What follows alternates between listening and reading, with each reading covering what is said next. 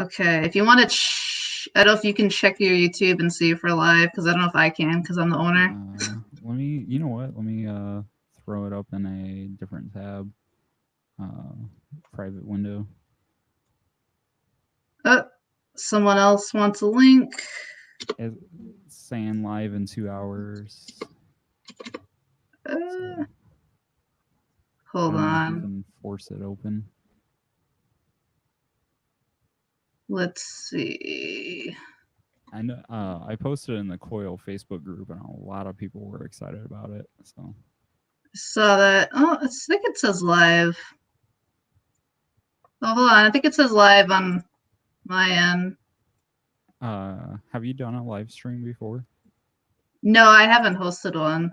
No, just through YouTube. No. Oh shit. YouTube, I don't know if they still have this policy, but years ago it was like it could take up to 24 hours for them to give you your live stream token or whatever, like basically certify your live stream. Like to have it or put it up? I don't remember. I'm not sure. Like I said, this was years ago. So I don't know. Well, a lot of things have changed because you could even used to be able to just use Google Hangouts even. Like they like keep changing stuff as YouTube does. It's crappy. It's not streamlined at all. I don't know what these Google scientists are supposedly doing, but wasting money and time. yeah. All right. So we're live. Might wait for like maybe one or two more people to come in because basically I wanted to like ask like how did everybody like start listening to Coil, what they like. I wanted to give like a quick rundown, like a little bit in the history of Coil, maybe some trivia. I wrote down a bunch. I wrote down a bunch of albums on like pieces of paper, and we're basically just gonna like grab bag it and then pull one out and talk about one. Okay, I've got like Wikipedia and a bunch of different shit open. I usually write notes, and I would have been ready for this, but like I just got wicked busy, and then I got all worried about like trying to figure out how to actually stream because I forgot about this program, even though I just used it. I'm like, oh god, I gotta learn how to remember to use OBS in like 10 minutes. It's all different because, like I said, I used to speedrun in like 2013, 2012, so it was a little bit different then with Twitch and stuff. And I'm like, I don't know what any of this is. Would you speed run like Super Meat Boy and shit? Speed run?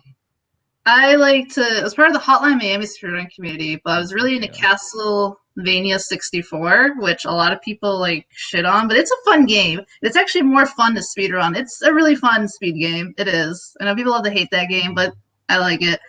I love to go back and do Mystical Ninja, and I'm kind of interested in just doing like Mario Kart world record runs, but I don't know. I'm kind of me and video games have a bad history together now. I don't like where everything's going in the community.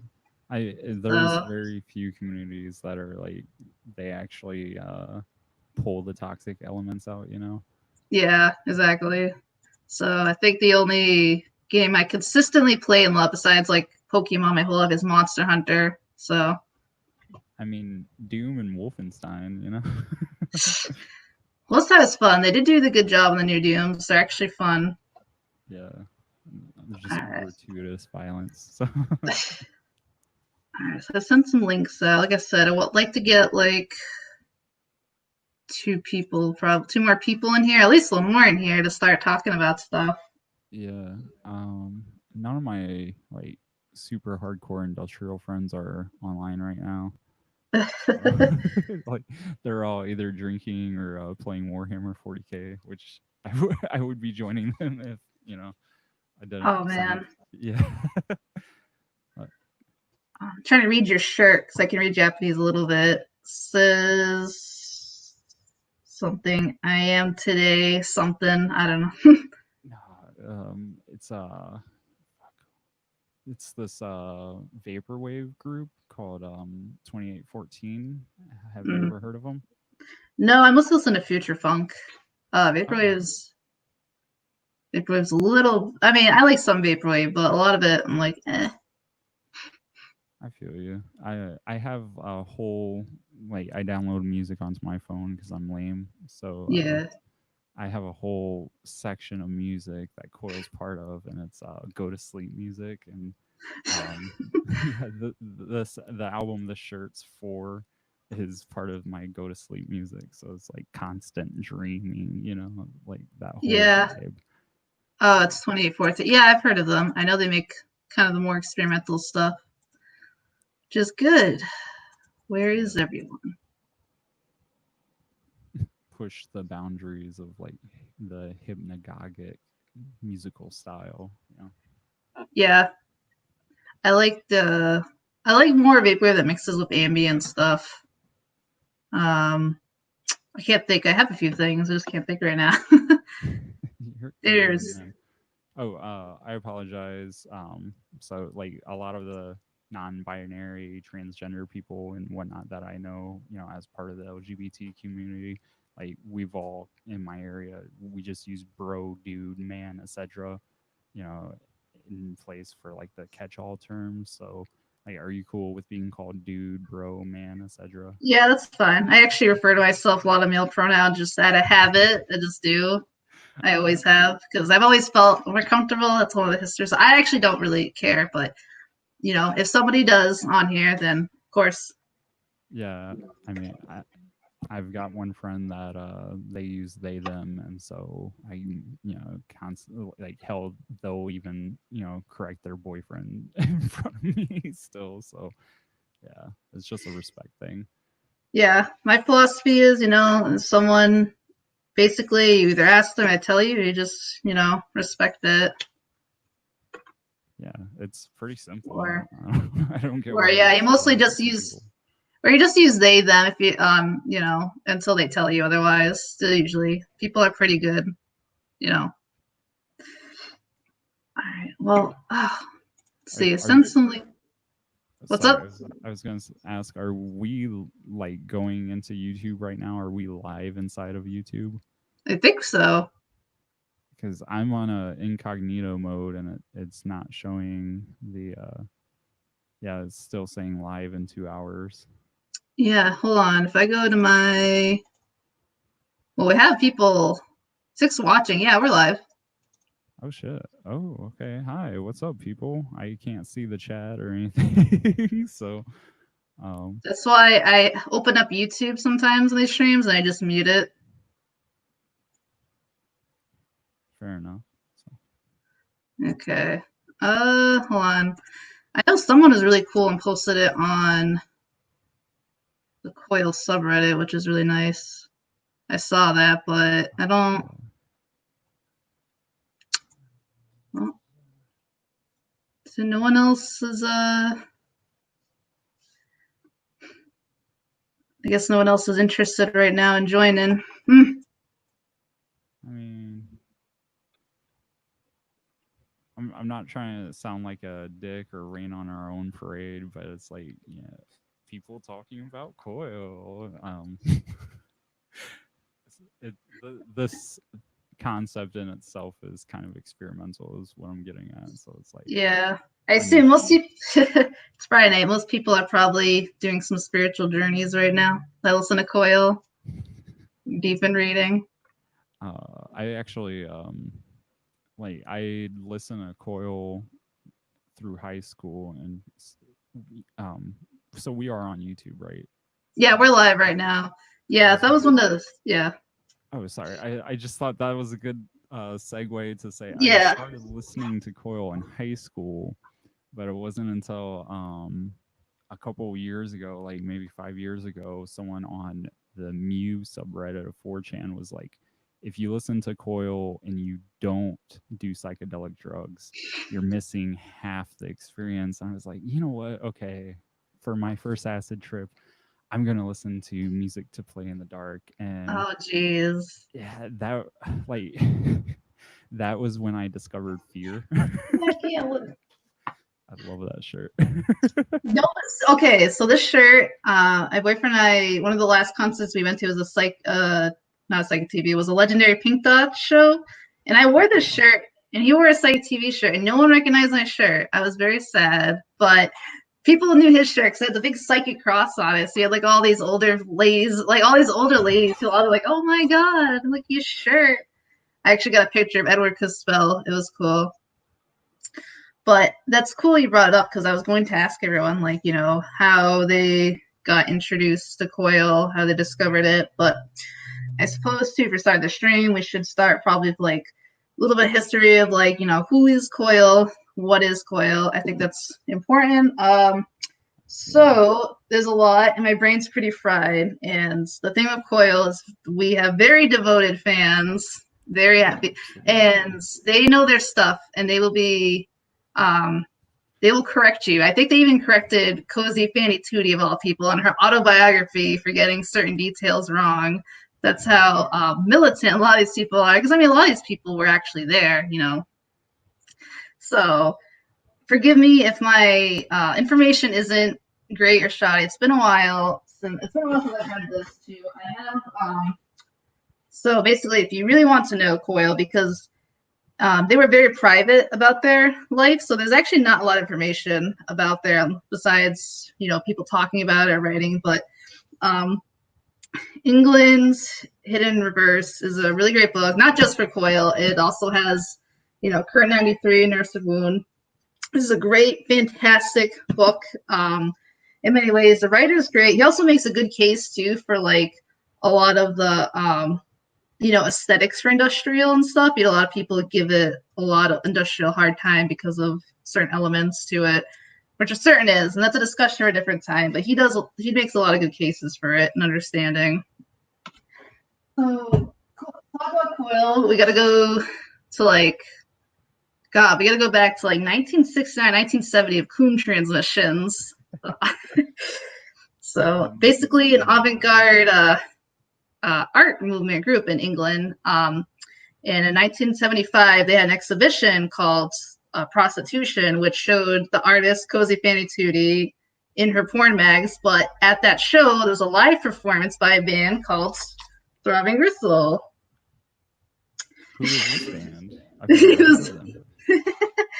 And many people know Throbbing Gristle is considered one of the first industrial groups. And we're talking about them because it's important to know, because Coil is two people, and one half of Coil is this man, Peter Sleazy Christopherson. And he was part of Throbbing Gristle. I'm being a very, very abridged version of this. And the other person was Jeffrey Rushton. I can't think of his middle name, or John Balance. People know. And I do refer to John Balance as Jeff a lot because in his own emails he'd send people and papers, he would sign off as Jeff. So I don't know, it's just easier. I like to refer to him as it. Let's see if I can get a good picture of him. Jeffrey Nigel Lawrence Rushton.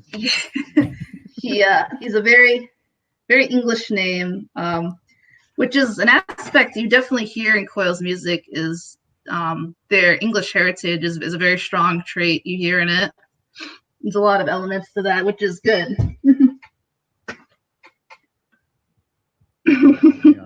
I remember reading an interview, I'm horrible. There's only a few interviews I remember the specifics of, but they asked John about what is the deal with all of the satanic imagery? And he's like, well, we never actually refer to Satan because that's a Christian concept and shit.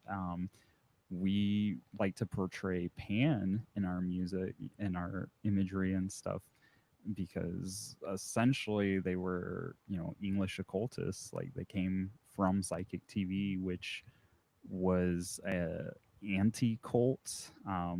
You've seen Decoder. That was basically Genesis P-Orge playing himself a cult leader. Yeah, Psychic TV is so they portray Pan a lot, and they use different elements of basically occult symbolism, and it's kind of this encoding. Is that the hard copy or? No, it's not hard, but it's really nice. It's like that in between where really good paperback is, where it's like, yeah. If we're showing off books, I'll be right back. Well, part of the stream is we're gonna show off a bunch of just junk we own too, because that's fun. We can appeal to the Mockingjay.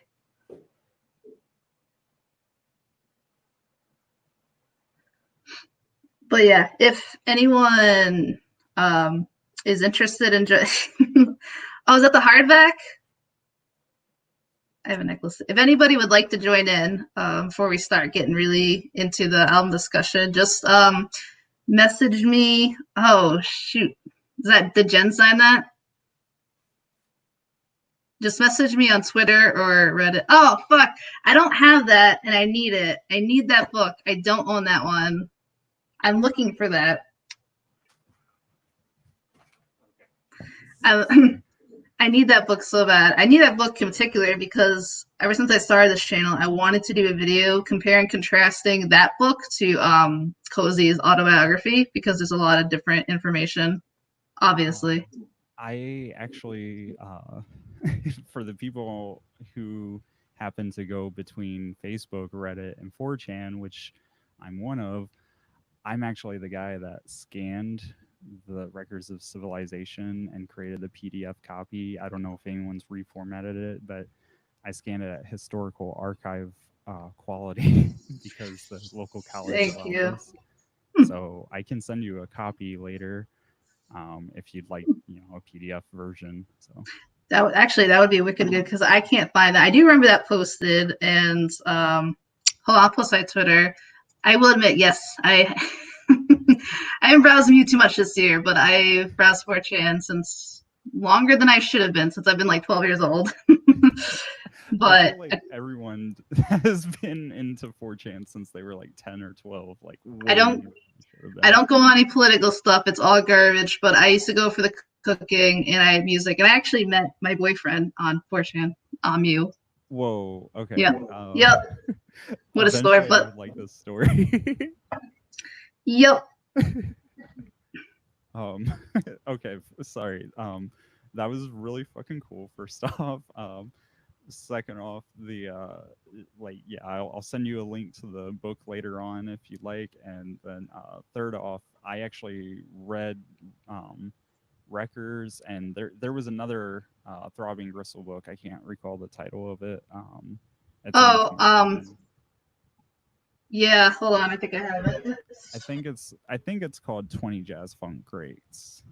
Yep. And it's by Drew Daniel, who I was gonna make a joke when I asked him what their favorite Coil album is. I was gonna mention a Matt Mose album. Yeah, it's this one. Very good summary. I actually read that in Wreckers back in college when they were both like sub $50 a copy because I got them through like the interlibrary loan copy or program, and I never thought, oh, I should buy these because they're going to become historical documents. So that copy of Wreckers costs like, I think it goes for $300 now. I snagged that from some collector who was like, I just want young people to have my collection for $50. But it's just the information contained, though, in my opinion, and you're obviously you're more in depth than I am when it comes to analysis. I feel like Cozy's book was actually far more enlightening, and I felt because she was in the shit. Yeah, the thing. Oh, sorry. Yeah, keep going. I'm sorry. I have to control not to cut off. No, like we're learning again. This is all experimental. Yeah. I think of Cozy's book is because it's based on diaries she had. But the big thing is, Genesis Peerage, rest in peace. But he definitely kind of overshadows and overtakes a lot of Throbbing Gristle and that scene in general. And it's not all him. And his history of Cozy can definitely, and he was the main one that talked with the author of Wreckers. Mm-hmm. So I thought it'd be interesting to compare and contrast. Now, Cozy did say that Wreckers is a good book still to read, and Josh, she did say that in her book, but she said it's also worth checking out both sides. And if anyone's curious to, not to get in that discussion, is that I don't think Jen is an evil person. I think later in his life he learns he had a lot of travesties. He has a lot of medical conditions. I think obviously what he did to Cozy and people was bad, but I think in his later life he became a better person, and everybody loved him. And I mean, at the end of the day, he was still a genius. There has not been quite a frontman like Jen. No. You know, he had the energy, and it is sad. Let's see. Yeah. R.I.P. Jen. I hate to segue like this, but just to like put the information out there, do you care if I do a self promo for Twitter or? Yeah, you can do that because we're still kind of setting up. Okay, I just was gonna say if anyone's listening wants to follow this machine, of course this machine kill2 on Twitter, and then I'm at Muttley42 MUTLEE42 on Twitter. Later on after the stream, I'll post the link to records so that more people have access to it. And if you know how to use the Rebecca Black archives, which you already know, then it's contained on there as well. So yeah, I just want to. I have the old hacker belief that information wants to be free, embedded in my head. So I try to share. But yeah, definitely Genesis Peorage kind of overshadowed everyone, and he even admitted in the Psychic Bible. That's amalgam of different people's writings and takes on magic, philosophy, the universe, etc. But he even admitted, he's like, part of positioning yourself for power is seeking out those who have power or energy. In his case is William S. Burroughs. Hi, Alexander. Yep. Okay. I should turn off the YouTube link. Hi. Hello. Yes. Hello. I can hear you. I can hear you, I think. Can you hear me? I can hear you. Okay. Yeah, I can hear you. I'll just adjust. Hi. Welcome. Hi. Good. I kind of missed half the discussion. What were we on now? Oh, we're just go ahead. talking about Genesis and how yeah. I don't want to spend too much time on it, but like he kind of overshadowed a lot of the talent in the scene. Oh, definitely. Especially Chris Carter. Chris Carter is undoubtedly one of the most underrated people in like industrial electronic music. He's the Ringo of this whole thing. Not to do a Beatles comparison, which is pretty rote, but he is. Yeah, and people think that of him, but you actually listen to his solo work, and like the man built his own synths. And he's just he's a fantastic human being. The stuff he did for Cozy and his family. He's just a great guy, a talented artist. All right. I think someone has their sound on. Alexander, is it possible to have headphones in? Oh yeah, definitely. Give me one. Yeah. No, you're good. I think we're getting some new people. Woo. Yeah. And then we'll start asking like how did everybody get into Coil and just what they like and all that jazz.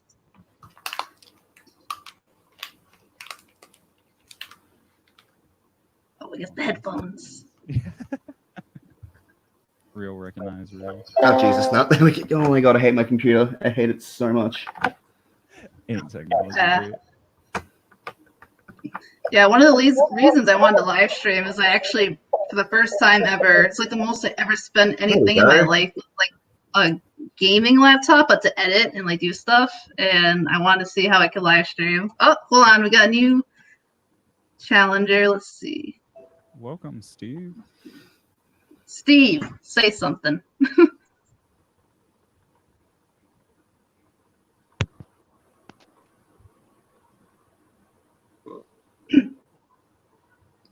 Hello? We can hear you. All right, cool. Okay. That's good. Good. Yeah, so talking a little bit, talk a little about Jen, a little about the history, because I was almost done. I was trying to continue the history Coil. Again, John Balance, Peter Sleazy Christopherson. If you're curious, he actually got the nickname Sleazy from Cozy 2D. I guess the day she met Sleazy. He wanted photographs because he became like obsessed with Coon transmissions and kind of stalked them a bit. And when he finally had a chance to interview him, she was like, "Oh, you're so sleazy." It just kind of kept that way, especially because of his interests too, and it stuck. It's a very suiting nickname. I kind of wanted to make a collage once because Sleazy always looks really smug in like every photo ever, and I just wanted. And I remember I wrote, someone asked, "Why is Sleazy so smug?" And I made like a whole point list. I was like, he was part of not one, not two, but three great influential like goth electronic bands. Had an adorable goth boyfriend, lived with him for like 20 years and made music with him. His father was knighted. He was rich. He was a great photographer, graphic designer. Got to live in Thailand the rest of his life. I mean, he's got a lot to be smug about. Yeah, and he was part of the early rave scene. He spent like all of the 80s and 90s tripping on acid and ecstasy. I mean, like, just that alone is enough. But being part of such monumental bands and shit, that adds to it, you know? Like, you can just feel smug when you've done as much as he has. Yeah. You know, plus you got to be a John Balance. I mean, it's cool. I think one of my favorite things about like their early relationship was Jeff talking about how the second when he's like 10 years younger than Sleazy, and he said the first time he ever looked at this cover, he knew that he wanted to spend his life with Sleazy. That's what he said, that he wanted to, and I think he just like went to his house or just told him he wanted to go out, and he was like, yeah. They were together for a long time. Now, kind of segueing off what you said about their drug scene and stuff. So the thing with Coil is that they were a big advocate for like safe sex, especially when the AIDS pandemic came. They were people talking a lot about you know, protection and stuff when it was still kind of like a new thing, unfortunately. But because of that, they ended up doing more drugs in the club scene because of the fear of AIDS. And then for Jeff, that transition into getting off drugs, he ended up becoming more addicted to alcohol. And unfortunately, because I want to talk about how Coil ended, around, I think, 2004 was it? Jeff had an accident at home and he fell and he lost his life. And then I think 2010, Sleazy died in his sleep. And that was the end of Coil. Unfortunately, yeah. Very, very sad. I don't know if we want to really like get into it too much, but what do you guys think of the sort of pilfering of their back catalog by like Cold Spring and Danny Hyde? I think it's kind of gross. Yeah, it's gross. I think I don't know too much about it. Doesn't Danny Hyde need like money for medication or something, and that's one of the reasons he does it? I'm not quite sure. I've heard that. I'm not terribly sure, but yeah. There's, I don't know how involved in Skinny Puppy bullshit you guys are, but in the Skinny Puppy circles, there's some like outrage over people like buying the reissues from Network of their albums, and the vinyls of Skinny Puppy's 80s and 90s work go for hundreds of dollars. So when it comes to Cold Springs putting out new Coil stuff, like literally anyone can download Coil's entire discography for free. I have multiple copies of it and Color Sound Oblivion. So like if you want a physical thing, you can either buy it from a collector and it's probably going to be overpriced. You can buy it from a Russian ripoff site, which is where I got my copies of Music to Play in the Dark, or you can buy it from a record label. And depending on your like affiliation, there is, you know, like whether or not let's not even talk about Music to Play in the Dark. That CD's worth like $1,000. Yeah. Yeah. I have a Russian version. Some of the records that John like stained the sleeve with his blood with as well. Yeah. It's worth a lot. I knew one guy who had like Music to Play in the Dark vinyl, and he was like, "Yeah, I got the Semen Colors one." And I was like, "Oh, okay, cool." I think where I mostly buy stuff from is I got the shirt, actually, the Black Antler shirt. I buy Coil stuff from obviously Threshold House or Threshold, Soleil Moon, and this is from Imprec, Important Records. So, and I trust Important Records. I myself, unfortunately, don't research too much about labels, but I know labels I do really like, and Imprec is one of them. And Soleil Moon even sells, I think, John Balance's art book, and I know they have a lot of they have a lot of interesting stuff for them. So I don't know how deep they get their stuff, but they definitely have some connections because they have a lot of obscure stuff from Coil. What, they even put a. Oh, sorry. Go ahead. I think they put out all the Sickness of Stakes, and they put out the Zos Kia stuff too. Now I'm just looking at my Coil records to see like which one's from like which label. We might have another. I think we have another cat coming in. Oh, hello. Hi, Eric. Hello. How's it going, guys? It's good. People, okay, can everyone in the chat hear me? Because Human Meal in the chat on YouTube said, please turn your mic up, but I've got it maxed out. I mean, it's at like ASMR level, but I can hear you. Oh, shit. Okay. So now they have more people here. Like I was saying, I wanted to give the quick rundown for people who didn't know, and then just kind of discuss where everybody got into Coil and start from there. And eventually, because I'm going to stream for like hours, I don't care. Probably end up drinking a little too, but I wrote down a bunch of albums. And we're going to shake it up and pull one out and discuss it. How about that? We're going to have fun. That sounds good. Sounds right on. So, yeah. I am seeing chat, too. I'm looking. I just try to get everything all set up now that we got people in here. I guess we'll start. We can start before nothing. Where did you learn about Coil and just a little bit about your history with them, I guess? Okay, first off, is that better? Mine's kind of embarrassing through Nine Inch Nails. That's not That's how I embarrassing. started industrial, so in general. Yes, yeah, same. But I have a very complicated but interesting story, but I'll let him. No, go ahead.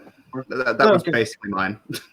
So I'd heard about them, but I didn't know what they were, and like I was like, I'll probably like them, but I don't know why. But I got this like weird idea that they were like this emo like hardcore band from like the Midwest or something. And I have no idea why I thought that. I think maybe I just heard that somewhere, but whatever. I just knew about them, and then what sparked my interest was Eric Bauer on YouTube did like something talking about soundtracks one time, and he talked about Coil's like forgotten like Hellraiser soundtrack, and I was like, oh, this is interesting as fuck. I was like, okay, I'm gonna check this out. Watched it, and then like listened to the Hellraiser soundtrack, and I liked it a lot, but I didn't really like it. It wasn't like, oh my god, this is amazing. And then I like went on their Spotify and listened to Ape of Naples, and the crazy thing about that was when I was younger and I used to get in the car with my dad all the time. My dad used to play Ape of Naples, so it was like. And Coil itself is also like really weird and like subconscious level music. So like hearing something that I hadn't heard and didn't know about it existed for like my entire life. I forgot about it. Was like this weird. It was like the weirdest like feeling ever, but it was also the greatest feeling ever because I felt like I was a child again. It was crazy. Yeah, I've had moments like that too. Yeah, then they just became my favorite band, and it's been like all good since. Yeah. What about you, Eric?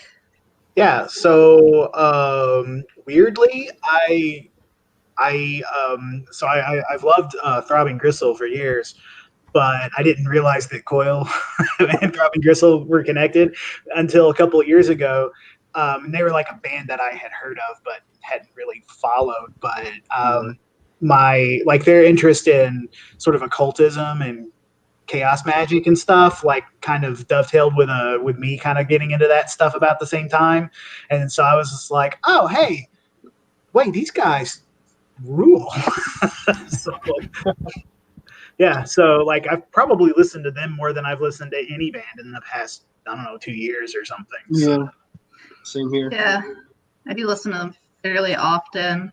I guess for me, I remember. Well, I knew about them for Nine Inch Nails, but I remember the very first time I ever listened to Coil was I was actually at a Magic the Gathering tournament. Oh my god. I was playing Legacy, and I brought my laptop because there's big long waits for Match because it's Legacy, and I was watching Threads for the first time, BBC Threads, and then I remember because I keep like notebooks of like lists and stuff to watch, and Ape of Naples this was so many years ago on my list. So I had just finished watching Threads, and my mind is like all just in that mindset, and then I listened to Ape of Naples, and it kind of just like connected. It worked out. So then I watched Threads with Ape of Naples, and I'm like, oh my god. Like, oh my god. I felt the English apocalypse. Yeah, I mean, I'll do that. if you've never seen Threads, yeah, it's the I love it, ultimate. but, Threads yeah. is like a BBC kind of, I don't want to say mockumentary, but it's like in that style, like kind of realistic type movie about like a fallout of a nuclear bomb hitting England, and it's probably the most realistic depiction ever of society and how life would be, and like people developing cataracts and having like dying babies and like just rape, and it's awful. What's it called? Threads. As in like needle and threads. Yeah, like the word threads. Okay. Well, and And- definitely an appropriate Coil is an appropriate soundtrack for that. So Yeah, it's so much. I actually, speaking of Mew, they did like this big meme like chart of like apocalypse and like albums, or like Death and Album. There's like a nuclear one. I added Ape of Naples right after. I also put Horse Rotorvator for Apocalypse, like the Rapture. nice. Which when we get to that, I'll explain like a little history of why Horse Rotorvator is what it is, because I'm kind of a Coil seer. I know some trivia and things I've read, not perfect. I've also heard most of it. I haven't heard every single small thing of Coil, but I have heard a pretty good chunk. I also feel like the only one who's ever listened to Queens of the Rotating Library. I love that album. It's good. I found it I hard. actually listened to that just for this show. I think that one, Paul Sandra had a really big contribution to that one. I actually the that last live. So I found this on YouTube. Actually, it was like the last live show they did before John Balance died, and it was the one in Dublin, I think. And, Yep.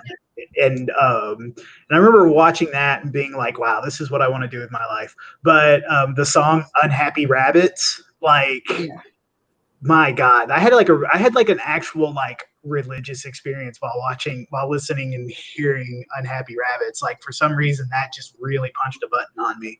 So Yeah. Yeah, sorry. No, you keep going. John's cover of all the Pretty Little Horses had that effect on me as well on Black Antlers. yeah. Yes. Oh yeah.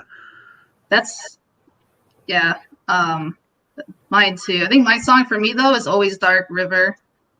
That's the song that always transcends me. I think Going Up too, the first time I heard that. But Oh yeah. Yeah. That's like one of the most heartbreaking songs I've ever heard. like that version of it is just so heartbreaking. yeah. It's, I don't know what to say, but we'll get there. So what is everyone's favorite album? So when it gets picked, they can have the floor first before we discuss. How about Music that? Play in the dark. Horse Rotorvator. Yeah, probably Horse Rotorvator or Yeah. maybe Backwards. Oh, that's a good one too. I mean, it's hard to pick your favorite Coil Yeah. album.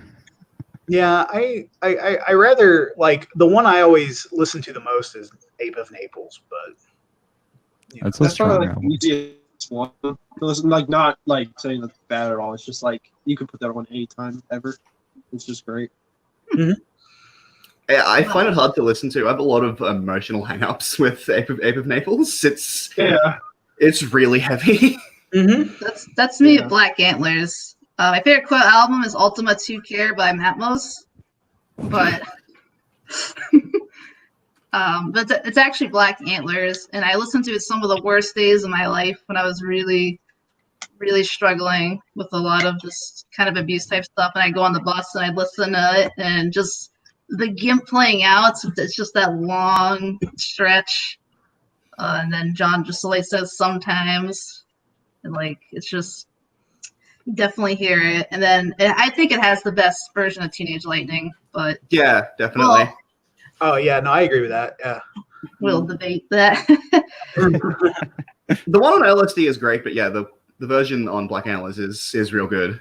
Ellis, yeah. Teenage Lightning 2 is probably my second favorite. Like, I love Secret Domain. It's really hard to pick. That's always in my top 3. So I think my top 3 kind of changes. It's like Black Antlers, LSD, Music to Play in the Dark. Usually, I like Moon's Milk at 4 Phases. Astral Disaster.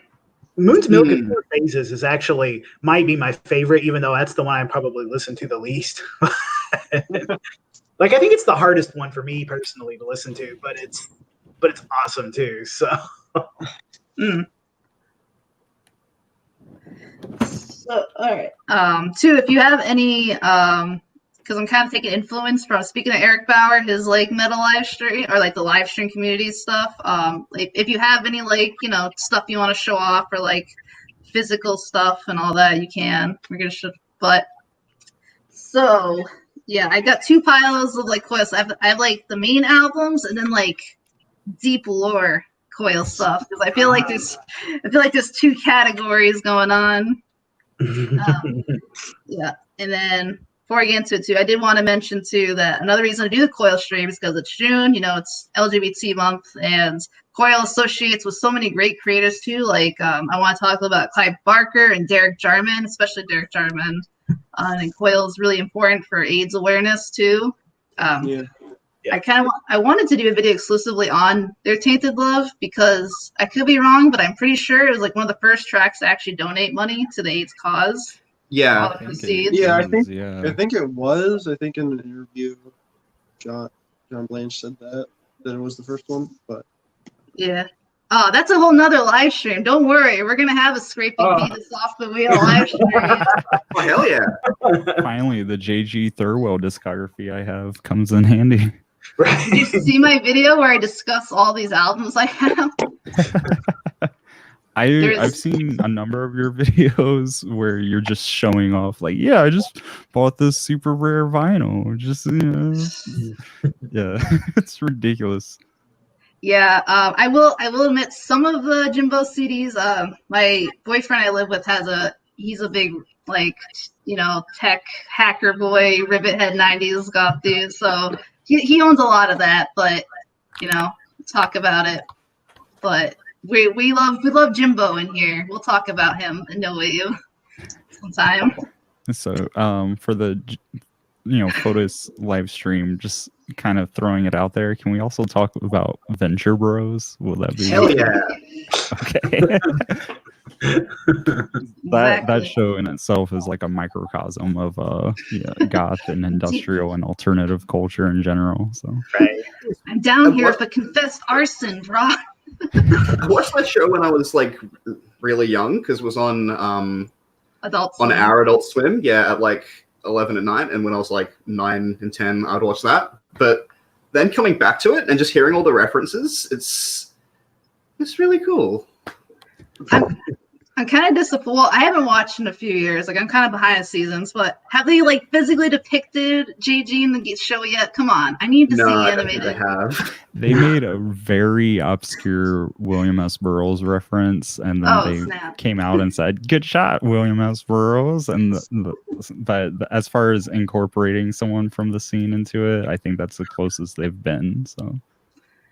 Yeah, that's a good segue too, because with discussing Coil, industrial in general, you have to discuss William Burroughs and also like Brian Geisen. The cut-up method is integral because industrial is kind of the opposite to like mainstream and pop in its cut-up method, where it takes that and uses it against it.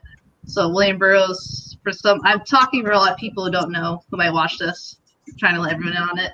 He was a famous beat artist. Him and Brian Geisen kind of developed the cut-up method, which a lot of artists have used. Like even David Bowie has like a video. You can look on YouTube of him. Like he says he's doing the Geissenbros method, cutting it up.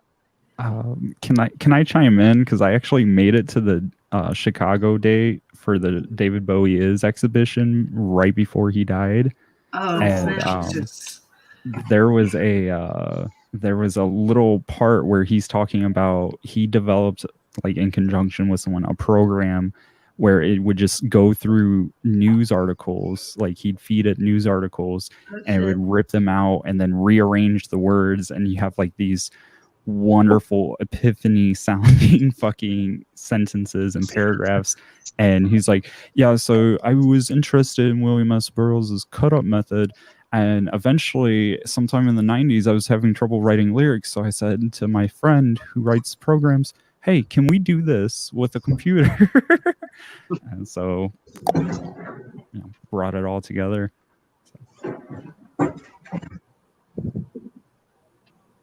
Nice. Yeah, the cut up method is fun. I kind of do it like I make collages.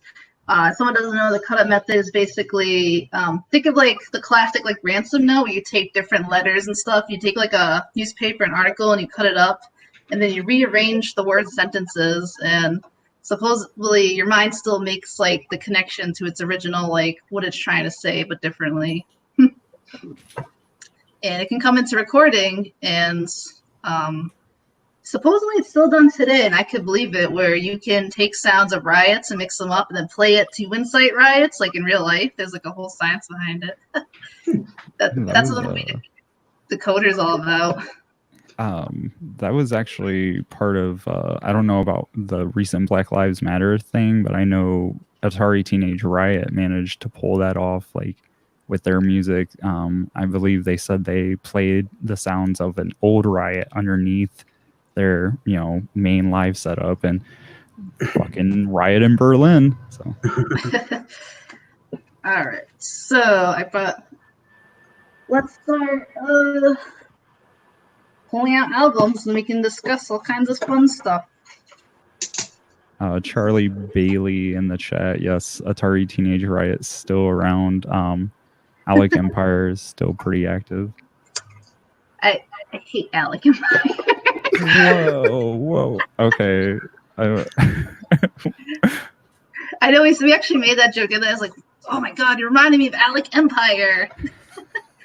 I'm definitely a very weird industrial fan. I actually really dislike, like, I love really obscure stuff when I talk about stuff, but I don't like Skinny Puppy. Oh. What? But the thing with Skinny Puppy, I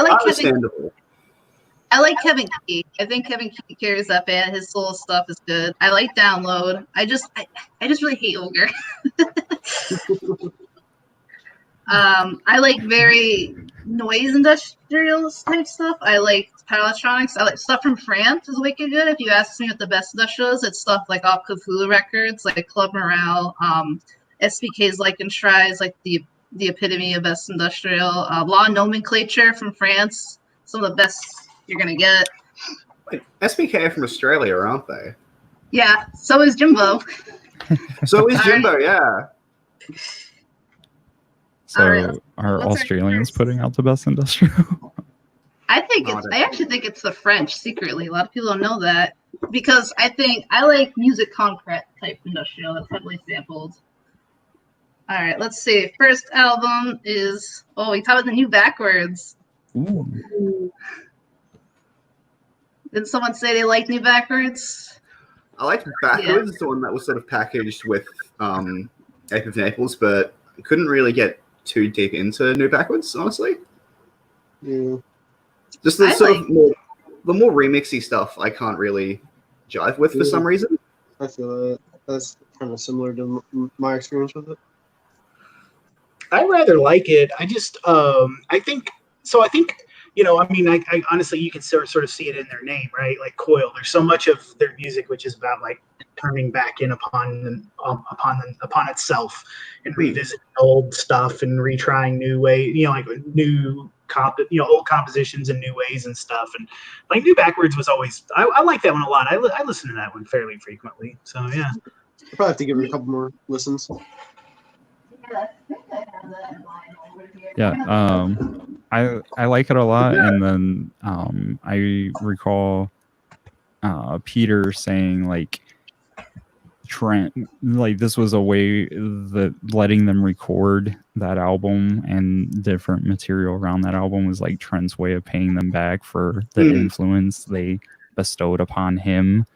Like everyone else was paying $5,000 a day to record in his studio, and he's like, "No, guys, you know, you come in and you record anytime you want for free and shit." So, just hearing, like, you can hear the tinge of like early Nothing Records on the Backwards demo, and you know, of course, on New Backwards. So, I agree. I think I really like the Nature is a Language is on that record. Yeah, actually, cool. Yep. No, I do. Yeah, sorry. I haven't really listened to Coil much recently. I used to, I was like huge into them like 2-3 years ago, but not that it's like fell off or anything, but I just haven't really delved in recently. There's so much music. Yeah, I understand. I really like the It's in My Blood remix. I forget what it's called. Is really good. Ayor, AYOR, is excellent. I mean, I'm a big bleepster. I'm a big techno person, so I guess I dig a lot of that too. I think it's really crazy how they can take a song like It's in My Blood, like arguably the only really industrial track on Ape of Naples, and then turn it into something like that. Yeah. Well, and I think. Keep going. Oh no, please! I didn't mean to interrupt. The last track, Princess Margaret's Man and the, I can't pronounce that, the Jamantha or whatever, is I think excellent. It's long and drony, and just sets the tone good. I think New Backwards is good as a whole. For me. It's so weird because listening to a Coil album like in high school is just background music, but now it's become you know, like an event in of itself, you know, like you have to make time to listen to a Coil album from start to finish. So yeah, the New Backwards, I don't know, I like it because I like that it has that. I like that it has that like Love Secret Domain sort of, you know, feel, like the techno sort of feel to it, like where, you know, Ape of Naples had this kind of, it wasn't even like electronic music, it was electronic music mixed with some other weird alien pop music that we can't, you know, that we have yet to understand as a species. And, and it was like, but like the New Backwards was like, yeah, but guys, we also make really great dance tunes, and they're still really weird too. So ha. I mean, you've heard The Snow. They were doing that. Yeah.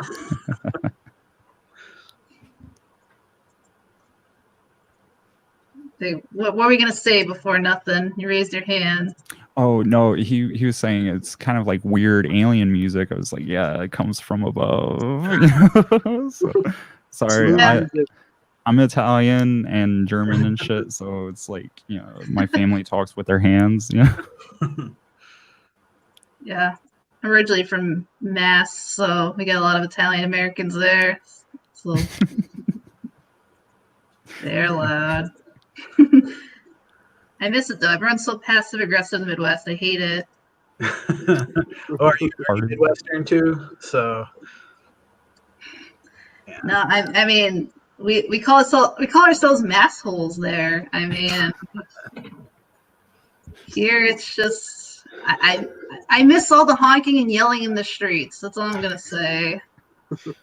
I do. Okay. Anything else to discuss backwards? This came out in 2008, so it is Well, this was after Balance died, right? Yeah. Like a few months after. I think that they were. Was this the one that they put together sort of as a like, well, this is the last thing, you know, this is the last stuff that we have for that we were working on, and Yeah, I believe so. pulled up the Wikipedia. Yeah. Oh, go ahead. No, you can keep going.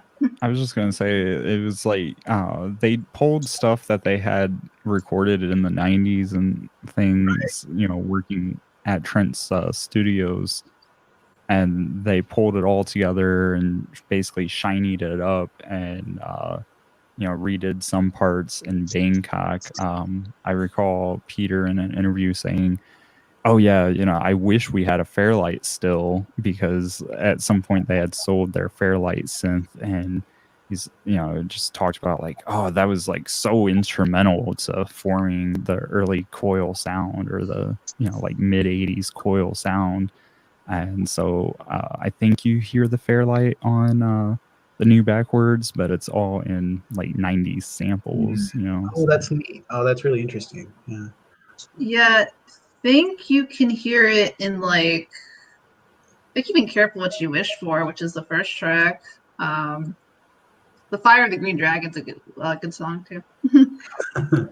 It is, yes. Yeah, I agree.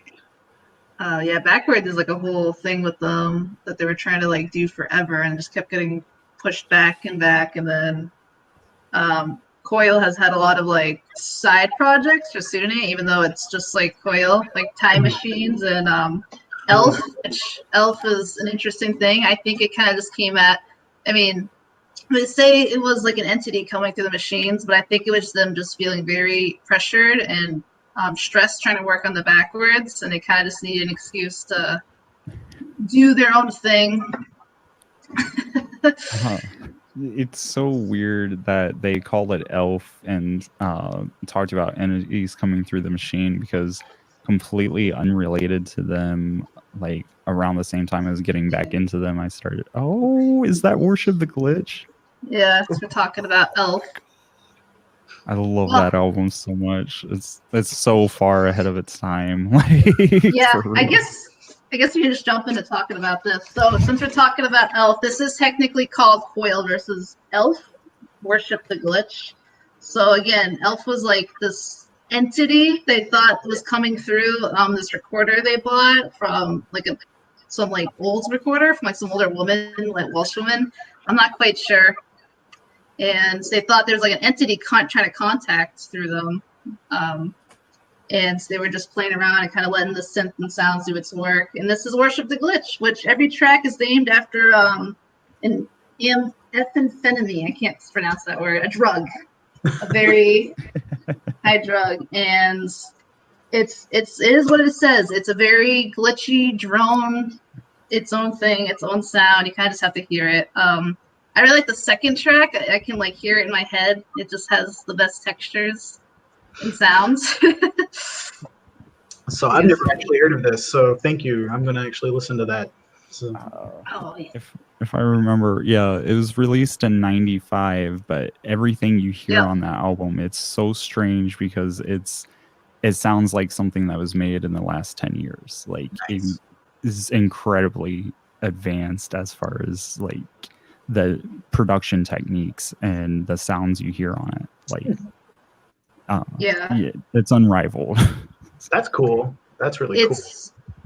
I guarantee you probably haven't heard anything quite like it even now. Like listen to my favorite track is the second track. It's called Opium Hum. Just like put that on and your brain will just like vibrate. It literally does. It just kind of sounds like modulated vibrations, but it's good. Yeah, no, that sounds amazing. I love it. I love the idea of that. So. Yeah, I get that with Time Machines as well. That sort of just like kind of feeling. Yeah. I also haven't heard Worship the Glitch. It's so good. I think I do have that in a deep lore pile, though. I guess anything Coil versus Elf is pretty deep lore, because that's like a weird part of Coil. That's more of a like esoteric shenanigans going on. I will say, if you... Oh, no, go ahead. Yeah, I just want to say, I've heard of Worship of the Glitch. I always thought the Coil versus Elf thing was like someone remixing Coil songs or something, so I never really bothered with it. But now that I know it's just like them contacting the spirit, that's way cooler. So I'm just going to check it out now. No, I love this. Yeah. I love that. I love that concept. So yeah, definitely. No, it's so great. It's so great. Because I think about this a lot when I listen to them, and it's like those guys were touching something that I don't understand, and it just like there's an eeriness to their music. It just sort of seems to be like out there just beyond our senses that they've touched on, and it's just really fascinating to me. So I mean, absolutely.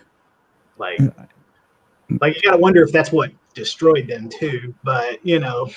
Oh man, it's so funny you bring that up because oh sorry, were you gonna say something, Machine? No. Oh, okay.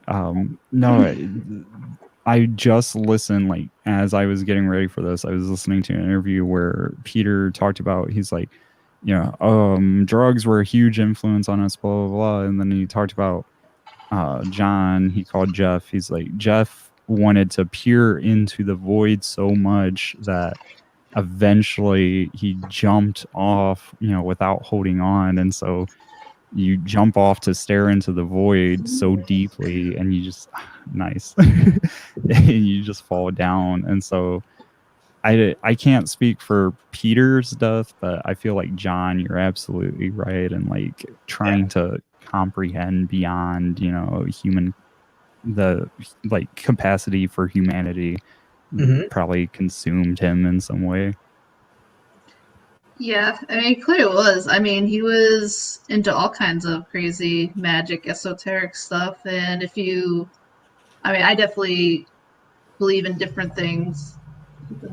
Some motors going off, some spiritual stuff. I think John could definitely consider those people like you call like touched or could see different things that a lot of people couldn't. I mean, he clearly had a predisposition to that stuff and was different. I mean, different in like not a negative way. He was definitely of a different persuasion.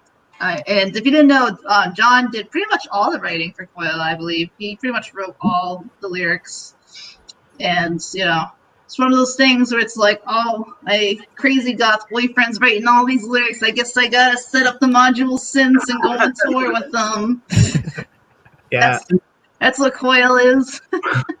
Unfortunately, I think that John being writing so much of the poetry, dovetailing with his alcoholism, unfortunately, that's why their productivity later on was just so sparse, which I think is such an unfortunate, sad thing for him, most of all, but for the whole world, because like they were making their best music probably like at the end of their career, you know, like, or at least they never fell off, I don't think so.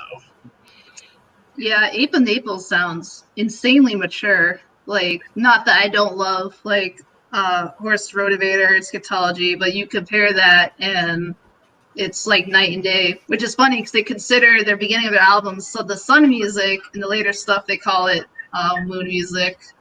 So they're completely different. But I mean, all their albums are pretty different compared to each other entirely.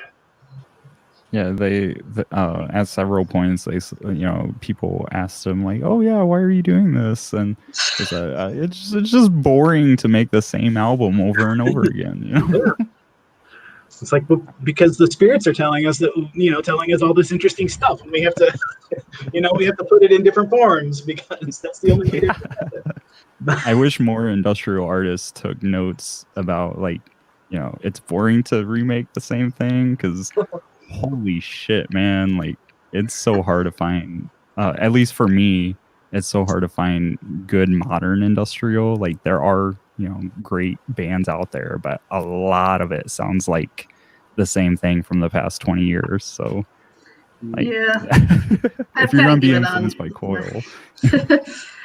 Yeah, I've kind of given up on a lot of modern industrial, not just like old as new, but as soon as I hear lyrics, I'm turning it off. Nope, we're done. I'm so picky. I'll be like, oh, wow, this is a very good experimental track. I like the synth. And then like their worst, like aggro, ogre, intent, like Forrest Gump voice, like, nope, that's done. We're putting that in the trash. See ya. Bye-bye. I love that shit. I only tolerate tacky goth and EBM. Okay, I love stuff like unless you're making stuff like Agroom or Front 42 or any of that. I'm not. Front 42, nice. As much black metal as I listen to, I never have the right to knock on anybody for shitty vocals, but but like at the same time, I totally agree about like modern industrial, and that's because I don't think, and cut me off if this is too far off stream, but I don't think industrial works as a genre. I think industrial works as a conceptual boundary that can be used within all sorts of different genres. But I don't think that I don't think that if you approach it as like this one thing, I think it as like this one genre, it inevitably becomes, like aggro, bro, angry, Oops. industrial metal stuff, which is fine in its own way, but it's not what the whole thing could be, So Yeah, I think I have to agree. I'm like half agreeing, half not, because there's definitely like a sound purpose that I like. But I mean, comparing something like Law Nomenclature, which is masterful and dives between dark ambient sampling, and then something like whatever our industrial is posting, some terrible aggro stuff. It's not the same thing. It's not. Yeah. Get it out of my face. It drives me crazy. I really deep dive into stuff. Like I said, I'm a big fan of anything off like Cthulhu Records. Basically, World Serpent put it out and stole their money and went bankrupt. Then it's worth listening to. Wow, that's oddly specific. Someday I'll make a video on the rise and fall of World Serpent because that's very, very important to like the history of industrial and neo-folk and some modern classical. But that's a very big project. Yeah, for sure. I do want to say, Eric, I 100% agree with you about industrial. Rather than being a genre, it should be like a way to think about your music, because that's a really good way to put it. Yeah, I like that. I don't know if you guys will get mad or if people in the chat will get mad, but two of my favorite albums over the last 5 years are a Taylor Swift album and a Charlie XCX album that incorporated a lot of industrial elements. And that's going to sound very weird, but Nine Inch Nails did it first, like pop music tinged with industrial, and so it just felt really good to hear like static and blown out bass on a pop song. Well, even an album that's not a pop album but still had like pretty high, like visibility, like Daughters, you won't get what you want, right? To me, that like it's not an industrial album, but like in spirit, there's definitely industrial going on there, Oh yeah. I mean, I agree. Interesting to note too, I noticed from different countries, just kind of different styles of industrial. It's funny you mentioned guitars because with American industrial, there seems to be more focus on like guitar feedback. So you have sounds like Factrix and Monte Casaza and like Sleep Chamber, and like a lot of that stuff is like heavy with guitar feedback for making the noise rather than like synths. I think like English stuff has more like distortion and like distorted synths, and like I said, France has a lot of music concrete and sampling. I think Germany too does a lot of like found sounds and stuff. I just noticed this with a lot of different countries industrial, and then Japan is just nuts, and they make some of the most intense noise I can even comprehend, and it's great. I mean, listen to like I can't think. I think it's called like White Hospital. It's called like Holocaust or something. It's nuts. Yeah, that one's whoa. Whoa. That was just shout out to Uteroza and 444 Capsule. Like, holy shit.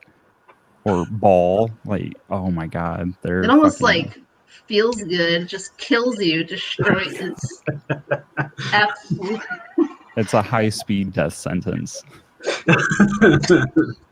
Even Japan's hardcore and punk is like industrial. It's like it's abrasive, it's loud. That's like the stuff. I wish more grindcore here would be good. I do love Paint Destroyer, but for American grindcore, there's a band called Escuela Grind. The first time I saw them was in a fucking basement, and the next time I saw them, like a few months later, was at a sold-out show in Chicago. They're incredible in energy. So if you're looking for good American grind, Escuela Grind is like something to look into. So I love Nice. I love the idea of grindcore, and there's not very much actual grindcore that I like to listen to. It's like I want to like it, right? Like I mean, I love the idea of it, and I almost always hate it. Yeah, I feel the same. Just listen to Pig Destroyer. That's it. Big Destroyer, Dragged into Sunlight. That's All right, next Coil albums. Now we're talking about all other stuff, but love Coil. But yeah, I do agree, and I think Coil kind of encapsulates that idea of like industrial being an idea, because I guess at their core, I'd call them an industrial band if I really had to generalize. But that's because they've just done electronic and dark ambient. Although, for my personally, I think they're more of a dark ambient band more than anything. I think a lot of their albums, I think they have more ambient than they do industrial, but it's hard to say. All right. Okay, so now we're talking the very first album, Scatology. Yeah. You got them, show them too. Oh, there it Did. is. I had nice. I had a bootleg way back, unfortunately. I spent way too much money on this record, but it's like a first or second press, so I'm happy about it. Does it have the horse rotivator? Do you have the horse rotivator like a press card? No, I don't Okay. have that. I just have the one where it's just like this. Oh, nice. Yeah. Whenever someone holds up a Coil vinyl, it's usually followed by, I paid way too much money for this. Yeah, exactly. Oh, I think But I'm willing to admit it. One of the cheaper ones. That's nice. Yeah, you would think that okay, then maybe they're not the biggest band in the world, but they're big enough that you would think that they would be re-releasing their albums on vinyl more regularly or in less limited quantities than they do. There's actually a sorry, my fucking webcam keeps sliding and shit. There's actually a graph that details like who owns the rights to Coil and shit, like each of their albums. like Nice. $30. a lot of the like K422 and like Force and Form stuff is just never coming out again. That's gone. Right. Yeah. So if you ever come across a Coil album in the wild, just pick it up because you never know like how rare it is. Right. It's like if it's $50, that's probably totally worth it. And Yeah. Like, just don't even question it. I'd give you the average for Coil CDs is like at the very least 30 for used, I'd say, between 30 and 50. My favorite album, Black Antlers, that's only ever been on CD, is like $80 for the CD. Now, for Coil vinyl, I'd say between like 80 and 200, because like Music Play in the Dark on vinyl is like 200 at least. Horse Rotorvator is. I will spoil it. My boyfriend got me an early birthday gift, and nice.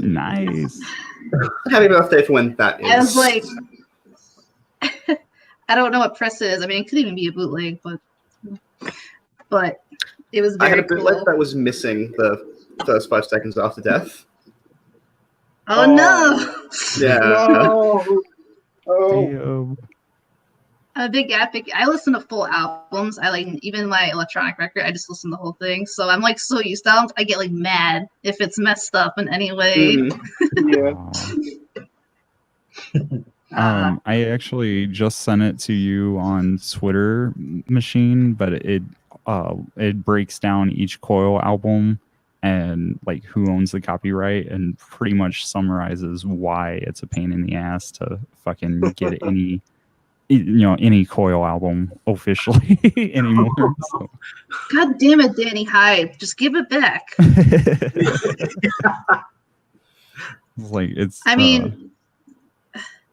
Although, I mean, Stephen Thrower, I think the albums he has is worth it. I mean, he was around. A lot of people don't know, but Stephen Thrower was kind of the third-ish member of Coil.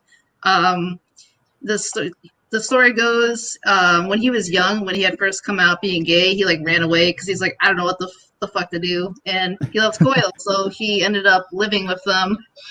And I think his biggest contribution is Love Secret Domain. He's actually in a lot of like the photos. Like there's actually 3 of them for Love Secret Domain, and he's talented. And I can never think of his husband's name that he's married to, and they like make music. I can never think of it, but he's talented too. And I just his last name starts with an O. But if anyone deserves to have him, I think Steven Thrower should. But I mean, Threshold Archive should just own everything. If I'm being honest, At like this point, I don't understand why. Is it Austin Brown who you're thinking of? Yes. I didn't pull that out of my butt, by the way. I looked it up on the internet. So. I can never think. Thank you. I know. Thigh Paul Sandra wishes he could own Coil. But he's done a lot of contributions. I mean, it's kind of fun to bully him because, but he's not an untalented person. But not an untalented person. That's very polite praise. But I mean, are you listening to Thigh Paul Sandra solo records? Or are you gonna listen to like Coil? Come on. Well, you know, I barely listen to David Tibet's solo shit. So. Oh, you can't say that. We got Mike Seatown in here. Just messing with you. Nah. Yeah. I mean, I love Current 93. I'm actually a really big fan of his work. I'm actually really mad at Current 93 because when we were trying to name my partner and I, we were trying to name our industrial project, and they they came out with Thunder Perfect Mind, and we were wanting to be called Thunder Perfect Mind before nothing. And so it's like, God damn it, the Current 93. Like, you guys beat us to it by like 30 years or something. Well, I was gonna say, yeah, like Thunder Perfect Mind came out like in the 90s, right? Yeah, it's a line from a Gnostic poem. Yeah. Thunder Perfect Mind is the title of an old historical Gnostic poem from the not Dead Sea Scrolls, the other one, the library there. I can't think what it's called. Library of Alexandria. No. No. The Fuck, hold on. I look up the Gnostic Gospels now. I am not ready. It's from the Akatasha library. Yes. I don't think it is, but that would be awesome. I do think. It's like I got access to the library and I got one line of a poem.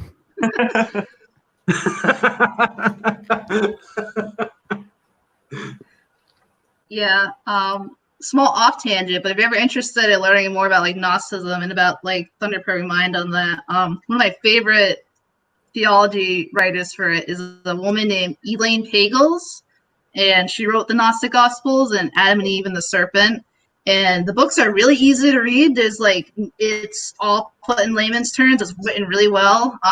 It's not at all biased too. It's just the facts. Like, there's no religious talk or anything. So if you just want to hear about history of that stuff and the Gnostic Gospels and everything, I would suggest that. And they're short too. They're not very long, but what's they're very that called again? Gnostic Gospels by Elaine Pagels. All her work is really good. Cool. I'll probably give that a read. Yeah, and if you, she does write some Christian books too about Christian theology too, so if you're interested in that. But she's very non-biased. She's an architecture first. It's really cool. The person who finds that stuff. She was one of the few people to actually translate and see the scrolls in person and help with that because she knows. I want to say, real quick, Machine, that I hate that I found your channel because I have a never-ending fucking reading list now, thanks to you. So it's like, Jesus Christ. Okay, I gotta learn this.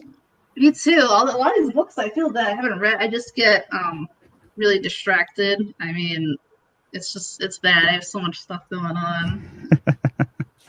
And I also like movies too, so I kind of collect Blu-rays and watch movies. Like my coasters, I love Gene Rollins. It's a Fascination coaster. Oh shit. Okay, if you're throwing up random stuff, I'm gonna throw this up real quick. Yeah, see, so I've had a package that's been stuck in Chicago for 2 months now, and I keep yelling at Arrow because I'm over it. I'm tired. Just resend my stuff. I know COVID and all this is happening, but people next to me, like I know, have gotten theirs that live near me after they ordered. So I'm tired of seeing that because I ordered that and I want it. But back to, we haven't discussed scatology at all. I feel that. But yes, the first official Coil album kind of went with both Peter and both Sleazy and Jeff. So Coil actually started as, I can't forget, was it Zoskia? Jeff's project first, then Sickness of Snakes? Or was it Sickness of Snakes, then Zoskia? I think it was Zoskia first. I think. I'm not terribly sure, though. Yeah. I have no idea. So I think it was Zoskia. So Jeff, before he met Sleazy, he had worked on his own music. He actually had a zine too called Stab Metal, which I don't have. I wish I could find. I think England in Reverse has some pictures of it, which is very cool. If you don't have this book, you have to. You shouldn't even be allowed to talk on the stream if you have not read this book. I mean, I have a digital copy. Does that count? Actually, this is one of my favorite pictures of Coil right here. I think Blonde Jeff and Young Sleazy is like the best picture. That's real nice. They have pictures of his zine, so I'm trying to look for. This book also talks about Kurt 93 and Nurse of Wound, which we will have a Stapleton stream, I assure you, because I mean, There he is. He's probably the king of industrial. I mean, Nurse of Wound embodies everything that electronic music, experimental should be, avant-garde, sound collage, in its like most purest form ever. And Stapleton's relevant because he actually does a lot of the album art for a lot of the covers of Coil. Yeah, I can't find the Stab Metal picture. But yeah, Jeff also. Back in a second, if that's all right. Yep. Okay. Also, my other favorite picture of them is on vacation. That is adorable. Peter, of course, looking smug. Yeah. Of course he's smug. I mean, when do you get to take your partner out to like a Thailand trip and take pictures and be in front of a tiger statue in like the 90s? Sorry, I just had to let my cat out. Well, that's fine. But yeah, like he did. I just lost my train of thought. But he also did Sickness of Snakes with David Tibet. I think he was friends with David Tibet through Psychic TV before he was with Sleazy. And then you had Sleazy and this is their first album together. So that's what I wanted to say. Now, my knowledge could be hazy, which it probably is. I also think Jeff was part of Vagina Dentata Organ. I'm saying that right. Which is a really experimental band. I have one of their CDs. Some of their CDs are good. And one of them is just like people clapping for an hour nonstop. Like they are definitely one of those kind of like shitposty industrial groups. So yeah, Scatology. Oh my god, the Scatology CD has really young pictures of them. Oh, look at that beautiful boy. I remember I posted this on a music forum, and someone's like, "Wait, are they gay?" Just in that one picture. I love it. I love whoever asked that. That's one of my, I don't want to say favorite things, but like when you get a really shitty person that gets in the genre, and then like they find out a lot of these artists are like, you know, trans or LGBT or woman, and they're just like, what? No, Yeah. it was pretty nasty in one of the industrial groups I'm part of a few weeks ago because someone was like, why is music all of a sudden so political? I'm like, dude, are you sure you even listen to music? Political, I mean, music is a thing of it started because it's political. It's the most inherently political thing humans can do. But yeah, that's another topic. Well, I mean, it ties in because there's this brainwashed, brainwash.com interview with Peter, and he talks about like how scat play at the time, you know, 2 Girls 1 Cup at the time of the interview, 2 Girls 1 Cup was like the biggest fucking video on the internet. So, you know, it went from being shocking and taboo to ha ha ha, send this to your mom and dad. So yeah, I think speaking of That's kind of what they're trying to interpret in the So picture. gross.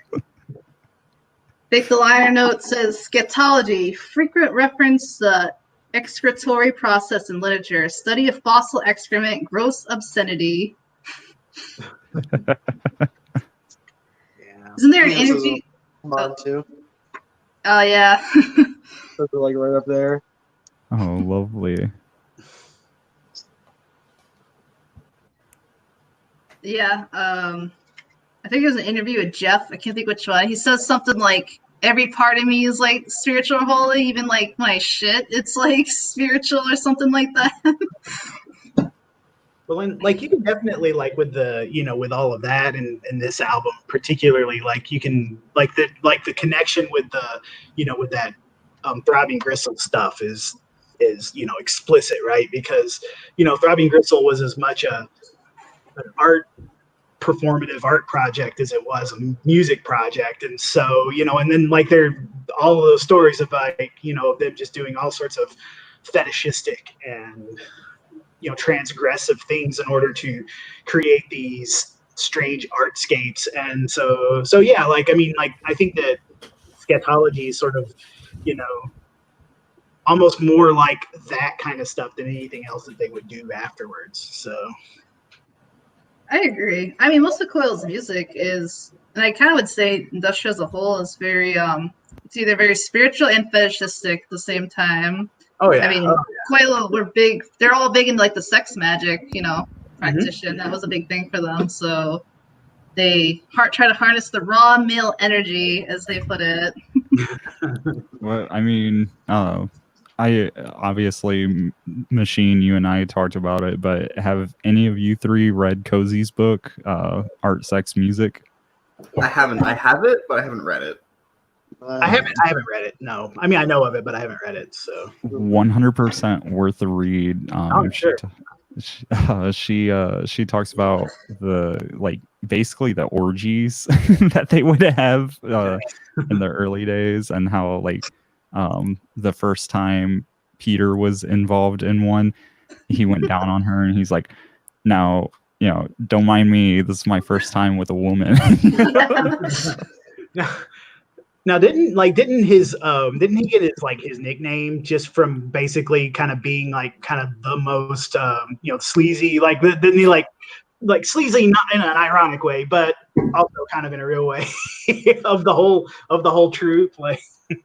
Yeah, Cozy supposedly gave him the nickname because when they were in Coom transmissions, Sleazy got kind of really obsessed with them, and he kept like wanting an interview and taking pictures of them, and she just remembers him sliding up there asking her picture. She's just like, "Oh, you're sleazy," and it kind of stuck. I like it. I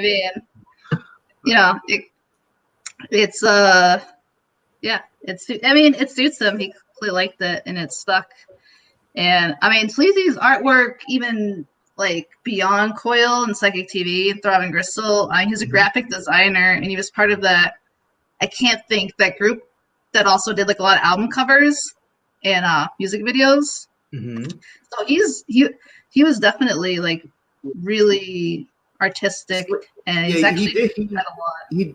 He did do a lot of like album covers and music videos as well. He did a few Peter Gabriel covers. Yeah, that's right. He also worked, forgot what it's called. He worked for something where they would make like models or fake wounds on people to like practice on for like EMTs. I think I wrote it down because it was interesting to me. But didn't he direct the Broken video for Nine Inch Nails? Like that big sort of movie? The whole bootleg. Yeah. All of that. I did not know that. That's pretty cool. Yeah, they became, later in life, they became good friends with Trent, obviously. I mean, Trent's very inspired by Coil. But yeah, he would make models of like actual body parts or fake wounds, and that's relevant because he'd get in trouble a lot because he can make these really like realistic like body parts and fake things, like fake snuff film stuff, like for like there's this record store called Boy, and he put like these charred body parts in the window, and they got in trouble, and they had to remove them because they're so realistic.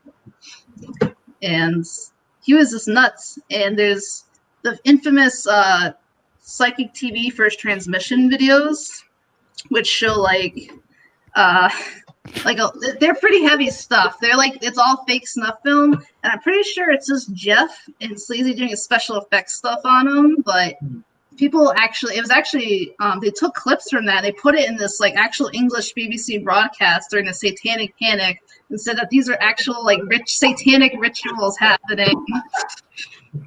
I love It's it. really I've seen that YouTube video. It's pretty great. I love it. And I said in my decoder video, and the woman who did the commentary on the Blu-ray version said that they think too, if you watch Dakota, there's like a scene when he's in the red light district, he's watching like fake snuff films, and I'm pretty sure that's more of Sleazy's work. Like there's like a full castration scene and all that. Wow. Which Throbbing Gristle also did. I forgot what it's called. There's like a fake snuff film they did of Cozy castrating Chris, and I can't think what it's called. I'll have to remember, but that's more Sleazy's work. Right. Yeah, so I do have a confession to make about Scatology. I've definitely listened to it, but that's the one I kind of don't listen to the most, and that's because I am completely squeamish about poop. Okay, sorry. Like in a weird way, and so like even the album title is kind of like I'll just listen to something else. So I don't think they actually make any scat references on any of the tracks. I know. No, I'm not. No, I know. Yeah, I don't think they do. So it's almost like it's just the atmosphere of it, you know, like Yeah. I really hate using the word atmospheric for describing their music because it's like, oh, it's all atmospheric ambient, but you know, Jesus Christ, they were masters of doing that. You know, how many people scare Clive Barker? You know? That's true. Well, like, what does it mean to be atmospheric, right? You know, because everything in its sense has an atmosphere, but like, it's like they, you know, they're not like, it's like they were masters of gesturing towards something that kind of, you know, like I don't know, like a mediocre or just a normal outfit or a band or something would be able to like make an atmosphere that touches somebody in a certain way that's kind of easily explicable and understandable. But they were like masters of like pulling you into somewhere that is not understandable. And so it's like atmospheric in a way that nobody else really is. I mean, it's real. So. And I think that was the intention too. I mean, obviously they're both very individuals, especially Jeff, and I think they just try to bring into that world and understands, you know, trying to understand life and esoteric, trying to understand just like abuse and discrimination and a lot of industrial too. You know, I think that's why a lot of the early stuff, I mean, now I think a lot of like the edgy newer stuff just piggybacks on the idea that like they're making that stuff, so they have to do it. But I mean, you gotta understand a lot of this stuff comes from people who were, you know, kids and grew up after like World War II and understanding all this. And a lot of these people were just first coming out and experienced like abuse and bullying. I mean, if you read Cozy's book, they're bullied because they thought they're even just like hippies. Like people thought Throbbing Gristle were hippies by Hell's Angels, you know? Right. And just stuff like that. I mean, it's a rough time. And like Einstürbendy New Bauten, I mean, the reason they got their sound is because they had to sell all their instruments just to eat because they were squatters in Berlin. I mean, it's all the better for it, but that's, you know, that's what happens. Right. And it's so strange, like way back then, you know, the late 60s, mid 70s, that era, you had these people who through necessity created a whole new sound that completely changed the landscape of music for the last almost 50 years now. And, you know, they've left this huge impact. And then, you know, over the last 30 years, we've had people get more and more access to near limitless musical creativity. And a lot of it's just led to, you know, like repetition. pretty much. Like just people getting set in their own coils of, I liked the sound of this album from 2 years ago, 5 years ago. I'm going to make nice cat. But yeah, it's just strange to look at it retrospectively, I guess. I'm gonna run and grab water. So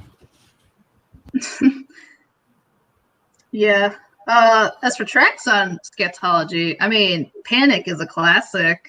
It kind of definitely induces panic. It just got that weird rhythmic like constant to it. That's like, what's going on?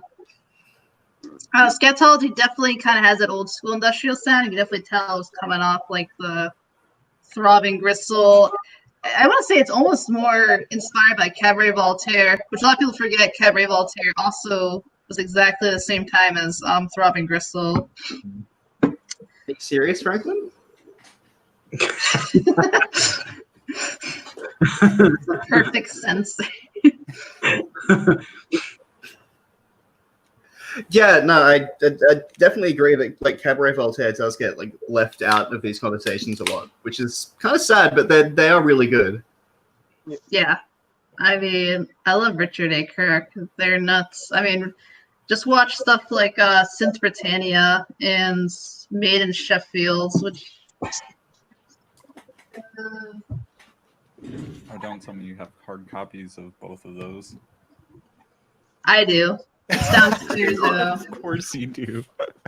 I had it. It was right here. I think it's downstairs. Do you like Coil, Franklin?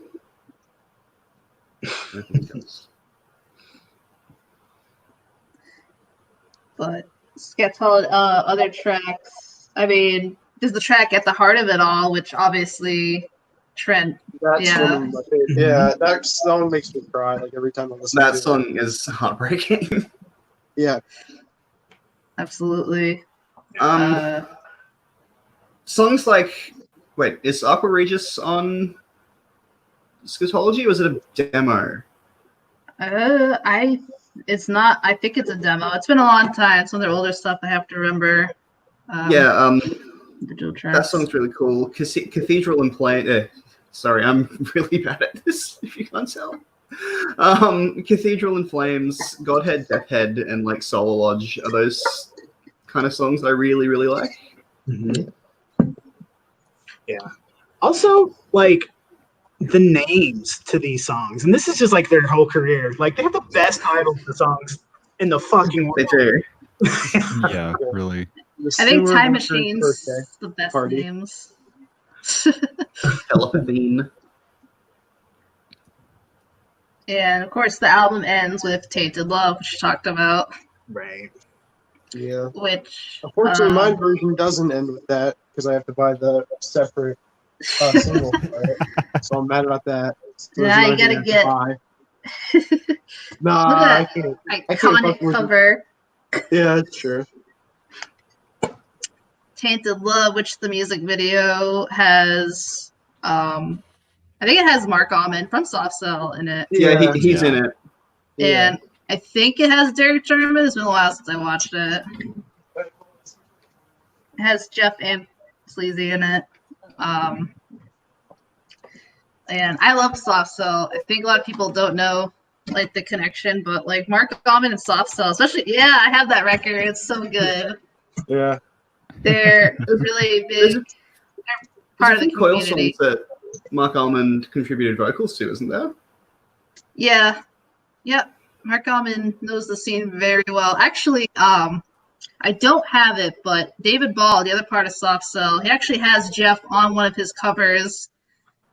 He's the guy that's like tied up on like a drum. I'm trying to remember the album name. Because of course he is. I want to point out, I'm trying to like glean more info off of it. I Googled Tainted Love and pulled up the Wikipedia.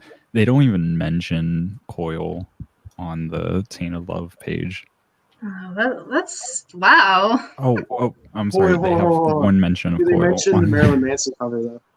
Yeah, of course. Of course they do. God damn it. God damn it. And weirdly, like, didn't Coil's version of Tainted Love even chart? Like, I mean, it was, like probably their most commercially successful track. Like, I don't know. It might have, because I think you're right about that. It being the most commercially successful. and I remember reading, especially because like it kind of charted because of. I mean, it's a great version of the song, of course, but also like its context, like what they were, like what they were trying to do, raise money and stuff like that. I think it kind of caught a little bit of wind and kind of made some. Yeah, the imagery it's a good music video too. I like all the honey imagery because a lot of people don't know is that a lot of people actually used to use honey as like lubrication for that kind of sex back then. See, that's very strange to learn. I know a lot of interesting facts about that. Well, it's just because honey's not what you think of when you think of, lubrication. Yeah. Not quite sure why, but that's definitely part of like the imagery.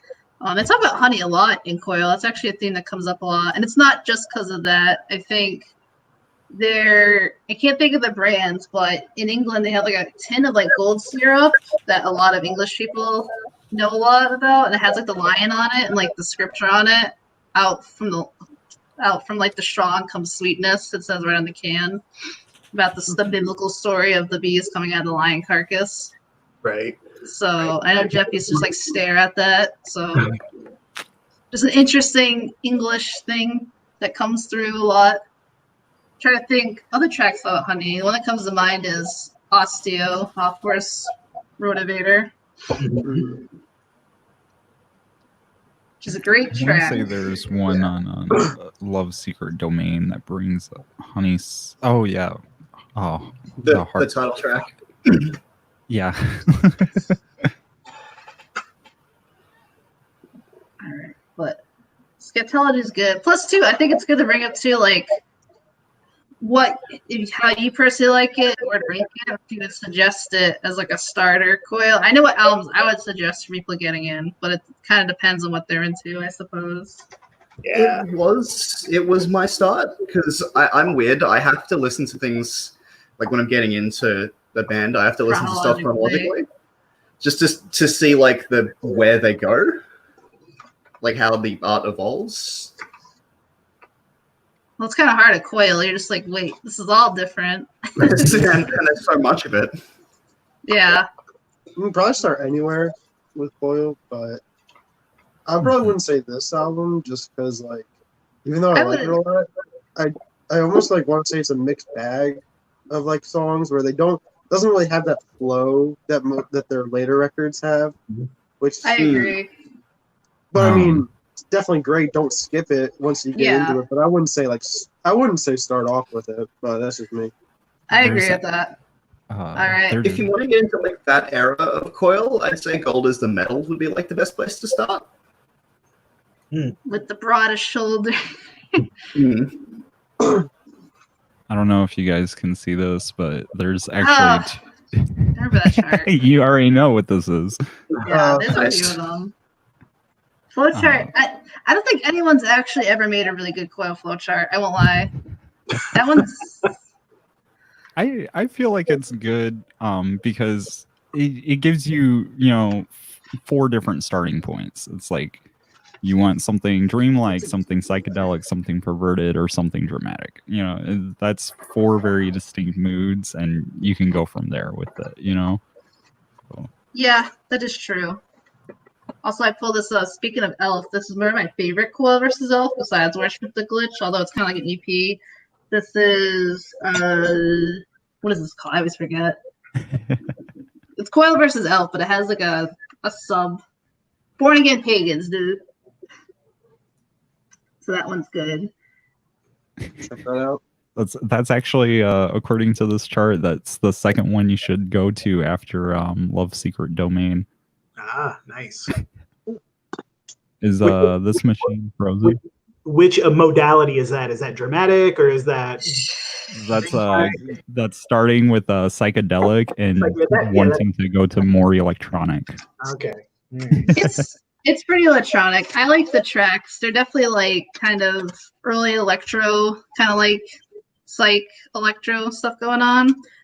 Interesting to point out is that it has the motif of Saint Sebastian, which, if you know a lot about like early like queer culture, and if you read stuff like Yukio Mishima or Derek Jarman, the Saint Sebastian is a theme that comes up a lot. Even Derek Jarman's first film was Sebastian, because it's just a very homoerotic paintings of the martyrdom of Saint Sebastian. So a lot of people were relating to it.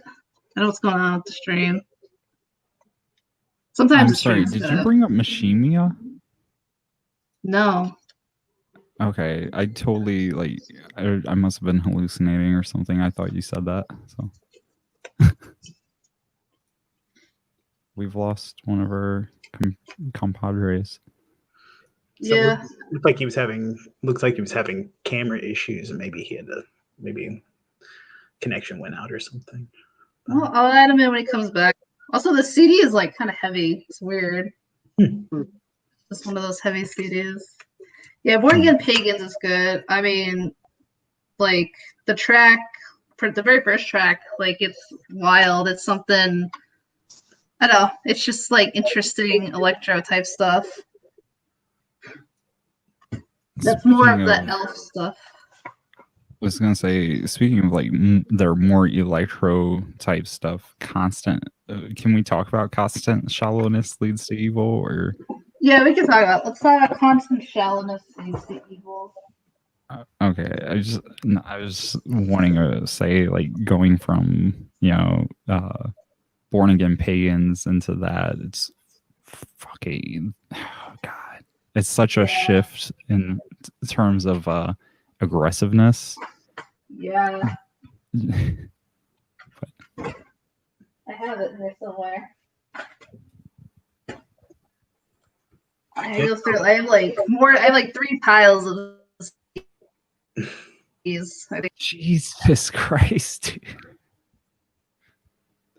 Yeah, actually, I've never listened to this album. So that's definitely one I wanna look at. But hey, Machine, you're freezing up a lot. Yeah.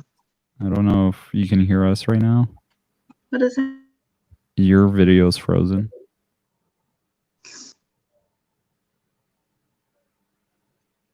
Uh-oh.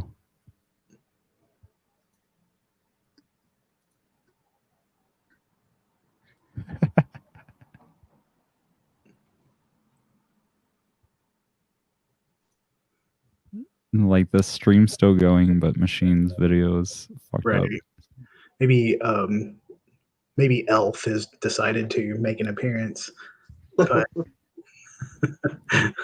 who summoned me? Yes.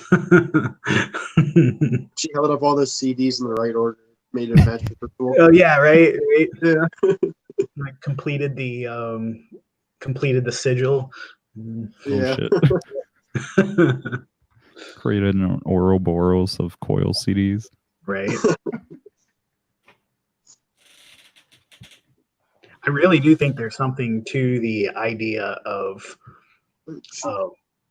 She's probably logging back in. She's probably. I'm concerned if it cut the stream or not. Oh no, we're still going. Are we really? Oh no. Yeah, I got it in a different window.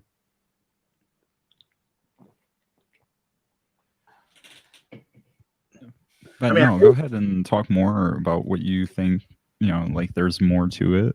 Well, I think that there really is, like, you can't, I honestly think that aside from just sheer artistic ambition, that like their spiritual and magical practice is like the central thing about their work, right? And I think that you can't, you can't really separate it from it, but I think you could also you kind of get a lot from it by approaching each track or each album as magical workings, as like a postmodern sort of ritual, and especially like in the context of chaos magic and that sort of thing. And so that's all I was going to say. It's not that deep, but No, I mean what is deep, you know? Yeah. Sorry about that. Alexander, great fucking shirt. Oh, thanks. Yeah, I don't know what happened. I don't know, my boyfriend's using up the internet upstairs. I don't know, my room's up above the garage. It just like shit out, so I'm just downstairs, I guess. So your boyfriend had quit playing Fortnite. No, I don't think it's his fault, but he's like doing some kind of hacking thing. I don't know.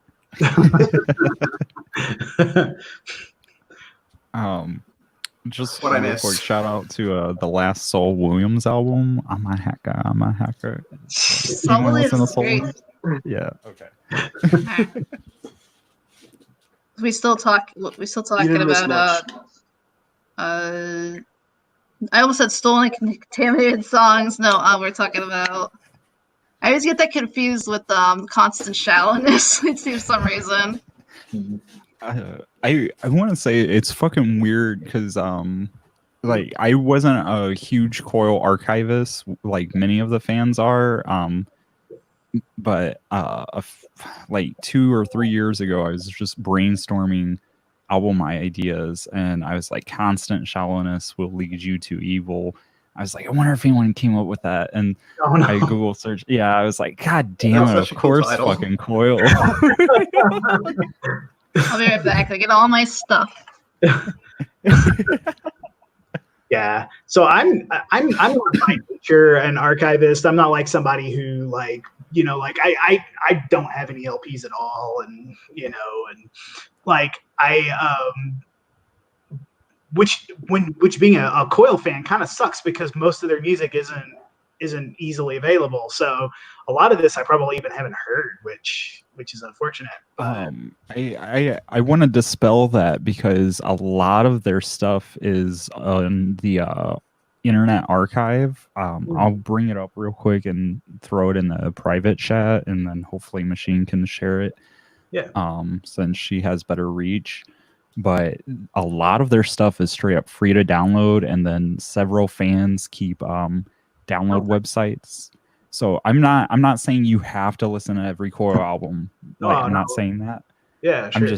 I'm just saying, like, if you go through conventional means like YouTube and Spotify and other such streaming sites, you're not going to get like the deep cuts, Right.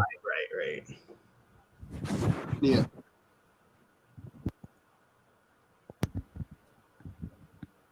Alexander, can you, like, just for a minute while we're waiting for Machine, can you talk about your shirt? Because I've seen that fucking seal. I've seen that before. I just can't recall from where. a record label out of San Francisco called The Flenser. They put out bands like Planning for Burial, Have a Nice Life, Street Sects. Yeah, fucking Street Sex is amazing, and then They Death are. Consciousness. Yeah, dude. Okay. Yeah. Oh Jesus! That's a lot of stuff. Whoa. What's Well, all like the stuff? Well, like I said, I'm staying up while I talk about Coil, so I got quite a few albums. Plus, if anyone like wants to join in, we've already talked about an album. Especially if I end up get one of those die-hard fans who wants to correct me and everything. Yeah. Because they exist. Yeah. They do. Absolutely. So, okay, I'm gonna put it right here in the private chat on StreamYard. Is everyone here on StreamYard? Yeah. Yeah.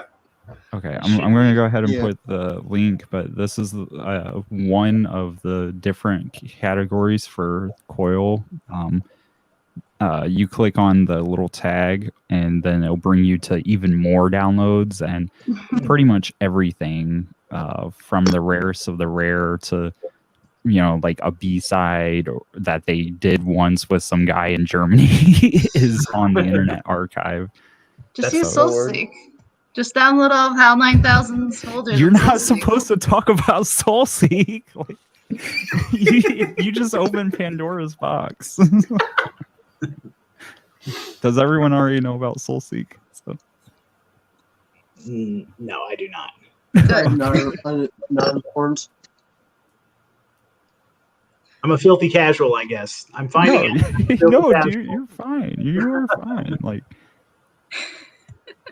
you like Coil, and so you're here, and you're talking with us. And, Exactly. you're bringing stuff to the table we don't have either. So It is very reassuring that like some of the albums that I don't know, I'm like, okay, at least someone else doesn't know. I'm like, right. like, oh, thank God. Yes, some of their EPs I haven't heard, but I have heard a lot. They also appear on a lot of compilations. Everyone heard the Foxtrot compilation? No. I don't know what that is. So a bunch of those bands did a big sort of compilation album to help John with his alcoholism. And the that's Coil right. song Heartworms comes from that compilation. Hmm. You said it's And- called Foxtrot? Yeah. On Chalice, I think was the record label. I know Brainwash did a remix of Heartworms. It's really good. They have it released on a 7-inch. Oh shit! Yeah, it's Nurse with Wound, Current 93. They're on I've this never comp, heard him play the too. sideshow. Ah, that's a really good comp. The Wheel is on that, yeah? Oh, yeah. shit.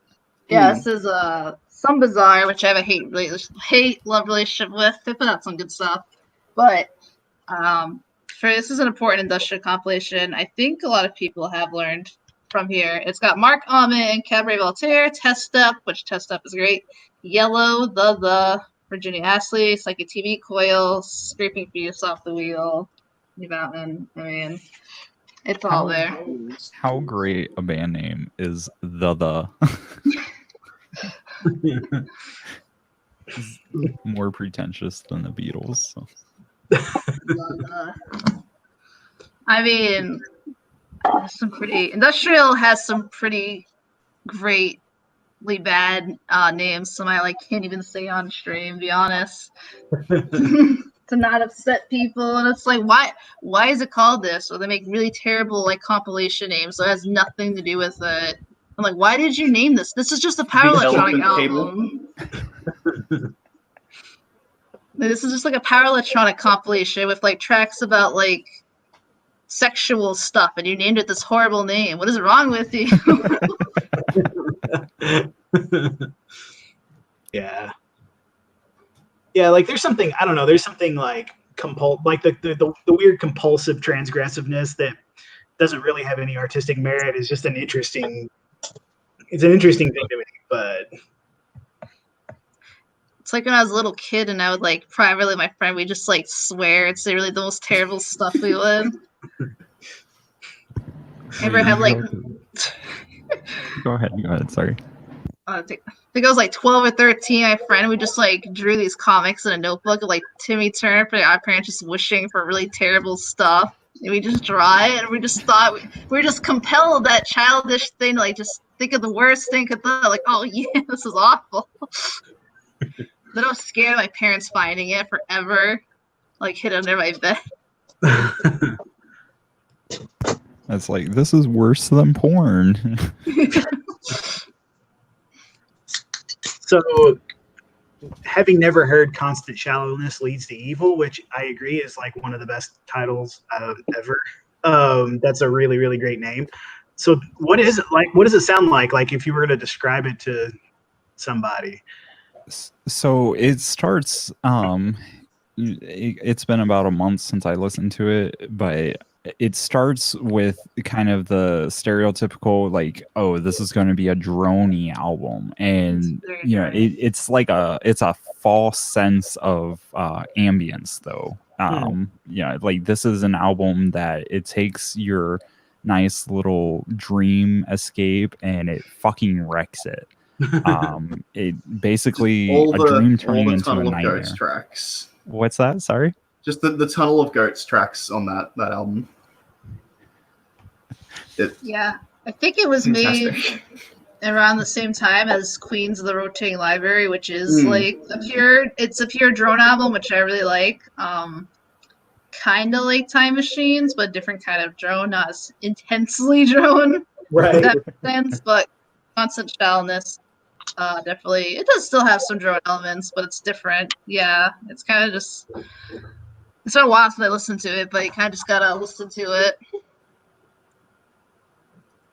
Yeah, I'm trying to find it in my fucking record, or not record, in my library viewer or whatever, and I can't find it right now. But yeah, it was made, I think, within the same year of Queens of the Rotating Library, and so they, every album, hopefully by every artist, you can tell like about the era it was made, and so you hear like it has the same sonic palette as Queens.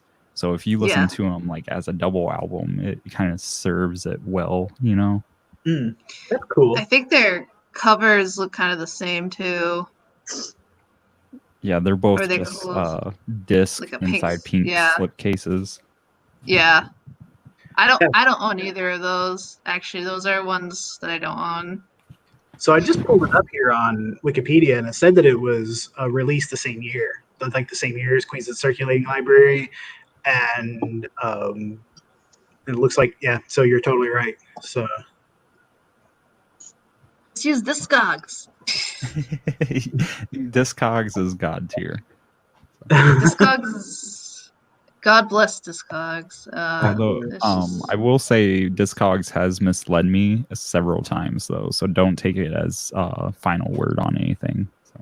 Right, it's a cool. Don't listen to Discogs on genre. Like, it doesn't know what the fuck it's talking about with the genre categories. But as far as researching labels and like stuff like that, it's very nice to have. Nice. So, Machine, you said that you liked that your favorite, or at least one of your favorites, was the Circulating Library. So, do you like this one like as much as that one? Yeah, they're good. They're two different things. I probably listen to Queens more just because I like pure drone, and that one's like a pure drone. But Constant Shallowness it's a heavy listen. It's not just drone. You gotta kind of be invested in it a little. It's good. I would definitely check it out. I think it's one of the it's good to read some like Stenbox stuff too, or some crazy esoteric stuff. I think that's a good one too. Yeah, from what you all are saying, it definitely sounds like it's the kind of Coil album I actually want to listen to the most. So Yeah. So I also watched the glitch. So probably just start pulling stuff out. It's a little bit hard to kind of go in depth, I think, with especially people around here haven't like heard absolutely everything. It's like kind of the deep. We've been talking kind of about like the deep lore Coil stuff we talked about. So high five deep lore. So deep lore Coil, but we can start talking about kind of mainstream. So I think we'll get like a lot of discussion too. So I know, like I said, I just got a gift. We can talk about. Oh, see Zach. Yeah, let's talk about Horse Rotorvator. Now, the backstory in this is, I believe, Jeff, in his way, he likes to talk about stuff. He's almost very sage-like. He was lucid dreaming a lot about the apocalypse, the 4 horsemen of the apocalypse. But in his dreams, the horses all melted together into this giant, like, evil mutant horse flesh thing. And he called that the Horse Rotorvator. Right. And this place was a bombing happened here. I can't think exactly where, but this is a photograph of where a public bombing took place too. So I'd say this album is it sounds like, it kind of does sound like the Rapture. I think it's very popular. There's some great fucking songs on here. I like the alternate cover too. It's actually my favorite album covers. It's like a fisheye lens of a horse statue. Yeah, but the horse is like. Yeah, I love that. I love that album cover. Yeah, it's just like coming in. It's so good. But Horse Rotorvator, there's so much to say. Shout out real quick to anyone here from the Psychic Trash Void. Like horse music. So but someone else, someone not me, talk please. Horse Rotorvator. Oh, go ahead. No, you could tell. I was just laughing. Oh, okay. Yeah. know. Yeah, Horse Rotorvator has some of my favorite Coil songs. Just some of the like weird stuff like Ravenous, tracks like that, but like a lot of the really emotional songs like Ostia. Sorry, I'm really, really bad at this. No, you're It's okay. cool, dude. Like Yeah. we're just talking. Exactly. There's only like 6 Yeah. people watching. So don't worry. Yeah. Yeah, songs like Um, Anal Staircase, first 5 seconds after 5 minutes or seconds? First 5 minutes. Yeah, minutes after death. Just like, yeah, I think Horse Rotorvator is my favorite Coil record because it's, yeah, for me, it encapsulates everything I like about them. Yeah. Can we just talk about that album like opens up with the I don't even know how to describe it. It sounds like a possessed carnival ride for a second. This is, yeah. Yeah, it's funny you say that because I always thought that this was like supposed to be like a merry-go-round or something, but now that you said it's like a It's like a gazebo. yeah. I always thought it was like maybe like a script. Like I always kind of thought since Horse Rotorvator, it was like one of those things where like you get on the horse and you go around it, and I thought maybe it was just like a script version of that. But that makes more sense. Yeah. I Yeah, it used to does believe like the that. same thing, Steve. Yeah, Yeah. I did too, actually, but Yeah. it's not. Also about the alternative cover, real quick. Me and my friend it's used to so always cool. joke about how we really wanted a shirt where it was a mashup of the alternative Horse Rotorvator cover and the Swans soundtracks for the blind, and in the middle, like in the middle of the soundtracks for the blind, there's just the horse. And we were like, oh my god, that'd be the coolest thing ever. We were like, we want that so bad. Dude, you should make that shirt. I don't know. I know, it'd be so cool. I would love to have like a back patch of that. Hell yeah. That reminds me years ago, like when Mew was still decent and non-political or whatever, and like we had threads where we would use the soundtracks for the blind as a template and just like make album covers and just turn album covers into that template. Those are fun times. But yeah, I love that alternative cover. But yeah, the album starts out with Anal Staircase. It just gets right into it. It's like an old school industrial song, and it's wild. It does sound almost like apocalyptic. And Oh, go ahead, Eric. Go ahead. No, I was just gonna say that like the volley like that they were throwing at the world, and it's like, you know, we're 2 gay men and we're gonna talk about gay shit, and who gives, oh, like, what are you gonna do, right? And I just think it's awesome. I mean, I think it's like it's happening. My internet's good. I know what's happening. What's happening? Oh, you cut out my end. Oh, Now the stream looks good. yeah. My end, it was just cut out. Oh, okay. Yeah. And it's just like the fact that like, you know, the album is just so political. I mean, it's a masterpiece and it is obviously political, but like it's political like in a just like a, you know, like you're nice society, we're gonna punch you right in the face and you're not gonna do anything about it type of way. And I just really love that about the album. So Yeah, going off what Eric is saying, having a song dedicated to Pier Paolo Pasolini is like a huge kind of fucking middle finger to like the establishment, I guess. Yeah, and for you watching this who don't know who Pier Pasolini is, he was a famous Italian director. You probably know the movie Solo. He's most well known for. But he did a lot of fantastic films. He does actually a lot of great biblical films too. He was just, there's no director like him. I have a lot of books and I'm a big fan, and he just, the way he filmed, he would have like a person, but they're so overwhelmed by like the landscape and the colors. Everything just felt insane. He was just a great director, but he was also very openly gay, anti-establishment, especially during fascism Italy. And actually, Solo, which I love, I think people like to get all high and mighty, like there's no artistic value. It's like, dude, it's a great movie. It's trying to get a point across, and it's well shot and it's well made, and I think it's just one of those things people feel like they're like cool because they don't like it. I don't know if that makes sense. Like they're on some kind of high horse. But it's a great film, and it's about the dangers of fascism, which the Marquis de Sade, which it's made after, was trying to also say, which how humans are really just very evil power. And he was killed like 2 days after that movie was put out. Yeah, something like that. Really close. Yeah.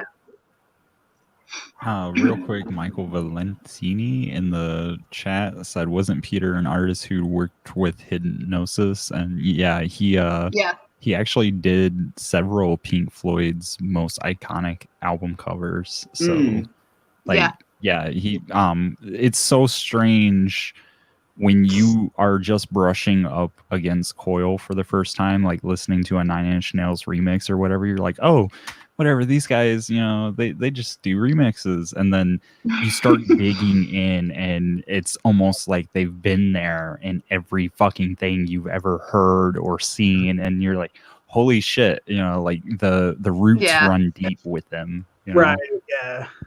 Yeah, this is like this cool thing, like where you sort of get this idea that they were, just this like, kind of like small, sort of obscure group that like a few dedicated people really loved. But like among those few dedicated people who loved them were people who basically run the world, so, or at least run the music world. So yeah, the entertainment industry. Yeah. Yeah. Coil's insanely influential. A lot of electronic artists are influenced by Coil. I mean, it's so hard to debate like how electronics started, where it started. A lot of people look to Kraftwerk, which is true, and started that.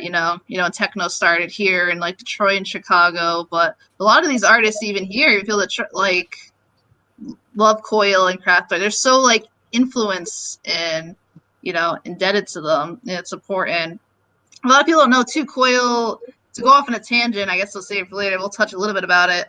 If people like stuff like Clive Barker, Hellraiser, that wouldn't have existed without Coil, because Clive Barker was heavily influenced by like all the like the fetish gay porno mags that he showed Sleazy. Because it's true, that's where he got all the Cenobite style was from the piercing stuff Sleazy showed him. He was good friends with them. I also. Although he abandoned them for Paramount Pictures, I made the famous meme where it says, "Friendship ended with Coil." Paramount Pictures is my friends now. Clive Barker's like, because I think he had an ultimatum. If he allowed Coil to do the music, I think he like lost some kind of, there was something he couldn't do it without having to like give up some stuff for the movie, and he was like, "Fuck it, Paramount can control me, I guess." See, that's different than what I was told about it. I was told that he listened to their themes and he goes, "This is too scary for my horror movie." Maybe I haven't heard that, but I can't imagine Clive Barker would say that of all people. I took it as just a testament to like how fucking powerful their composition was, because even in Cozy's book, she talks about like at first they just had Peter doing live mixing for Throbbing Gristle and Coombe, and it, like that's where he cut his teeth with music, was mixing the sound. And so it just shows live composition, and then going into the studio and being able to form whatever sound you can imagine. Like that's the mindset I'm in, as far as like, holy fuck, these dudes scared Clive Barker. I was so ready to believe that. I don't know if it's true, but I'm ready to believe it. Yeah, exactly. Shit. I gotta go. Thanks for having me. It was really lovely meeting everybody. Real quick, do you guys care if I use the audio for this in a future project? This machine, I mean, you're the host, so, but No, I'm cool with it. Yeah. Yeah.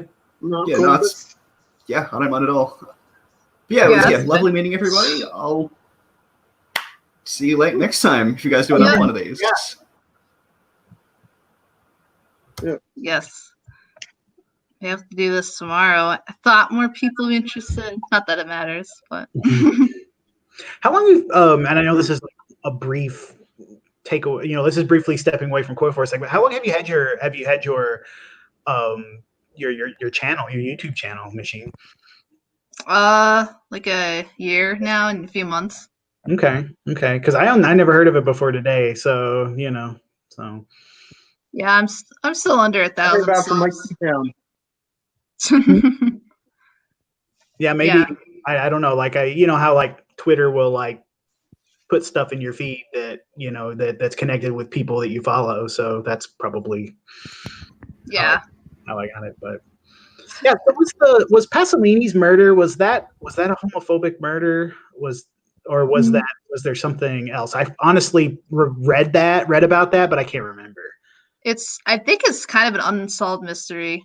Okay. In its own sense. No one's quite sure. I heard that it had connections to the mob. Yeah, more than likely, unfortunately, it probably could be. Yeah, I heard something about the mob, but I'm not really sure. Some say it was. I think the official narrative, it was some scorned gay lover, but that's something exactly they would say to discredit it. It was more than likely people pissed off because of making fun of fascist Italy and just him being openly gay. More than likely. The entry on Wikipedia about Pasolini, it says that the guy who was convicted later withdrew his conviction and said that he was forced to murder him by 3 people who insulted Pasolini by calling him a dirty communist. So it may have been like a homophobic thing, or it could have been a politically charged thing. Yeah, or both. Sure. I mean, I'm sure it all feeds into each other, but at that time there was a lot of tension about communism in Italy and Europe. And yeah. So that. I think people forget Italy was part of the Axis power. It was the little brother of the Axis powers. Right. I think people forget Japan was our Axis power. Yeah, and they absolutely did horrible things to China. Probably the most documented stuff out of anything. Actually, now you say that. Oh yeah. Now we're showing stuff off. I'm really waiting for someone's. I'm hoping if I say this, it goes out into the nether and someone comes up with it. But a industrial project called Unit 731. They put Men Behind the Sun on Blu-ray, and I'm gonna get it. I'm gonna go. So, there it is. Yep, there it is. Dude, high five. VHS copy of it, like bootleg. So I feel like that's the best way to watch it. So yeah. High five, Steve. Oh, so I haven't watched Theory of a Knife. I have it downloaded though, which is like the long version, I guess, of Men Behind the Sun. It's like another one. So sort of like with Scatology, which is totally unwarranted because it's not really gross or fetishistic or about poop, but like I'm just like really squeamish about stuff, and like behind like that movie, what's the whatever Behind the Sun or whatever. Like I've watched a little bit of it, and I was just like, okay, I can never watch this. well, it's supposed to be. I mean, that's stuff that actually happened, so that I guess it does a job. I mean, I'm not saying that it's wrong or bad or anything. I know. I watched it, and I was just like, yeah, this is. I could never ever watch this again. So. No, that's how I felt with. Have you seen the anime? Fuck, it's like. If you say a bad one, I'll kill you. No, it's Grave of the Fireflies. Oh, that's the second most depressing movie, right behind Dancer in the Dark. So right. I don't know. The Grave of the Fireflies is just. I know what it's trying to say. It's just so fucking melodramatic and forced. If you want a really, really good take on, I'm sorry, it's really, if you want a really good mature telling of that, watch Barefoot Gen and read the manga, because the guy who made it actually survived the bombing. He was there, and he only survived because I think he bent over to pick up a rock when he was a kid, and like the blast, like the fence protected him. What's it called again? Barefoot Gen, and he wrote basically a manga about it and surviving after the bombing and all that. there was an anime movie. It's really heavy stuff, and it's well written. It's someone who was there and survived it. It's like Here's the Firefly. It's just so I can't stand a lot of like the forced anime melodramatic stuff. I can't. Like, this is serious stuff, and it's like it's sad. Oh no. So I think the reason why we're still streaming onto YouTube is we're all connected through the website StreamYard, and so when Machine cuts up like that, it doesn't interrupt our feed to YouTube, but it still fucks up Machine's feed to the internet. So Oh, I know. I keep cutting up my rants. That's okay. I'm being terrible anyway. No, you're fine. I mean, you're just trashing one of the saddest movies of all time. That's all. I don't disagree with you though, Machine. I mean, I do think it's a bit melodramatic, but but again, I can't watch that kind of stuff. I can't sleep for days afterwards. Then don't watch Threads. Do not do not watch that. I think When the Wind Blows also does that story much better and realistic and serious. I mean, and Barefoot, again, like I said, is the best account of it. It's just such a serious topic. Dance in the Dark is very sad. There's actually a whole list of just terrible movies. And if you want to get back on the topic of like industrial and seriousness and sad, I guess sad movies, but just like really dark, depressing, the director Gaspar Noé, who also has done work in his part of the industrial scene, he's made stuff like I Stand Alone and Irreversible and Enter the Void. Enter the Void, top tier. So yeah, I don't the CD's upstairs. I'll have to get it. But he's contributed to some Throbbing Gristle stuff, or what is it? Actually, Throbbing Gristle and Jen wasn't involved. What was it called? It's like Throbbing Gristle X or something. XTG. I don't remember. XTG is the one that they formed when Jen decided to be a diva. Yeah. But there's a CD of that they did a cover. So Sleazy's one of his big dreams for Sleazy was to cover Nico's Desert Shore, which he absolutely loved. He didn't get a chance to finish it before he passed away. So Cozy and Carter wanted to make it to dedicate it to him, and they got a lot of people in the scene to like help cover this album, and it's fantastic. It's great, and Gaspar Noé, the director, does I think Le Petit Chevalier, and his voice is so perfect for it. It's so like creepy and French in it. I wish he'd do more stuff. He's got a really good voice for industrial. It's speaking of XTG and XTG. Them working with people from the scene, like how long did we wait for the Throbbing Gristle Eidstenzende Neubauten collaboration, and it fucking lived up, like yeah. Oh my god, so fucking creepy. So Blixa's songs on Desert Shore are excellent too. Although I think my favorite track on the Desert Shore album is actually the Mark Almond one, where he sings the song Falconer. His cover of it is just so good. Yeah. And and the opening track with Janitor of Lunacy, which is done by Anthony, is from Anthony and the Johnsons, is so like that was a great choice. So that album, that opener is so like when Nico sings it, it's so intense and epic. Yeah, it is so weird to think where Nico came from. Steve, Eric, are you guys familiar with Nico and Desert Shore in any? Okay, yeah. It's just weird seeing like where she came from and what she became was so contrarian to who the world viewed her as, to the point where people that are considered like almost gods to like the alternative scene are covering her work, I mean, I think in general, especially Desert Shore, I mean, I know there's a lot of problems with Nico, and some people knew her as like, very nationalistic and all that. But the songs she wrote, and especially that album, is just very intimate. It's just about a mom struggling with drugs in her life, and it's really sad. I think Sleazy really related to that because that's what she's writing about. It's so heavy. And Yeah. I think he said he listened to that a lot when Jeff was really sick and he was in and out of like rehab. So. Oh, that's really interesting. Yeah. That makes sense.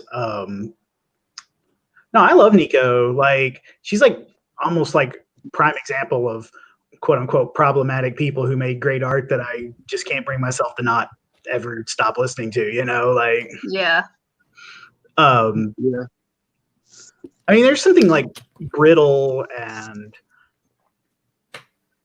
just sort of like wounded about her that kind of, I mean, certainly doesn't make, like National Socialist sympathies appropriate or right or anything like that. But you're just kind of like, oh, this is a broken person. So, like her perspective is messed up. And so maybe that's not as hateful. And I don't know, maybe it is though.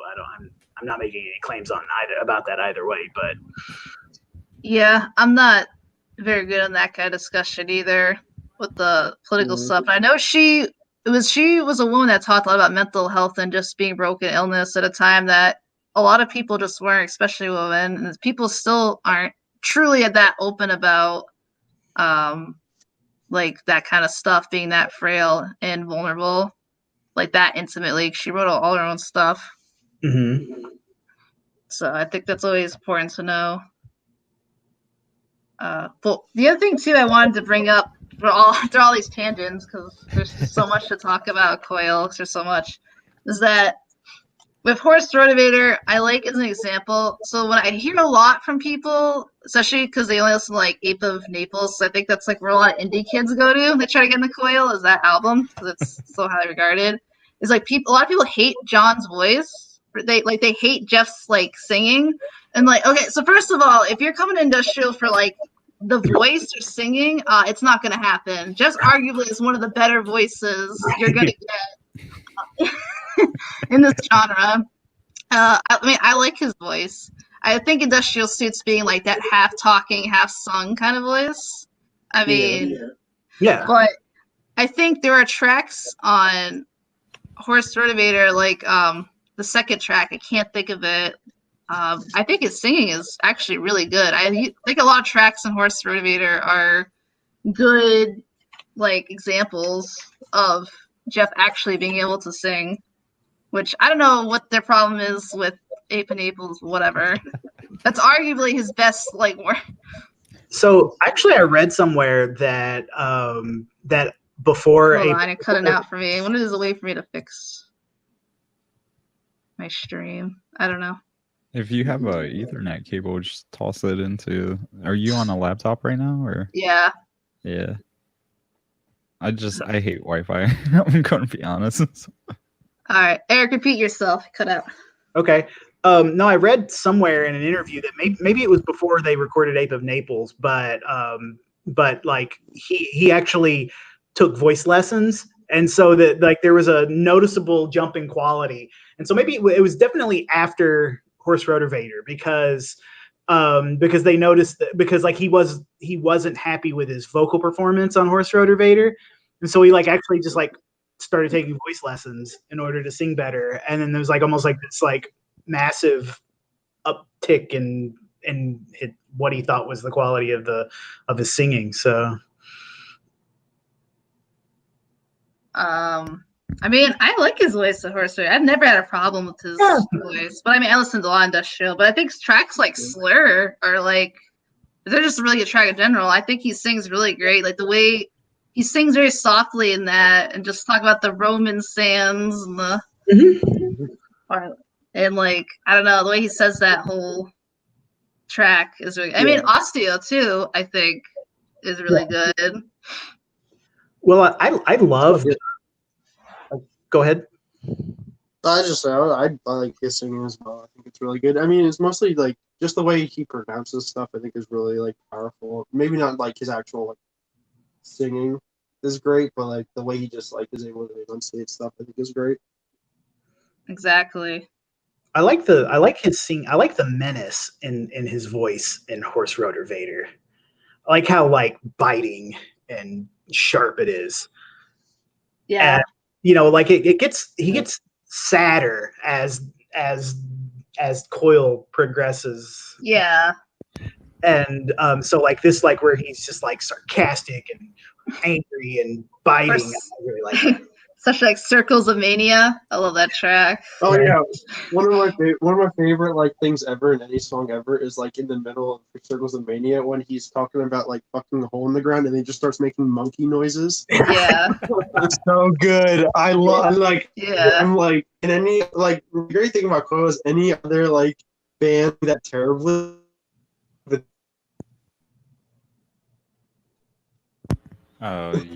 You there, Steve? You cut out when you said the did I great cut thing out? about Yeah. Coil.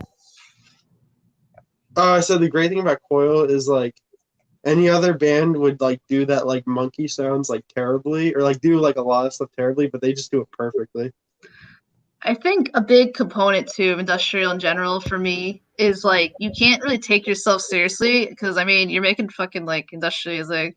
I mean, Coil could take itself seriously in some of like the stuff they did, but I don't think they ever truly did. They were just being very spiritual. But like, I mean, I like listen to stuff like Enema Syringe. I don't care about like you're trying to like. That's one of the things I hate, especially about like later, like people like Ogre. They like become so self-important. It's like, dude, you're making fucking industrial music. Shut up, okay? I completely understand what you're saying, as far as like being too serious. And I don't think Skinny Puppy was there yet, but I definitely like I have both a love and a hate for 2000s industrial like agrotech and EBM and stuff. Because that's like the taking yourself too serious thing pushed to the ultimate artistic end where it's like we have to do vocals like this. Yeah, stop it, please. It's so bad. It's like everyone uses the same presets. Everyone has the same drum beat. Oh my god! And it's like we're trying to say something, but we sound just like everybody else.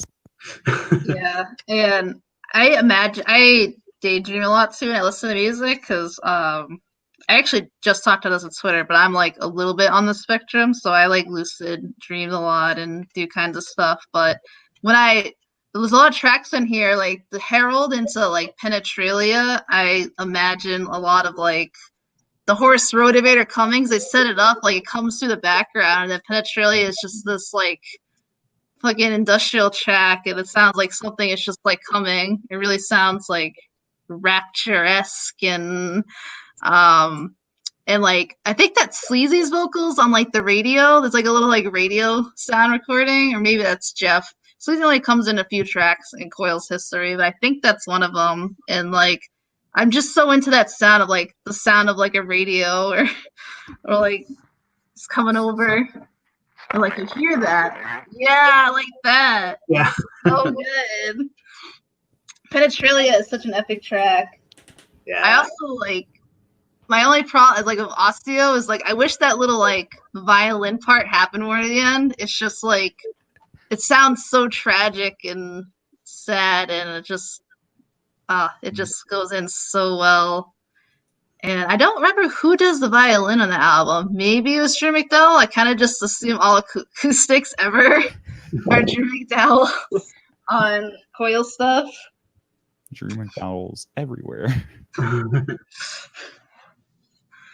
God, Horse Rotorvator. I think it's a good starting point too for people in the Coil. I 100% agree, especially if someone digs like the 90s industrial music, because Anal Staircase, that song came out in I think 86, right?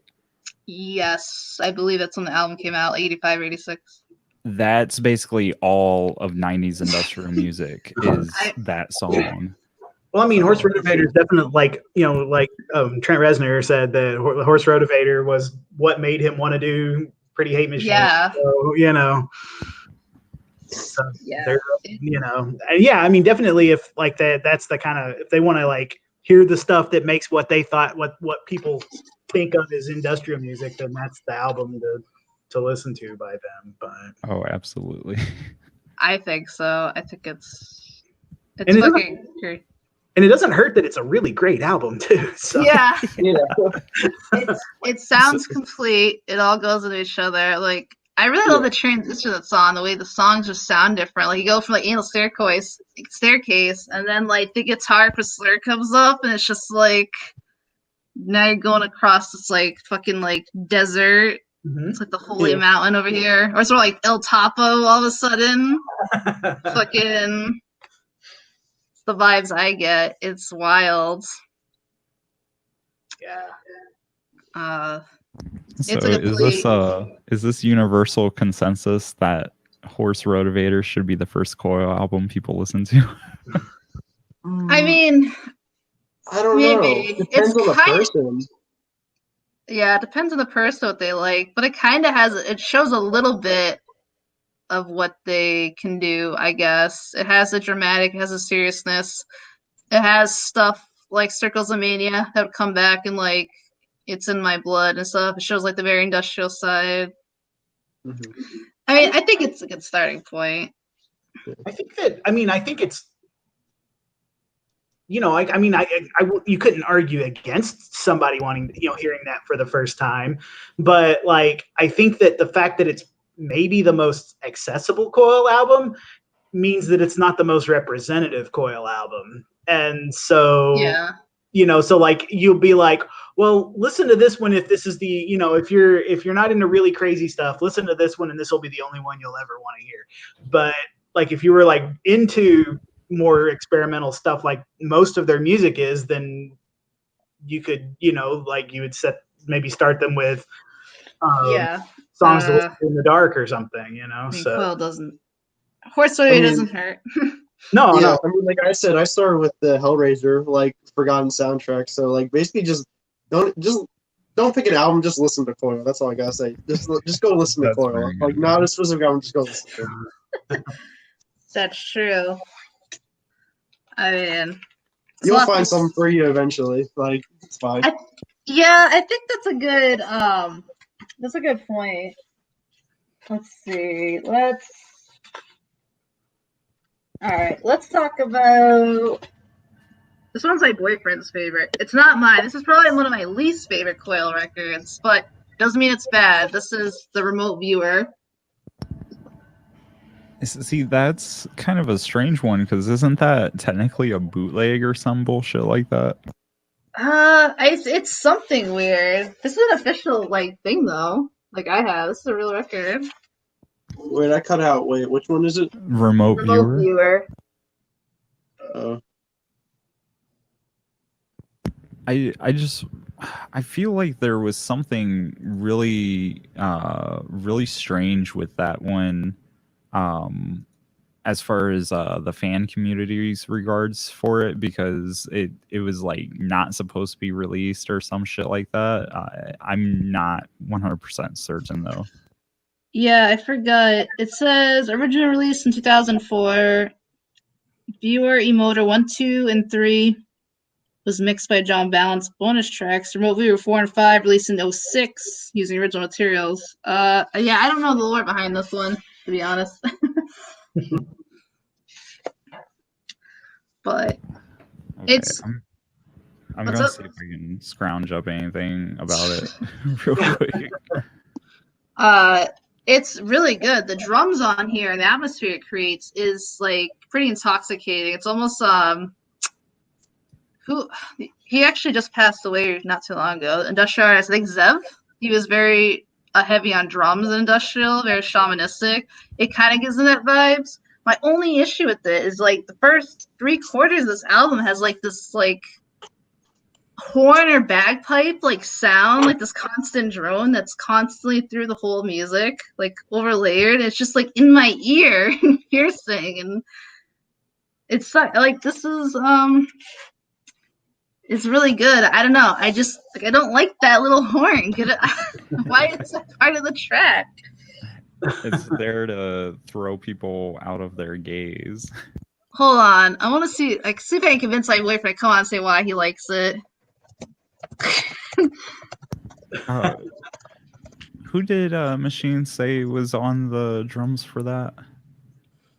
He's not on the drums, Zev, but it reminds me of Zev's okay. work. Okay. Yeah, sorry. I was like thinking about Zev and I was trying to find I was like, wait, what? What's his connection? So okay, I feel you though. I feel you. Yeah. Let's see if he will, because he really likes this one. He's more articulate than I am. I can only just say I like something and say it's good. Would you say that horn piece that you find so difficult to get through, would you say that was intentionally put there, like that's an intentional decision on their part, or maybe it just got weirdly mixed or something? No, it's in there. Like, that's part of the track. It's not like terrible. I think it's mixed weirdly. There's just like it's just a weird instrument sound that's just no. He just messaged me. No, get on here now. he can defend it. It's not a bad record at all. He really likes it. I don't know. Who else has heard? I mean, you've probably heard it, right? Before nothing. Oh, I've not heard it, so. Oh yeah. Okay, so this is gonna sound very nerdy, but back when the Zune network was a thing, everyone remember that or no? Yeah. Okay, so I used to put like whole discographies like the Murs box and Coil and 9 Inch Nails on repeat and just let it play for days on my Zune and on my computer, so I would be registered as a top listener. And so yeah, I at some point had heard the remote viewer, and I definitely agree with you as far as the horn like throws you off, because coming back to it, having now done acid, multiple times, I feel like Eric was saying, it was an intentional thing. Because Coil, like these guys, I feel like their entire musical like aspirations were shaped by LSD, even though they were on various drugs throughout their career. Jesus Christ, yeah, I think they knew exactly what they were doing. Like, oh, you're on a nice little trip here, have some brass, and remote viewing, that's a whole fucking topic. That's a metaphysical concept, as far as like either psychological projection or spiritual like that exists as a concept of itself. So yeah, then you're getting into like psychics and astral projection and glass cameras, and like there's like a whole iceberg to it. The people supposedly like found themselves on Mars through like serious remote viewing, like they could see life on Mars. But there's a lot of decent like history to remote viewing and like people's like cases for it. It's very interesting. Yeah, I recall there being like around the turn of the century, I can't recall the cult or anything. I just remember hearing the story that these people would come into a room and it was just them, a piece of paper, a clock, and a pencil. And they were told to, project yourself. And so they started drawing like really far out plants and shit that's like beyond their knowledge as a common person. And so that was in a documentary on like the History Channel or something. But yeah, it's an interesting little spiral to go down. I'm super interested in that stuff. I'm a skeptic. I don't I kind of don't tend to put much stock into it as like an actual existing stuff, but who knows? Nonetheless, like I have read stuff where people have been like, I was like where they've essentially said, like, people have come to me with information that they could not have otherwise had, and they said they got it through, what they called astral travel or whatever you might want to call it, remote viewing. And like, unless you're willing to call those people who are saying that stuff liars or insane, what do you do? Like, yeah, I mean, I'm definitely, especially like all the psychic bullshit, I'm like not about it, but I'm definitely into like, like I'm interested in cult type stuff, and I do believe like my stuff goes into like I believe in like kind of paranormal type stuff to a fault and conspiracy stuff. Remote viewing kind of is interesting because I want to say like even people in like it's something even like the CIA was kind of interested in. It's probably the only decent case for maybe some kind of psychic thing, something going on or reading energy. So who knows? I think the problem with so I want to let you know I come from like an atheistic perspective, similar to you, Eric. It's just like I've been down so many acid trips now that I'm ready to accept things, but I always take them with a healthy amount of salt. right.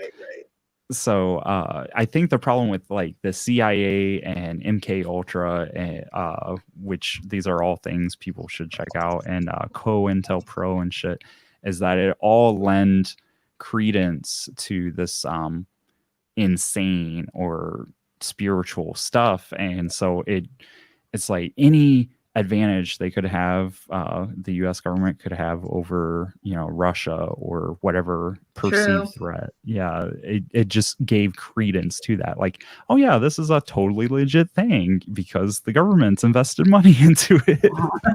I mean, yeah, that's true, especially back then. But as much as like obviously that doesn't give it too much merit, it's still I mean, I'm a huge tinfoil hatter. It kind of laid some credence. I mean, they're not completely stupid. They must have found something interested in it. It's kind of like I read a lot of unsolved mysteries, and one of the big things for me is like obviously we don't have all the information like the police and like families and stuff do. So if like the families still suspect like foul play and like supposed accidents, they have all the evidence. Something might be there, whether it is or not. There must be a reason they feel that way. That's kind of like the same feeling I get. Like something might have. I mean, obviously, them wouldn't have any advantage ever over insane Russia, but yeah, clearly there must have been something interesting or leading credence to that. Yeah. Real quick, Steve, this is bothering me. Is that an Akira poster right behind your shoulder? Steve? So this is like Sorry, it's even cooler. guys. Yeah. Wait, can you hear me? Yeah. It's even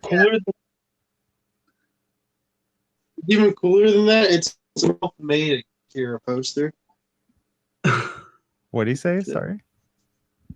They say it's a homemade Sorry, Akira. can you repeat Yeah, that? You got all choppy. The poster. That's pretty fucking cool. That is cool. Yeah. Oh shit, my man, that's really cool. Yeah, I had to make it for like a class, and then I just put it up on my wall. It's like actual like fabric. It's like sewed on. Oh, sweet. Yeah, it's been a minute. That's like a little mini tapestry. Is that supposed to say Fukira? I don't know. It's the Japanese letters on the Akira poster. I don't really know. Oh, it says Fukira in katakana. Close enough. Yeah. Yeah, I don't know. Okay, sorry. That was just bothering me if I didn't say something, So, but yeah, No, you're good. As far as information regarding remote viewing and shit, it's definitely it's just one of those fun rabbit holes you can go down, and yeah, I feel like you're right. We don't have all the information, and we're never going to have all the information. Yeah. But sometimes the stars align, and like I've almost been beheaded twice by cars that like whipped around a corner while I was bending over to pick something up, and I just came up at like the very last second. So it's like just sometimes you happen to, you know, the universe happens to coincide with keeping you alive. And so maybe that's someone guessing your exact location when you're being held hostage or some shit like that, you know? So Yeah, I always wondered about that. I could swear years ago, driving with someone, I swear to God, I saw us like collide. Like we were gonna collide head first. This person just like turned really fast in there. Like I saw, like I braced for impact. I was ready. It just didn't happen. I closed my eyes because I like didn't. I just wanted to relax. Because you know, like you just get into. I just wanted to get in that zone as the passenger. Just like here we go. But I don't know how we got past it. Like I saw it. I don't know. It was wild. I guess for me, like, you know, like I say that I'm a skeptic and that I sort of start with I don't believe this stuff, but for me it comes down to it's like, well, you know, Balance was a genius, right? He was an incredibly intelligent man, and he was clearly touching on something that I haven't had access to, and it's like, so like am I so unhumbled and so immodest that I can't say that there's something there that I can, you know, like that, like this guy who was clearly one of the most intelligent people in the world, like, you know, like, and he, you know, and he was into it. And so it's like, well, okay, so like, you know, like just completely dismissing it doesn't seem right to me either, you know? So. Yeah, that's kind of my mindset. I don't know. I mean, definitely talking about definitely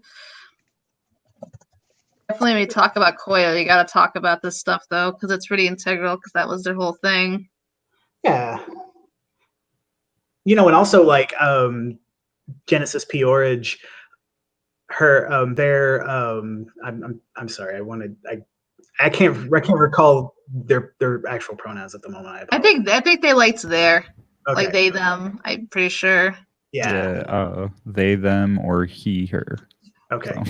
Because Jen tried to be both genders at the same time. They wanted to be with their wife. So yeah. So but they you know, like they were of course like deep into that stuff too, and even started their own religion basically.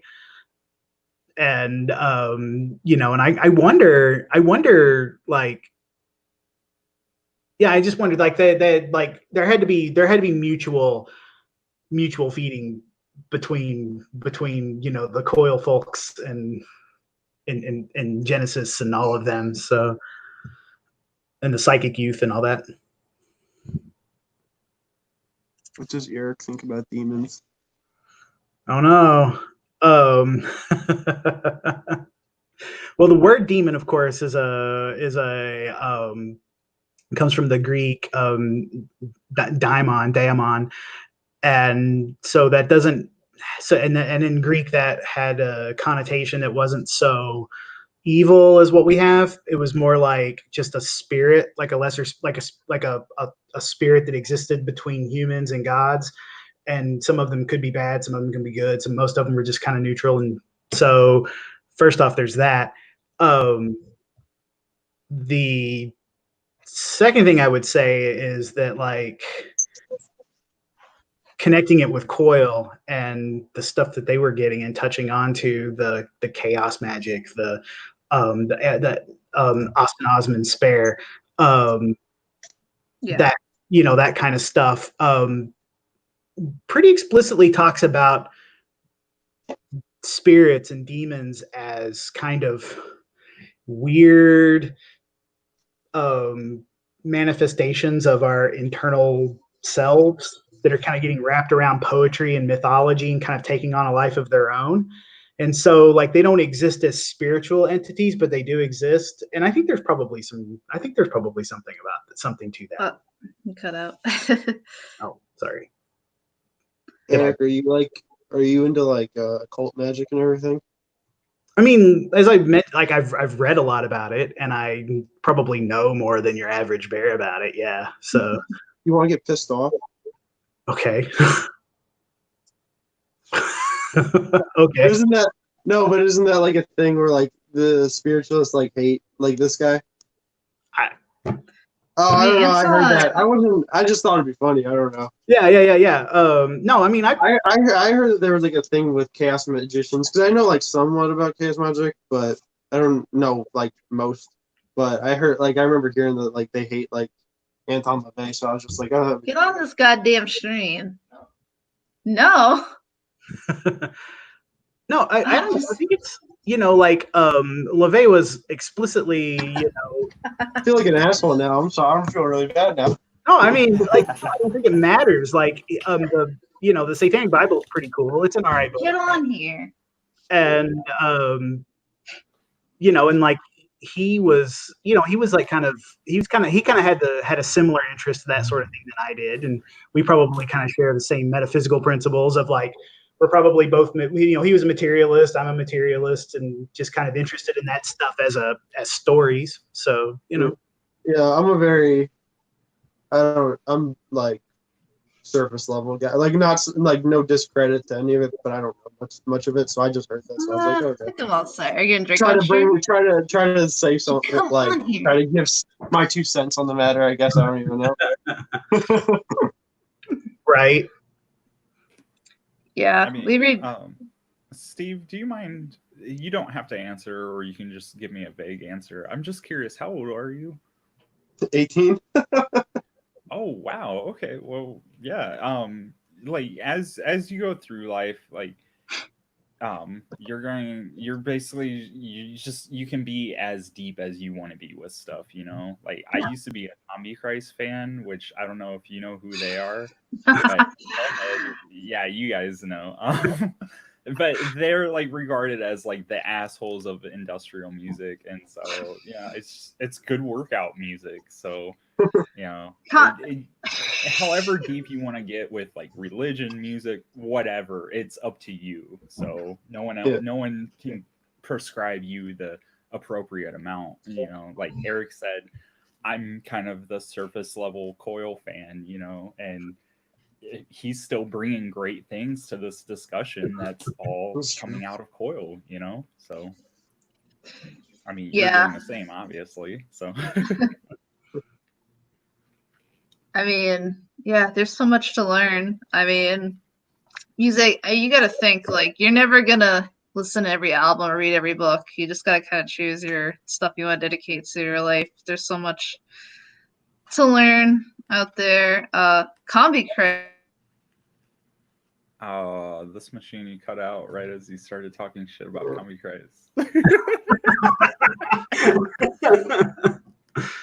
Like, we got a reminder when she comes back in. You cut out I right heard as you. soon as you brought up Combi Christ. I think a Combi Christ is like, I don't think they're the most awful band. They're definitely not for me. They border on like, I really hate that aggro sound. But when I saw Rammstein live at Madison Square Garden, they opened for them.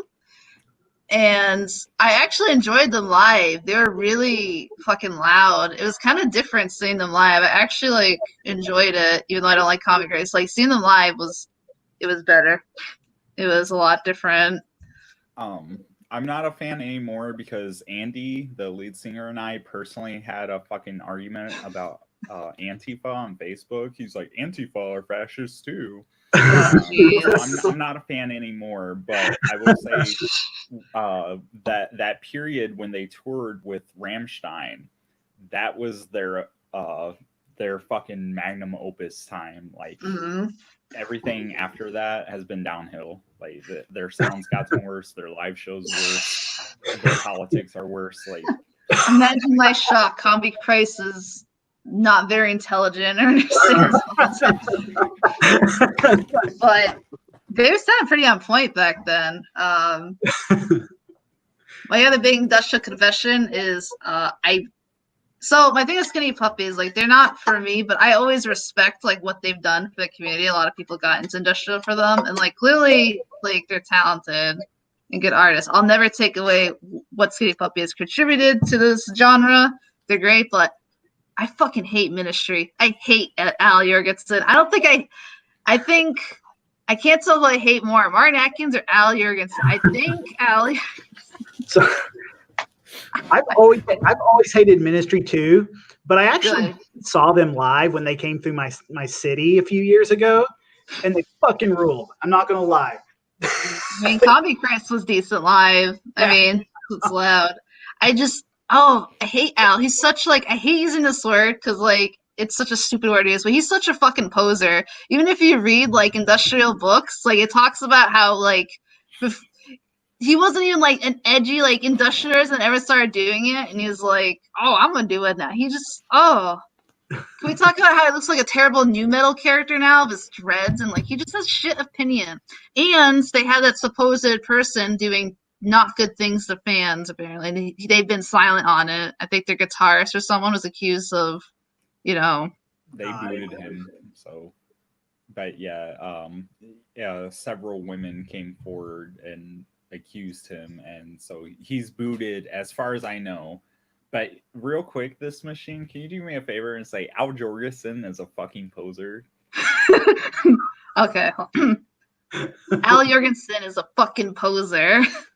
Thank you so much. That's going in a song. Good.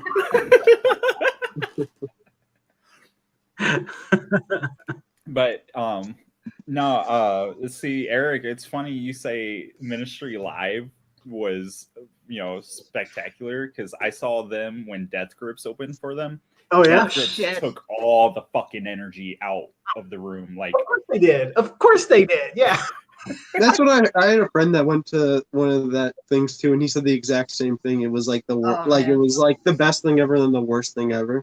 Did your friend go to the Ohio show, Death Grips? No, he went to the one in Philly. Okay. I mean, I have this feeling that we're between Massachusetts and probably Wisconsin for all four of us, or no? Yeah, I'm in Minneapolis, so I'm from New Jersey, so I'm in Mishawaka. Oh, you're New Jersey, okay? So yeah. Well, I lived in Worcester County for my whole life, but I moved out to Minnesota the past year. So yeah, so Chelsea Wolfe opened for Ministry. I love Chelsea so much. No, I was honestly, I had heard of her before that show, and I was just like, can I marry her? I'm sure she's good live. I mean, I know she's talented. It's definitely a not for me thing. I totally respect it. It's my same thing with Grouper and other stuff. It's too much for me. It's too pretty. It's just this constantly heavenly vocal. It's it's not bad. It's good. It's all it is over and over. It's I get it. You are great. I can't explain it. It's very saturating to my ear. This constant, just really. I don't know how to explain it. Yeah. It's not funny so much that. Chelsea Wolfe. Grouper definitely. Grouper is way too much for me. And it sucks because Grouper has one of the best album titles ever, called Dragging a Dead Deer Up a Hill. That's the best album name ever. And it sucks. The best thing about it, well, I mean, the music, of course, is the best thing about it, but I love watching. For one thing, she's tall as hell. She's just so she's very commanding and powerful on stage. And her backing band were these burly metal guys, and they were scared shitless of her, and it was awesome. She's walking around, and they're getting out of the way and stuff. I saw her on her acoustic tour. I think it was this past October. But whatever. I saw her on her acoustic tour up in Detroit, and I was taken back by how tall she was. And then I bought a shirt of her, in a fucking witch's circle, holding, a knife. Oh shit! And I thought it was an exaggeration when I bought it and put it on. And I was like, oh, she's not that tall. And then she comes out on stage, and she is a presence by herself. None of her, stage didn't even fucking matter. Just her up there with the guitar was commanding. I was like, yeah, damn. So I believe it. I mean, I have a lot of respect for her. We need good, strong female goth musicians. Like I said, it's just not my personal sound, but she definitely is very talented. People seem to really dig her music. And I think she's really bridging the gap between people who are into metal or extreme music or black metal. It's finding maybe post-punk and more other sounds and goth. I mean, it could even bridge people to find like maybe stuff like Coil if they're into like black metal, like metal type stuff. Chelsea Wolf, that kind of scene. Yeah, what's that one? Which of her albums was the one that was produced by Kurt Ballou? I honestly can't remember, but It's probably the 16 one. I can't remember. drugs. Probably, yeah. it was His Spun. That's what it was. Oh, that and I think it's called Beauty is Pain. I love those two albums. Yeah, no, Beauty is Pain. Yeah. I think the last woman I saw live, we saw Pharmacon live, and she's the opposite. She's a tiny woman. Wow. But she was very commanding. It's a great show. I bet. And I was thinking about it because today I don't try to argue online, especially right now because idiots are out in full. Someone was trying to say that only white men are into industrial, and I had to bring up the Pharmacon show as like plenty of women, trans, black people. It was actually very classy right here in Minneapolis. It was a great show. There's so many people. I mean, Pharmacon is there. She's a woman. She's one of the best. I think modern industrial. I think industrial's kind of dead in the water, but there's a lot of still good, really good power electronics going on. I think power electronics is here to stay. I think people can do it really good. I think with I don't know how you all feel about Death Grips, but I think with Death Grips continued success and the rise of like distorted rap music, I think industrial is overdue for a resurgence, and there's a whole slew of underground black artists that I Die You Die, I think it was, just put a promo page out this past weekend for, and holy shit, like Dark Machine Nation, he takes 90s industrials sounds and just updates it. I see that as like industrial's next wave and its resurrection. I'd agree right now it's dead, but it's gonna have a resurrection. So, and I think that's a good resurrection for it. I think we are going to see more stuff in the form of like that, like Death Grips. Like I think that's the way it needs to go, and I think it'll be really good and exciting to see where it comes. I also think maybe it should attach, or we should bring back more like Detroit techno type stuff. So I think the direction, because there's a correlation between that sound industrial, and that's like a great thing. You listen to stuff on like Lies, my favorite label. Like that's the sweet spot right there. Mm-hmm. Well, I think that Death Grips is a perfect example of what I mentioned earlier about industrial not being a genre, but about a way of making music, right? And that and so like you see like the kind of stuff that like the early wave of industrial artists were making. You're seeing these things kind of being picked up and brought back in, and of course that's going to be awesome because it's awesome. So yeah. Steve, do you have any opinions about like the future of industrial music or where it should go? Not really. I mean, I'm not one of those people that like can like think about like where genre's gonna go. I definitely think that there probably is gonna be a resurgence of it through Death Grips. Like it's probably gonna be like this generation's version of industrial. But also at the same time, it's like maybe it'll just stay where it is because whenever like a genre, like I don't really know actually. So I hope no one. Oh, sorry. Yeah. Go ahead. I mean, I hope more people like. I hope there's a resurrection, but I really don't. I don't know. I mean, tape culture. There's always Bandcamp in the underground. Tape culture. So nothing's ever really, really dead. I feel like. Yeah. At the same time. That's why I don't understand all these names. Like, oh, tape culture is back in vinyl. It's like it's never been dead. You just don't listen to enough music at all, or actually follow real indie artists. I don't know. Like, people hate when you say that, but I'm kind of at that point in my life. People are just like, oh, this video game's bad. This is so. It's like, listen. It's like, really, this is the worst thing. You listen to more music, watch more. Right. Listen, play more game. That's just my retort now. Listen, That which I is don't not know. dead cannot I'm die. at that point in my life. I'm just like, nope. Sorry. Well, talk more about Coil. I wish more people would come in, but I mean, I'll be up for a long time. I don't have to work I think tomorrow. I actually gotta get going. No work on weekends for me. I gotta We get got going. time It was machines. really Let's. fun. Steve, It was good thank talking you. with you. Steve. Thanks Yeah, for it was coming in. fun. Yep. Yeah.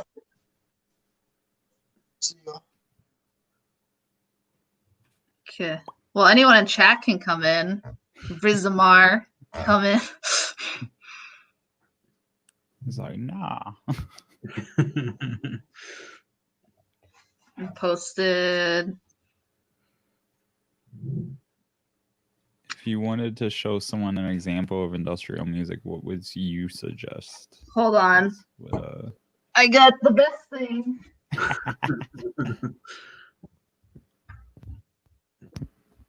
Right here. Yep.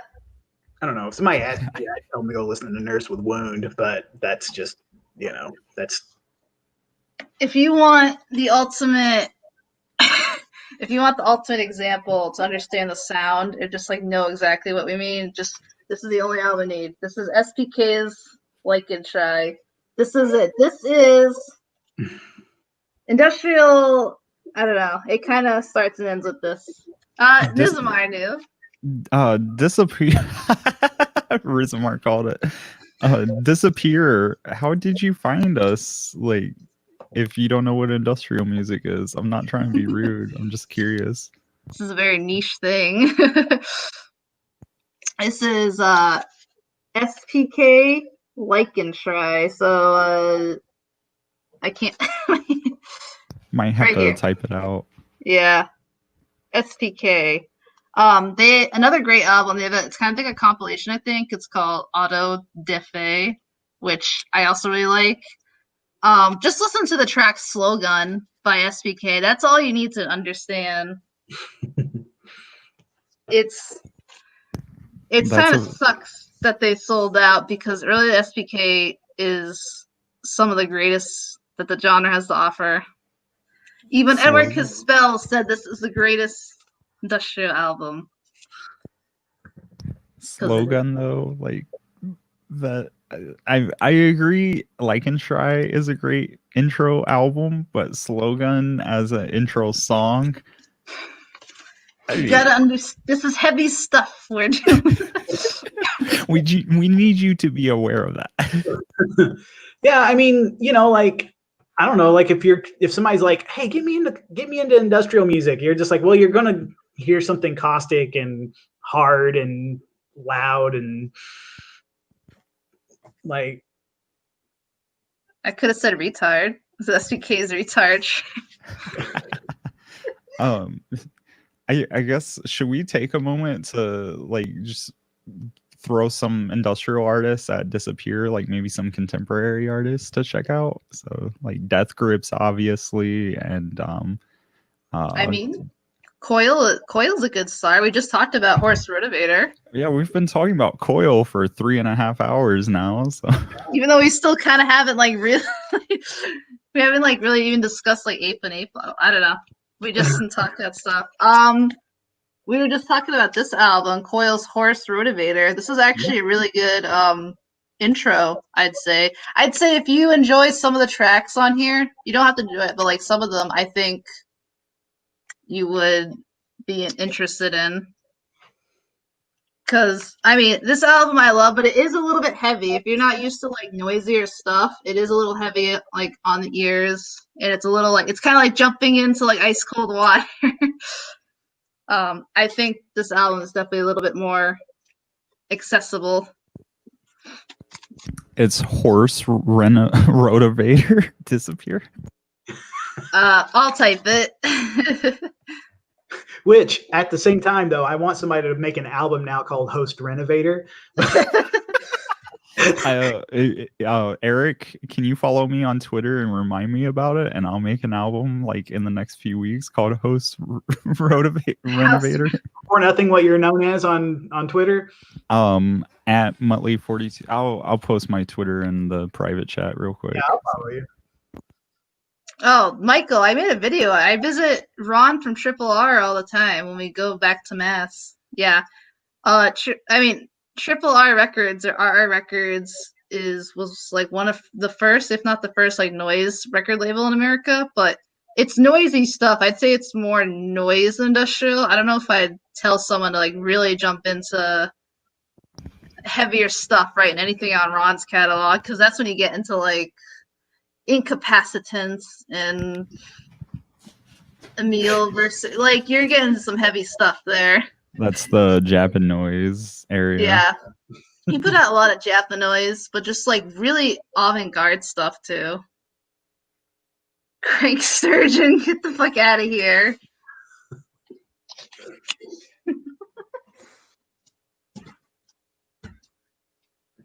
I need that book. I don't have that one, but I want it.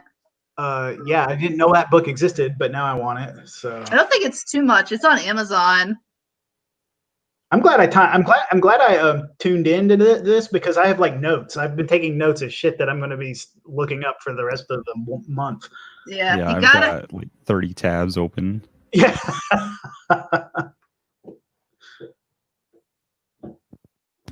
But shit, this machine's frozen again. Someone unplug and plug back in this machine, please. Oh yeah. Great. Rizamar's in ship posting mode. I can hear him upstairs. Rizmar, shout out to Crank Sturgeon, because I actually have where is it? I have the tape loop, and somewhere I've got a fucking one of his depth charges. I actually just bought my friend the new modern depth charge from Crank Sturgeon, the one with the fucking knob and the switch on it. Oh, great fucking equipment. Disappear. Usually it's kind of hard to explain industrial. If you ever heard of 9 Inch Nails or Skinny Puppy, I think those are like, I think the most mainstream ones probably like Ministry, 9 Inch Nails, Skinny Puppy. If you know those bands, it's that realm. It's kind of like that much sound. Oh, I think another good way to describe industrial is if you've ever played the Silent Hill games. Silent Hill kind of aesthetically has the look of like how industrial sounds. If that makes sense. The Silent Hill 1 and 2 soundtrack actually, I think, is a pretty good entryway to industrial. I've actually suggested that. People think that's weird, but I actually think the soundtracks for Silent Hill 1 and 2 are good entry points, especially 2, because especially if you like video games, because there's a lot of like noisier stuff. There's a lot of ambient stuff. It kind of flows together. And it's just a good soundtrack in general. I like the first one too. Yeah, I mean, like, I don't know, like if you like the Skinny Puppy type stuff, you know, Godflesh, they're always worth, you know.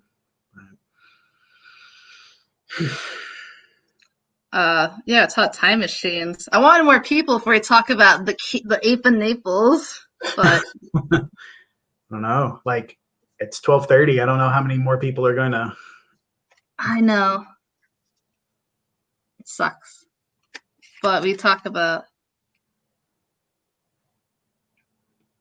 Well, then you're on the right track. Actually, you should stick around, Disappear, because then you'll like Coil. Yeah. Actually, if you like ambient stuff and that, we should talk about. This is for Disappear. We should talk about where is it? There it is. One of my favorites. We should talk about music to play in the dark. Yes. Probably the best Coil album. Probably. I think that argument could be made for sure. I think so. It's in my top 3. It's the only Coil album that's actually giving me nightmares. So. Same. Oh damn. Yeah. I actually remember one of the like terrible days I was having is ringing out, and I was slowly walking home because I wasn't in like the best situation. I didn't want to go home. I was just listening to Strange Birds, and so and John Valance's Whispered, just like slowly Oh god damn it! This machine, your cutouts are horrendous. Maybe it's an art project, and that's like part of the. Oh. Reality is an art project. I don't know why it keeps cutting out. I'm fine on my end. It sucks. But yeah, Strange Birds, what a track. And that album doesn't quit. I love it. No, Yeah. Oh, go ahead. Sorry. Yeah, I think to that person disappear, you should listen to. Oh, this is volume 2. I was like, am I holding volume 2? This looks like. You should listen to the track. Yeah, Red Birds. That was the one. I think you would really like that track, especially if you like ambient Tangerine Dream. Red Birds is like such a fantastic track. I mean, even the opening track is just so good. I think that's one of the best tracks where John really just writes about like kind of the sexual stuff and like esoteric stuff together, but it's really nice. Even though you kind of like know what he's talking about, there's like a double meaning, but it's done so poetically, it's not bothering you at all. I don't know. It's just written so good. The track "Are You Shivering?" Yeah, Are You Shivering is a fucking terrifying track at like 2 a.m. 3 hours into an LSD trip after you just watched Bruce Lee movies. And then Broccoli holds some great fucking life advice in it. So. It does for sure.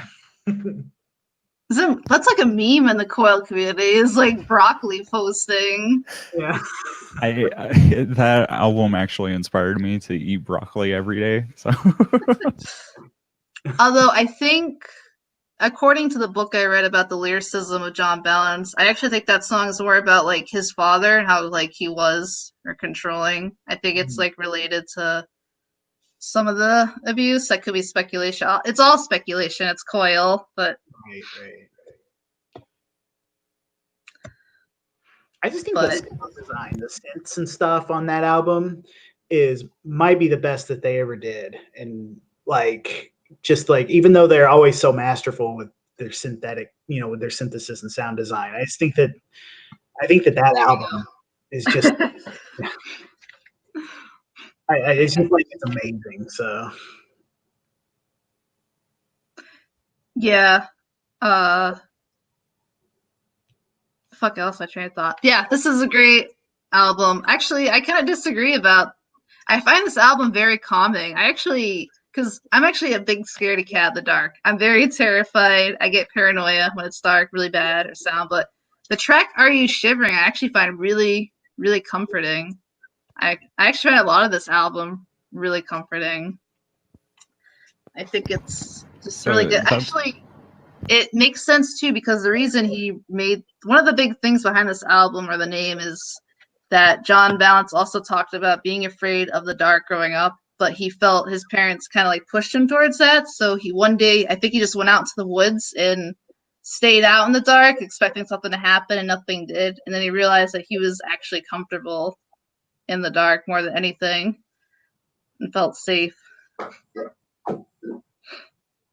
So I kind of can hear that in this music. And of course, this has the Dreamer is Still Asleep, of course, which is iconic. Yeah. Powerful. To say the least. I find it very, very strange that both Eric and I, like, we all three love this album, but Eric and I have expressed some serious fear and just like tormented emotions with it, and you're over here like, I fucking love it. It's like my happy place. It kind of is. I don't know. It was one of my first Coil albums, but like it really, I don't know. It feels comfort. I kind of get what John's feeling. Well, I think that, like, I don't know, like, it's not like overtly terrifying. It's very subtly scary to me. Like it's very subtle. It's like it's just like, to me, it just sort of induces this sense of, I don't even know how to put it. Like, you know, Shivers. yeah, exactly. Yeah. It's just eerie and spooky on a very subtle way. And I love it. Before that, I mean, it's amazing. So the tonality of it is what gets me, because like it's clearly synthesized brass at the start of the album. So Are You Shivering? And it's everything's frequencies, like string theory, all that bullshit. So when they stumbled upon those particular frequencies, it resonates with like the primal fear inside of you. That's how I feel anyways, is are you shivering? Because everything outside of your house is cold. Hell, there's people who the inside of their house, it's fucking cold, and the vast emptiness of space is just, it's, yeah. So do you guys care if I address Michael's question real quick? How different I didn't even see it. It's how different does Coil sound to you when you are not high on LSD? Well, I've always listened to it sober, but I'm kind of different mentally. It sounds dreamlike, and the tonality is definitely there. There is some creepiness to Coil. There's some very powerful stuff.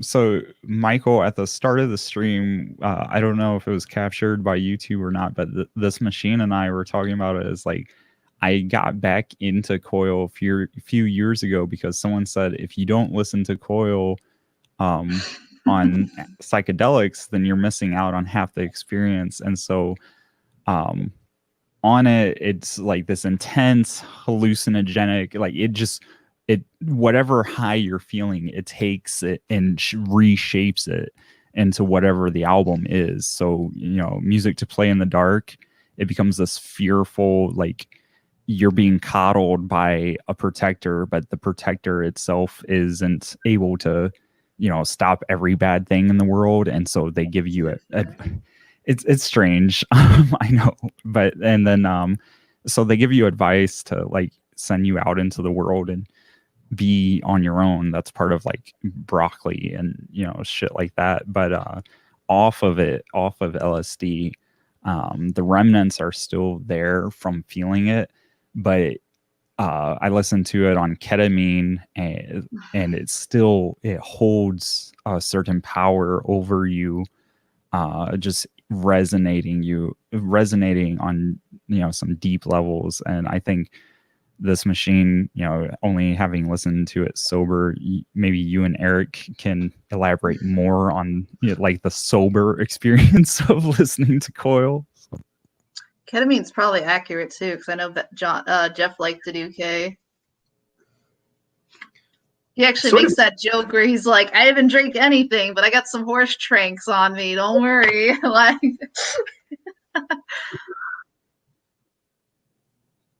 so I've only ever, I mean, I'm not going to say I'm 100% sober, but I'm mostly sober. And I've never done any hallucinogens. And so I've never actually listened to Coil or anything at all on LSD or ketamine or anything like that.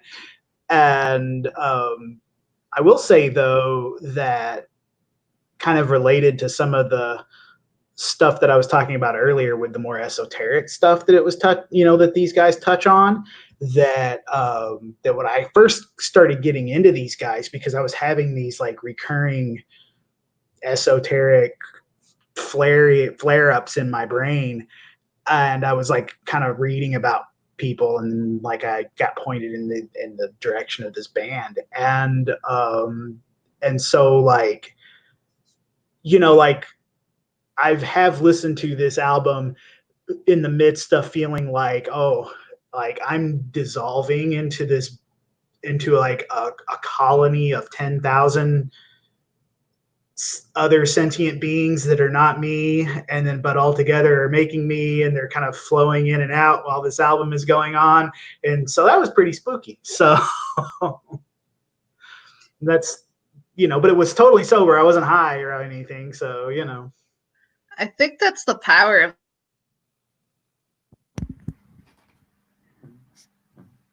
Yeah. This machine cut out just as they started talking. But yeah, I think that's one of the big things, especially for Coil. One of the reasons they made time machines was being able to experience being high without drugs. That's kind of like one of their big things, and I think you can definitely feel that. Just their auditory stuff is so powerful. Like you listen to Worship the Glitch and you feel funky.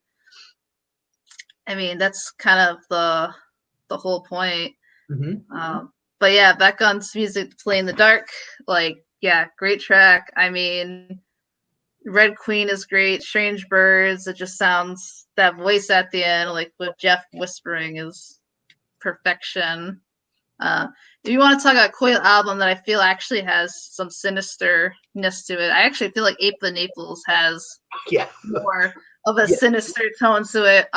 Actually, when I talk about like my fantasizing albums, when I listen to Ape of Naples, I think about it. It's very like vampiric sounding to me. Like I think about like snow and like vampires. Like that's like big images that comes to my mind with Ape and like all of it. Yeah. So that sound like this is comforting to me, but Ape of Naples, like I love it, but it's definitely, this is like got the sinister quality to it and overwhelmingness. Oh, the Dark Path is here. Dark Path, do you want to come on stream? Oh, sorry. I was just going to say I agree with you as far as like Ape of Naples. I've not heard that on LSD, and I don't want to because it's so fear-inducing. I mean, imagine listening to this. It's in my blood. No. I am so good on that. Thank you, though. The howls. The Dark Path. I've not. I mean, I guess.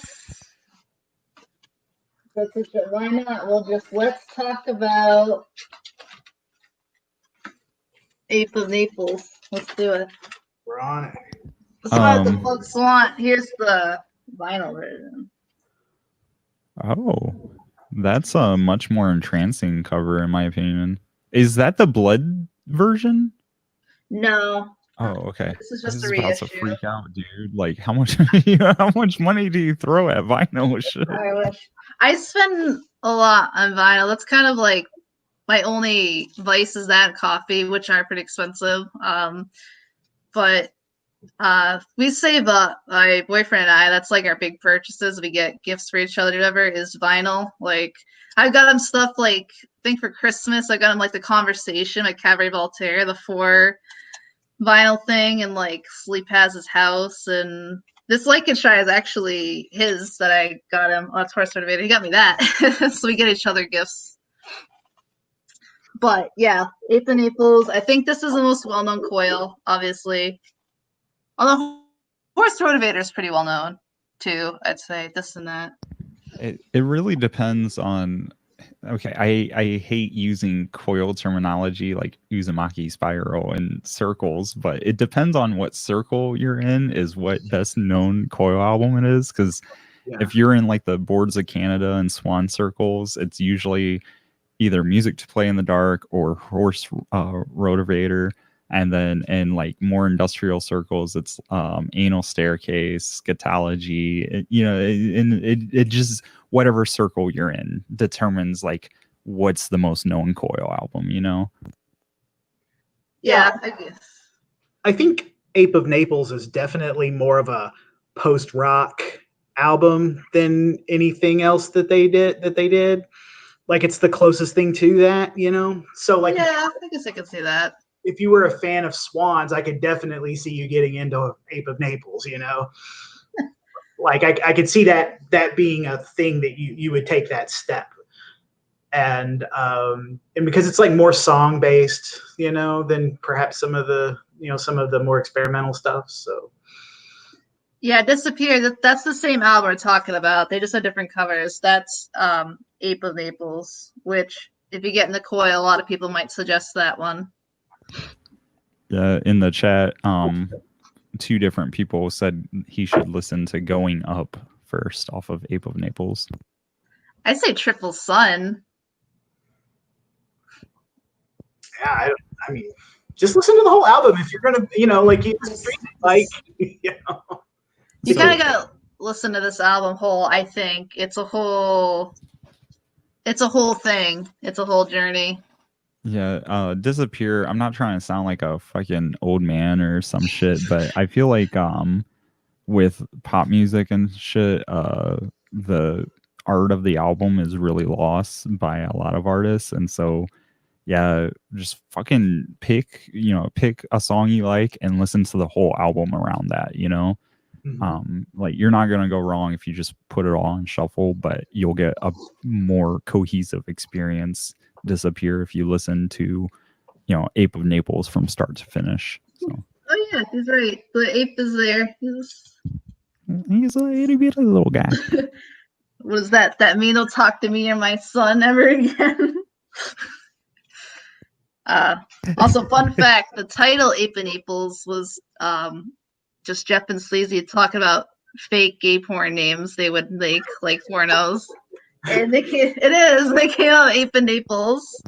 I've never investigated this, but my best friend who actually introduced me to I was into goth music and he introduced me to industrial music, and so he's been telling me for years that the whole reason Sleazy joined Throbbing Gristle was so he could fuck teenage boys. So he's like, what's a great way to meet young men? Be in a band. So I don't know how true that is, but it makes sense, looking at like Psychic TV and then Coil and, I mean, that it's a lot to say there. I mean, it's obviously he liked like younger dudes, like people in its early 20s, 18, like Thailand, but I don't think he was anything like evil, but he definitely and Jeff was the opposite. He clearly liked older guys. So very interesting. Yeah, I mean, if anyone's seen the Love Secret Domain music video, like it's something. It's definitely a thing. Right.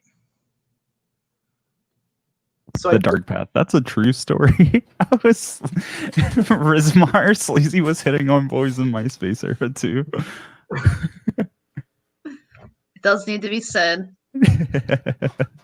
I mean, he's sleazy. Yeah, it's in the name. Like living up to his reputation. Yeah, I don't know. Yeah, This Jeff was a good boy though. Yes. This might be an obvious observation, but this is just like the presence of death on the Ape of Naples is just so overwhelming. It's just, it just seems like that everything on that album is about death. And yeah, absolutely. I mean, maybe Jeff, even knowing Jeff, he might even known he foresaw his death or something. Well, I think that he was a late stage alcoholic. He knew that he probably didn't have a lot of time left, however it was going to end, Yeah, I mean, he even talks about like how life just trickled through his hand. I mean, some of the lyrics on that album are so just, yeah, it's a hard listen. It's very hard. A Cold Cell, like that song, just like the lyrics of that song, just. Oh yeah, Dark Path brought up another excellent, one of the best live Coil albums. Well known, The Ambulance Died in His Arm. I mean, I was gonna say Going Up off of Ape of Naples almost sounds like a heavenly tune. Yeah, I mean it's so. there in the name, so Yeah. Actually, I think too, because this is like Ape of Naples is kind of like the last like official like Coil album. If you think about it, at the very end of Going Up, you hear the very last sounds of the very last Coil album ever. The Jeff saying, "It just is," in the bottle, like clinking. Like that's the end. That's how this album ends, and that's how Coil's discography ends. It's It's pretty emotional. You just hear him just muttering, "It is. It just is." Yeah, That's fucking sad as hell. it's like honestly, it's heartbreaking. And it's a heartbreaking album. It's like it is. But there's also like the thing with Coil too. Even this album, it's heartbreaking, but there's always like strength to it. There's power to Coil albums. Like it's not just like Jeff knew it was rough life and all this, but you listen to this, you don't just hear like like an indie album where people like talking about death and stuff. Like there's power to this. Like even he's not just gonna pass away. Like he's going up. He's spiritual. Like there's so much bite to Coil. Yeah, I mean, he's speaking with knowledge. Again, things we don't know, and he's telling us things that we don't know. But yeah, it's kind of it's kind of strange that you're saying there is power to it and everything, because now you've got me thinking like maybe they were so powerful that they're like their main discography, I'm not talking about like everything they've ever put out as Coil, but maybe their main discography with the bottles clinking and shit at the end are cyclical, because Marilyn Manson had that with the triptych. Like each album in itself is cyclical. For those of you that don't know, I'm expecting everyone knows. Antichrist Superstar, Mechanical Animals, Hollywood are 3 albums that all share an overarching story, but each album self-contained and has multiple stories in it, and they're all cyclical. And if you listen to this train's really loud. If you listen to all of them together, they feed back onto themselves. And so I'm wondering if maybe Manson didn't cop that concept from Coil, because he copped fucking everything from the underground industry. Well, when did those albums come out? Because this was what, 04? 02 or 04? I think actually. Or 02. Antichrist Superstar was 96. Mechanical Animals, I think, was 98. And Hollywood was, I believe, 2000. Yeah. Oh, yeah. Over. Oh, yeah. Over definitely were. Never heard of them. For real? For real. Oh, they're fucking great. They're like one of the 3 or 4 best black metal bands ever. So I think if you love this kind of music, I think you like Over. They're not like just black metal. They're kind of like Coil in the sense where they just like Coil is industrial, Over is black metal, but it's like also like ambient and soundscape and like very passionate, like also soul searching stuff, and like it's great. They're incredible. Their first 3 albums were like black metal classics, and then they were like, "Hey, we're bored with this. We're gonna like make weird experimental ambient electronic music for the next 25 years." So that sounds fucking amazing. So I'm gonna definitely check that out. I mean, even their black metal stuff is great. They're classics for a reason, and their covers are fantastic. You'll recognize an Over cover because they're just like, I want to listen to that. What the fuck is that? It's so like pretty looking. And the logo is readable, so I'm gonna check out their the black metal trilogy. I'm just gonna check out the album cover and shit. But yeah. Oh man, yeah. Okay. My buddy, he keeps throwing like it was his big musical discovery a year or 2 ago, and he keeps bringing it up relentlessly. Hailong and Mirka, or however you say her name. Is she the female black metal artist? Mirka is, but Hailong, they're like a Norwegian tribal music. The guy that did the Vikings soundtrack, like the show The Vikings, he's the creative force behind Hailong. Fantastic group, love them. But he keeps bringing that up. So if I can bring Over to him, that'll expand him a little more. And he loves black metal, like go ahead and scoff, but the Burzum album, the meme, the Burzum album. It's okay. I like Burzum. Varg is like that crazy old man. You're just like, what the fuck? You're like, but you're kind of like interested because you're like, what is he saying now? You're like, God damn, he's nuts. Yeah, Varg sucks, but those first like 3 Burzum albums fucking rule. So oh yeah, it sucks. But like I said, he's just a fucking nutsoid. You're almost fascinated by. Like, damn. Rizamar, I actually, when Hylung came through Chicago this past year, I was actually in the pit with the Warriors, and I got covered in their black makeup. It was really fucking cool. So yeah, I think because speaking of Rizamar, he got some of their records. They look cool because I just started getting to them too, so they're pretty good. Their live stuff looks nuts. Yeah.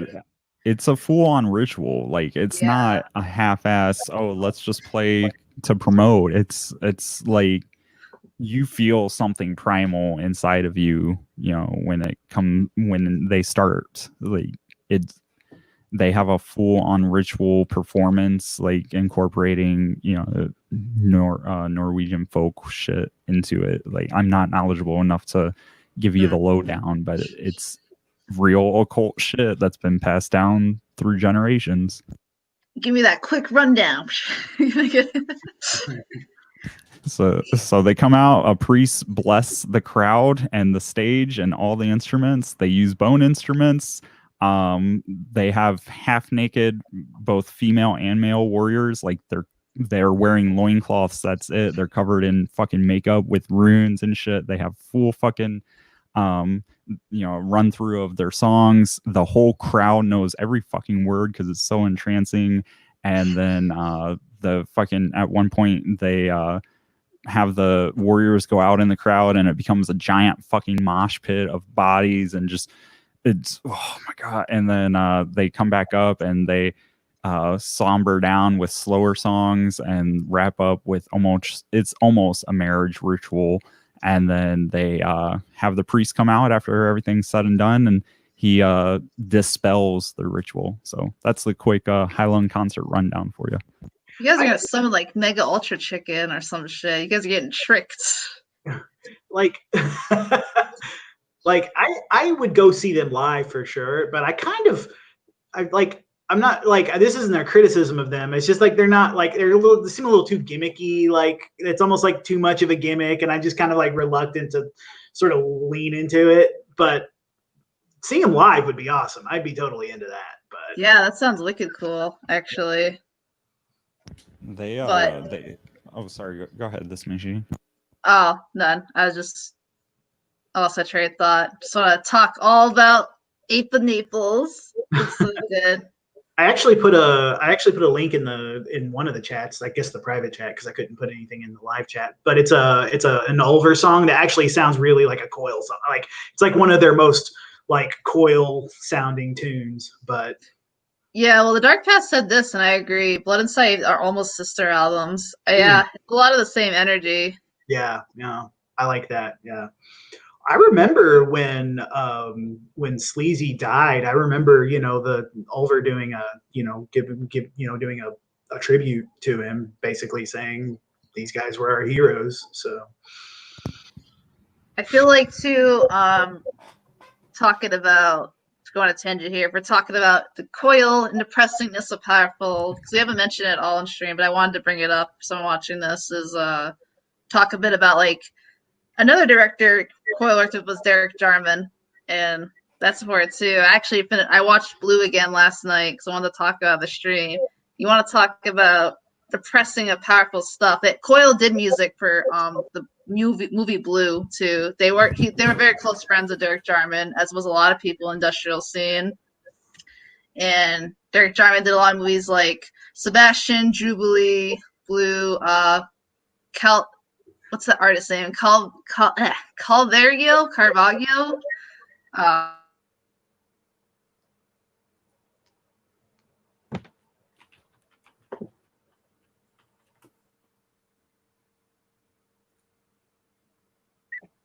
It's kind of unfortunate too, when the topic comes up of like really good like queer cinema and directors. Like, people just don't. We don't get Kenneth Anger mentioned. We don't get Derek Jarman. We're lucky if we get John Waters. I mean, we got But all these excellent artists in the movies. And despite homonormativity, I don't know if you saw, like, I think it happened today. Trump rolled back healthcare equality insurances. Yeah. So like, despite all the supposed strides, there's still a lot of homo erasure, bi erasure too. I gotta mention that, and trans erasure, all that. Like, basically, if you're a nail sticking up, but you did something, to improve the field, they're still going to bend you over to like smooth you out or something if they can't hammer you back down. So, like, I'm not familiar enough to talk about Derek Jarman. In fact, I see on Wikipedia he fucking did a movie called Wittgenstein based off, I'm guessing, The Philosopher. Yep. So yeah, I need to watch that because Wittgenstein is fucking fantastic. But yeah, go ahead. You know way more about Derek Jarman than me. Like, just expound on Derek Jarman for a minute, please. Yeah, if you want to get, like, if you know Coil, Love, or the industrial scene in general, especially the English one, you got to know Derek Jarman. I mean, I think even now more than ever, because even back then, trying to, like you said, like the homo erasure and all this stuff, like, I think that's some of the reason too, like, industrial part of existing and why it was so loud and such heavy imagery is because, like, these people are here, they exist, they're here to stay, they're trying to, it's a lot like with the riots, it's like, not, people don't want to do this, but they have to. Like, if you're not making literal, like, noise, literal or like real life, you're not going to be acknowledged. Like, it has to be done. That's kind of like part of why industrial is what it is in noise. Like, a lot of these people too, I feel like too, this is just speculation because, like, I'm a nerd who studies Japan culture, Japan, like, why their noise is so hard, because they have such a problem with individualism and stuff. So when people have issues or problems, they're so, like, loud about it. Need to. I feel like that's why it's so harsh, especially Japan noise, because they're just speaking on that. And it's just, going for rough times. Maybe that's why industrial should come out more. I mean, even things like Death Grips, stuff like that. Like, he's talking about mental illness and struggles with that. And so, like, if you're listening, like, the lyrics, like, I know Death Grips is like a meme, and people are like, oh, it's harsh and fun, but, like, they're talking about some heavy shit there. Like, they're not fucking around with those lyrics. It's very, like, serious stuff. And like bands that, like, they're really great and substantive, but they also are. It's heard from Derek Jarman, but he was like, he was so vocal. Like Kenneth Anger too. Like, their movies were so. Eric's cutting out for me. I hope I'm not talking over him. Just like jump on that is like, Coil too. Coil, being vocal, and I think around this time too, England.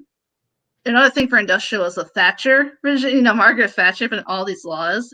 And they were putting laws against too, like, trans and, gay people like they do now. I think, like, they're arresting you for that. Like, if you got even a tattoo, you went to a tattoo parlor, I think you were, like, accused of being, like, gay and, like, arrested.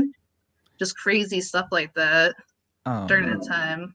I just want to speak on a bit of Eric. You might know about this since you seem to be about my age, but Indiana, it was outright illegal to have tattoos or to get like tattoo parlors weren't a thing, and I was unaware of this. But up until like 1998, you could get arrested if you were a tattoo artist or if you were getting tattoos within the state and shit.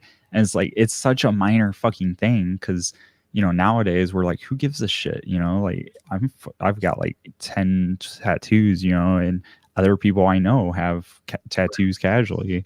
But are you in Indiana? Yeah, bro, I'm in Mishawaka. That's why I freaked out when you said you're in Indianapolis. Oh yeah, that's right. Oh fuck, Oh yeah, that's pretty great, man. Yeah, I used to date somebody up around there, so. Yeah, Indiana's weird. I don't know. Like, like kind of talking about being loud and and you have to like be really assertive. That's like one of the things I love about Horse Rotorvator. I think I even said that earlier, is that it's just so unapologetically like homosexual, right? Like, and it was almost like defiantly so. Like, like we live in this culture that is outright hoping that we die, and so this is going to be the gayest album that has ever been made, and fuck them all, right? Yeah, especially, and like I said, Coil is such a big advocate too during the whole like AIDS crisis when it happened, because voices are being silenced even more so now, which was awful. Because not only are you being silenced being gay, then this whole thing that happened, that's where Derek Jarman comes in too. He is a director who did a lot of some of the first queer cinema in England. He unfortunately did succumb to AIDS, but he was one of the first people, because he was kind of well known, even though his films were considered like the artsy stuff underground. He was respected and well known. He was one of the first people to be very open about having HIV positive, and he thought it was very important that people need to have this discussion. And Blue is his final film. He died 4 months after it. It was a testament because he became blind from complications of HIV. He could only see like blue out of his retinas, so the screen is just solid blue for like the whole movie, an hour. And he just talks about his day-to-day life, and he talks about people he lost and getting on the medication. And it has music by Coil and like Brian Eno and all these people, and it's just like it's powerful stuff, but it's a lot like Coil where it's very sad, but he's strong too. There's like a lot of bite to it still. He's not messing around. Thanks a lot for even, because I know that name. That name is familiar, but I know nothing about him before tonight. So yeah. I would suggest a good movie. So a lot of his movie are very like artistically and homoerotic. Like Sebastian has some like the best like artistic and homoerotic like scenes in art. So I know that's not for everyone, but they're great stuff. But I think a good movie for him is I can never think. He did a movie that's like kind of like a biopic on a famous artist, Cavivargo. And it's really good.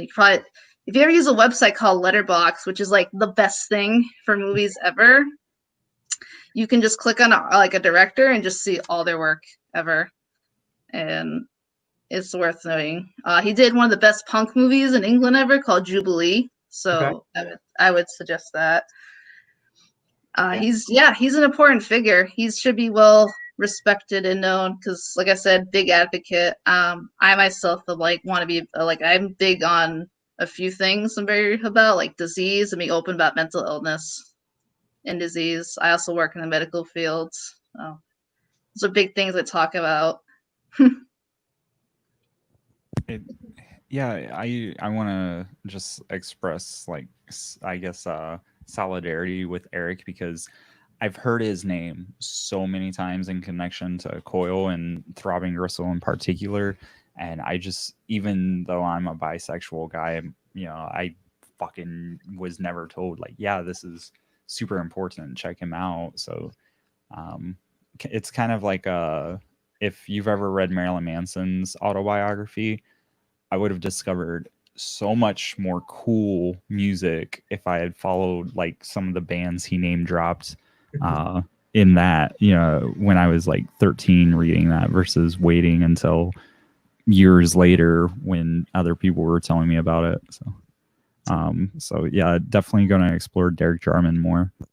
Oh, and I keep forgetting, he made the Angelic Conversation. That's his work. So that's the big one, and that's a great soundtrack. That's all Coil music. That's his movie. That is his work. And he was just a nice guy. He was wicked smart. He would do interviews, very artistic and articulate. I think he was very close friends with Cozy too. She talks about him, I think, in the biography, and when they lose him. Yeah, I remember her talking about collaborating with him for some of her video shit. But I don't know how much of that's been released, I guess, since there was a definitive turn at one point with her art. Oh, my redneck neighbors are going at it. But there was like a definitive point in her art where she started making stuff privately, and then it was only on display in art exhibitions or things like that. And I know there was actually a soundscape that her and Chris made that, like, the whole installation was, fucking sound from different angles and affecting you in different ways. And it was a constant, like, 28-hour loop or something. And you could just go in there anytime and be experiencing something completely different as, like, the room transformed around the speakers at different angles and in different acoustic elements. Yeah. Speaking of, this is Sleazy's solo thing, the Artemiras for Derek Jarman. That was after he passed away. Psychic TV has a great album that's dedicated to Derek Jarman too. I know you're talking about too with the cozy one. I'd heard about that. It's they did a lot of that stuff with Coombe too, but I think they realized it more in modern times. And the other cool thing about Coil too, because like this is also like a kind of a thing we're doing for, like, the month of June, is that I myself am ace. I'm asexual to a severe point, and Coil is kind of a way. I'm fascinated a lot by erotica and porn, as you'll see on my channel, just because I'm interested in it as an art and not quite understanding. So I feel like through Industrial Coil too, I kind of like an understanding of just the feelings and appeal. It's very hard to explain, like, being ace and stuff to people. I mean, some people like don't even acknowledge it being real, but it's very much, I can assure you. No, solidarity with ace people. Like, Yeah. my best friend, they're ace, asexual, aromantic, and agender. So Oh, that's rough. I'm not clearly not aromantic. It's ace and biromantic. Basically, I just wanted anyone who was cool and nice. I don't care who they were, and liked industrial, wasn't shithead, and didn't want, who would rather go for walks and read books and talk than want to like do all the time. So it's just it's an interesting way for me to understand through music. Kind of just like, I'm very fascinated by fetishistic stuff. I can't really explain it. well, I mean, the art, once released, it basically loses all, it has to stand on its own. It loses all intentions of the creator and stands as an artistic piece. And so, when I look at, say, cozy stuff, I see like feminist subversion, and I know she doesn't consider herself feminist, but I see a feminist subversion or a straight up confrontation, depending on the piece, of like masculine ideals and the perception of women's bodies and shit. Versus, like, when you see it, you've described, like, it's a fascination, like, this is something, I guess, would foreign be a correct word? Yeah, it's kind of foreign. I mean, it's hard to explain too, like a lot of stuff too, like obviously because it's personal about TMI, but it's but yeah, it's And the stream cuts as this machine starts talking.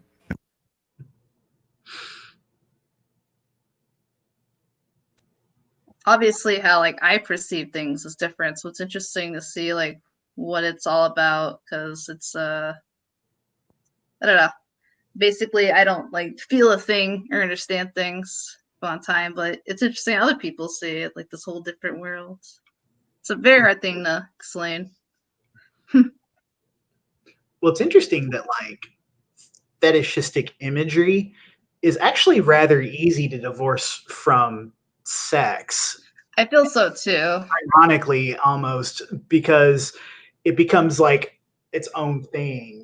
And yeah, that's something I've been fascinated by too. So I think fetishistic art itself on its own is just very interesting. Like even divorced from sex, because obviously like sex is like this very intimate thing. Like, and I think the common like knowledge of that's kind of like becoming a thing. Like sex is like a thing with you and your partner. It's a thing, and then there's like fetish and like stuff like that, which is very interesting. And I don't think it has to be negative because I think everyone having such a negative thing of like sex is kind of making it worse. I mean, I'm definitely like, I'm also like too like privacy in your life is good and healthy for everyone, but also like can't just like be fucking Puritan about everything either. Like, goddamn. It's like I wish everyone could just like respect. Like, if it's two consenting adults, who the fuck cares? Just leave everyone alone. Like, who the fuck cares? Yeah, that's actually in this fucking sacred brainwashed.com Coil interview. Peter says exactly that. He's like, what two consenting or more adults do in their privacy is entirely up to them. Who the fuck cares? Yeah, like as long as you're not bringing other people, underage people that don't want it into your shenanigans, who the fuck cares? Everyone's involved, and they're like, yeah, if you're gonna have a furry party, but everyone's all in, it's okay, then go ahead. Who is a stop? Like, who cares? Like, we waste so much time on stuff that shouldn't care about. Like, we probably could have had the spaceships and all this stuff. We could have been so far. We could have had actual like progress on mental illness and trying to figure out like all this horrible stuff. But we're still at this stage. Coming back to listening to LSD listening to Coil on LSD. Wow, that was a Freudian slip and a half. When you listen to Coil, do you think of music? Anyways, so the night I listened to music to you should do an album called that too. I think it's okay. You got to remind me this, Eric. Like, this is your job, man. If you want these albums to happen, you have to remind me, because right now we're working on a like hardcore influenced album, so we can play with our friends who are in a hardcore band. Anyways, my best friend and I, who we make up before nothing, I'm one half of that. We were watching Bruce Lee's is it Enter the Dragon? Yeah. We were watching Enter the Dragon, and all the social and civil themes in that fucking movie, we're rioting about them right now. Like, nothing has changed in almost 50 fucking years. And it's like you said, we could be out exploring space and like having sex with aliens and shit right now. But instead, we have to like clarify to a bunch of old fucking rich people that in fact everyone's life is important, except pedophiles, of course. Like, their lives don't matter, but we have to clarify this to rich fucking old people that like you can't just kill black people, you can't just kill gay people. Like, we're still fighting the same fucking battles 50 years later, and it's fucking absurd. Like, it's goddamn tragic. It's not just here. It's like, you go to like so many countries in the Middle East, they had some of the smartest people. They invented math, and they're constantly terrorized. I mean, you have like Palestine has contributed so much, and they're constantly getting like, it's awful. It's pure barbarism what happens over there. That is a totally not a thing to talk right now, but it's awful. Yeah.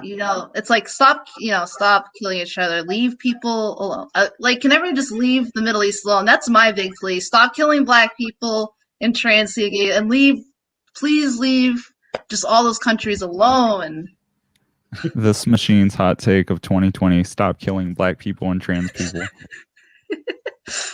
I mean, that's a really, really great take, though. So, like, I'm 1,000,000% on board with that. So, but yeah, I don't know. Like, would you guys, especially in terms of like the Ape of Naples, which of course, as we've mentioned, is kind of a dark and somewhat tragic album. Would you guys say that like Coil were like, would you describe them as pessimistic though, like in general? I think Nihilistic or pessimistic? Would you say that that's that would be descriptors for them? It's hard to say. People definitely really think industrial as a whole is very nihilistic and rooted in nihilism. And I definitely have seen people describe Coil as very like existential nihilism, but I myself am very anti-nihilistic, so this is completely like not at all a nuanced view. I'm definitely trying to see unnihilistic things, I guess, but I think it's just realistic. And like I said, it wouldn't have the power it did if it was total nihilistic. I don't think they're giving up, and I truly believe, at least Jeff anyway, was a truly spiritual dude, and I feel this too because I myself, I grew up actually as a Jehovah's Witness, and I had to find out the hard way it was a cult and all that garbage. But unlike a lot of witnesses, I still kept like my spirituality is still on for. I still feel that like organized religion is garbage, but I still think spirituality is important for me, and I feel that Coil. And I don't think you can't be spiritual and nihilistic. You can't. I think Jeff was still. There's hope, where like even with going up, like I think he had positive feel, like he knew he was dying, but I think he was ready for it. Like being nihilistic to me is like giving up, and I don't hear a lot of that industrial. They like bad industrial. I think a lot of it's just realistic, and they're reflecting on the shit they're surrounded in, and they want better. That's why they're being so loud about it. You know, I think like these nihilistic themes, in the sense like, yeah, this sucks. You listen to White House, but even like I'm a big fan of White House. I think that's one of the most people don't understand what the fuck Bennett's talking about. I think it's one of the most like they just don't get the man at all. He's not nihilistic either. He's just trying to describe things they are. You listen to like Cruz, it's all about like anorexia and eating disorders. It's really fucking rough, but he's trying to like get the discussion out there. Like this is shit things, which I don't think it's nihilistic in the same way like people really hate like again with Gaspar Noé, like Irreversible, like because you know like the terrible like we don't need to see that, but people have lived that. Sometimes it's like I don't know, I'm on the opposite end because I've experienced you know things in my life too. I think having that out there, like that's a real thing. Like you don't have to watch the movie, but don't put stuff down for being realistic. It's an awful thing, and like these people actually experienced it, and like some people just can't even handle that. It's not nihilistic, it's realistic. I guess I kind of agree with you, this machine, because KMFDM has a great line where they're like, we're nihilistic mystics. Yeah, and I've kind of embodied that. Like, I didn't even think about that, but yeah. I kind of embody that because I believe ultimately like the end is, you know, just fucking death and all that shit. But industrial music, not just Coil, but all of industrial music carried me through depression and nihilism as a teenager, and like as a young adult, like 22, 23. I finally adapted. Like I've always loved the works of Albert Camus. I finally adapted his philosophy of absurdism. Like, yeah, you're gonna die. Yeah, the world's gonna end. Yeah, the universe will experience heat death. But what matters is whatever the fuck you say matters, because you are an entity. Like, whether you have free will or you don't, like that doesn't fucking matter. Okay, you are an entity, and so your very existence, you know, because if you don't have free will, why the fuck do you exist? All that like the whole complex argument.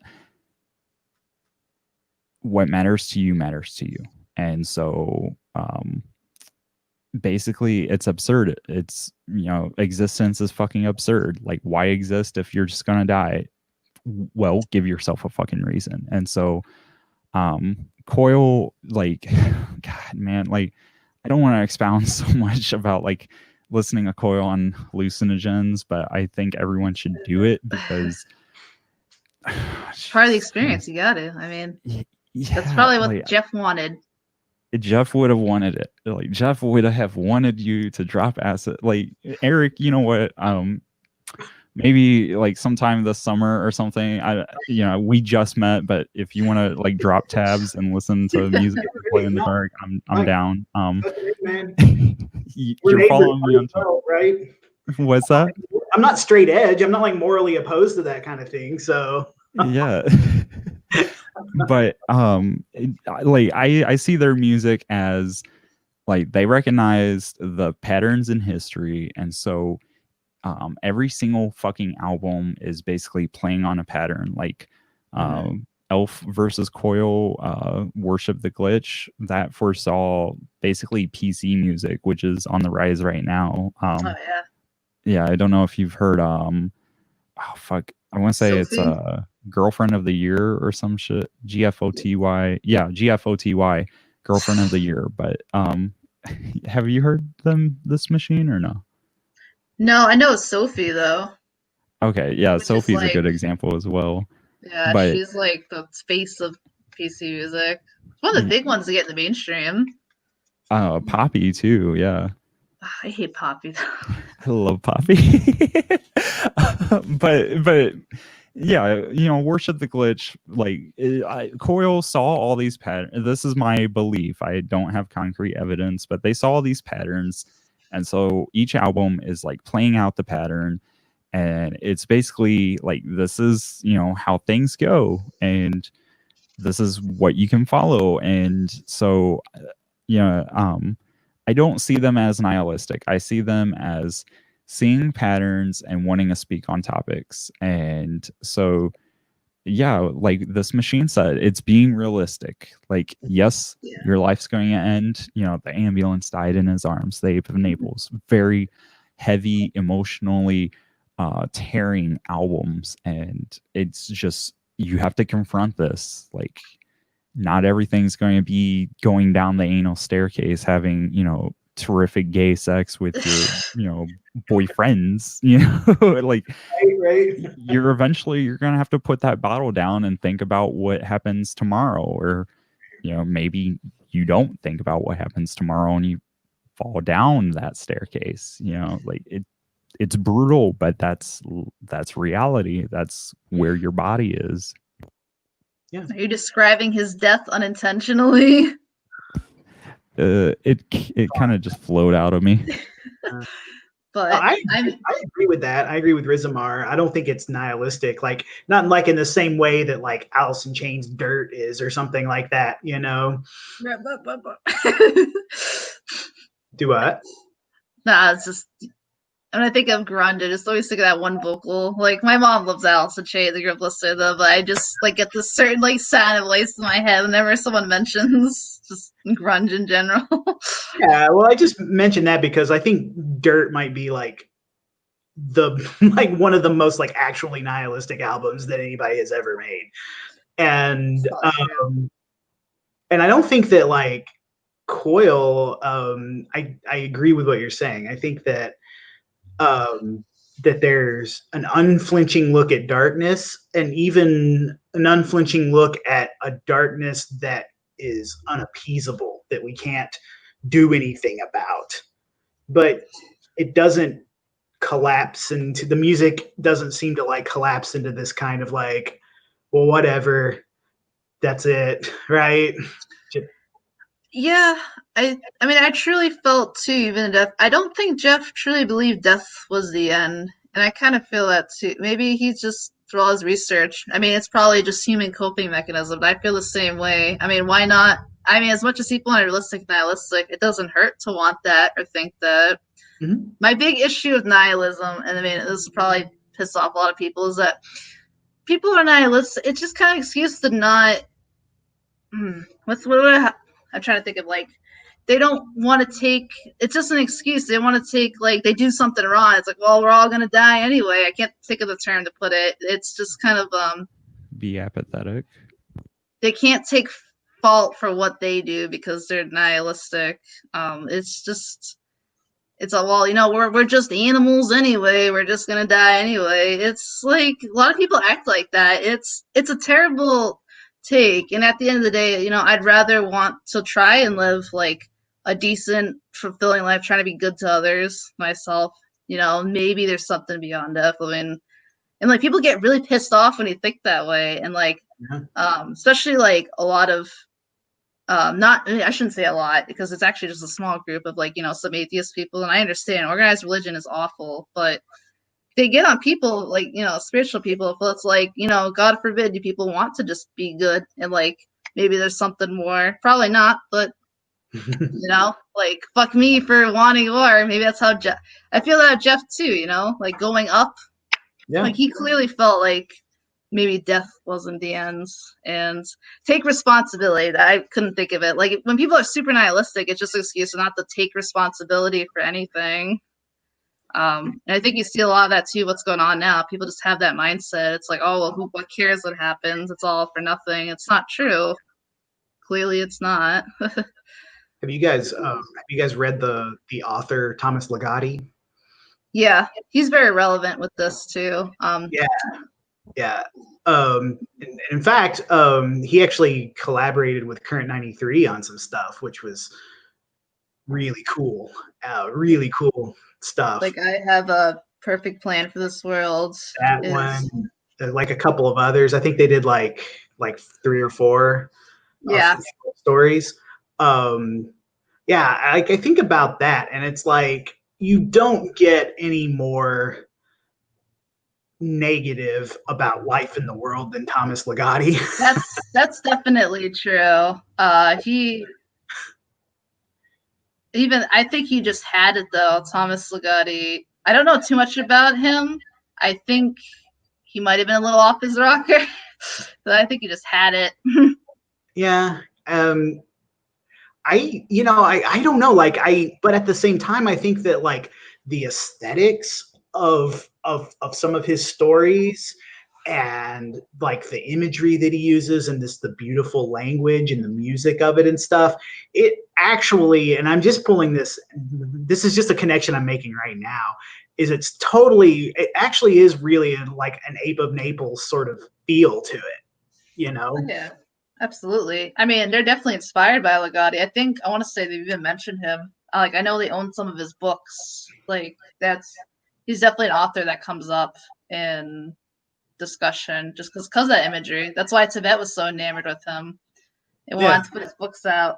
Although that's the thing you learn of David Tibet. He gets very obsessive about things and then drops them and comes back. And he even admits that. That's right. Whole thing. But I'm glad he's back. He's obsessed again with his printing press works. I got the Stenbock collection that he put out. That's good. Yeah. Random aside, they were going to come to the U.S. Current 93, we're going to come to the U.S. Yep, I was going to see him in New York. Yeah. And hopefully they're going to come, whenever the world permits. But I was about to say, this year was set to be the biggest concert year of my life. Me too. Like, we were gonna go see Rammstein, we were gonna see KFDM, we were gonna see Current 93. I think Kraftwerk. I think Square Pusher is coming to Chicago. I wanted to see that. I forgot what else there was we were gonna see, but there was quite a bit. This is Cruella, Kesha, Square Pusher. I saw Deadmau5. He was actually the last concert I went to, and then Rammstein, Neubauten. I love a lot of different music. No, it's not. His music isn't bad. He's just what a jerk. I watched him on stream. Like I tried to say like what a cunt. Yeah, I mean he's not really a upstanding guy, no, but he does pay respect to Trent, Aphex Twin, Kevin Key. Like the people he follows on Twitter, it's like the people you should be listening to their music, So of course. Well, all electronic artists are secretly Richard. Just remember that. I'm convinced. Every electronic project. And everyone is secretly a member of Pigface.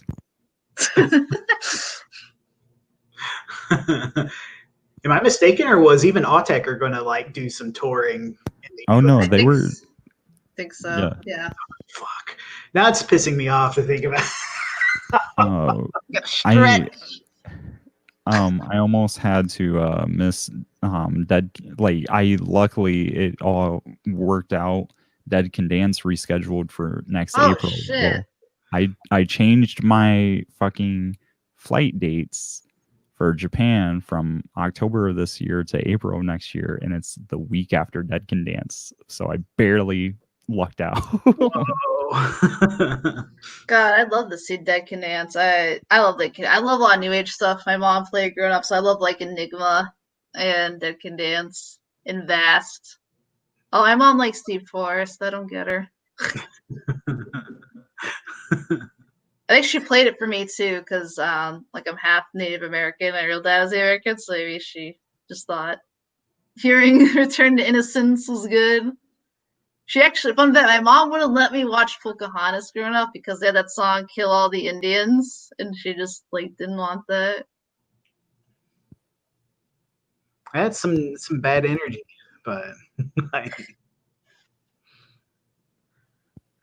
It's like Disney movies back in the day, like still to this day, there's a lot of bad propaganda in Disney movies, but like the more you look at the older ones, the more you're like, how the fuck did this get by, you know? Yeah, I think that too, but then I think about it too, and it's like, well, that's kind of how they were too. Like they acted, they had that mentality. They're not wrong. Like unfortunately, it sucks. They're like that, but it wasn't pretty. They did not treat them nicely. But yeah. so I'm an old man and I gotta go to bed. Yeah, you gotta watch.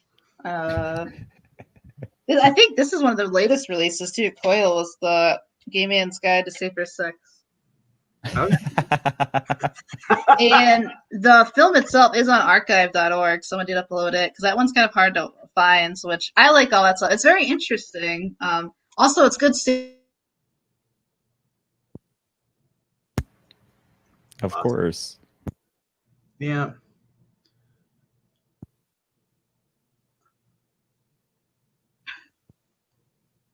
there's like that, so that someone uploaded on YouTube that really fucking like awful like 50s like anti-gay propaganda, like you could just like interacting with them, you'd catch the gay, which is fucking awful, but you can't help but laugh. It's like I kind of wanted to sample that. It's so terrible.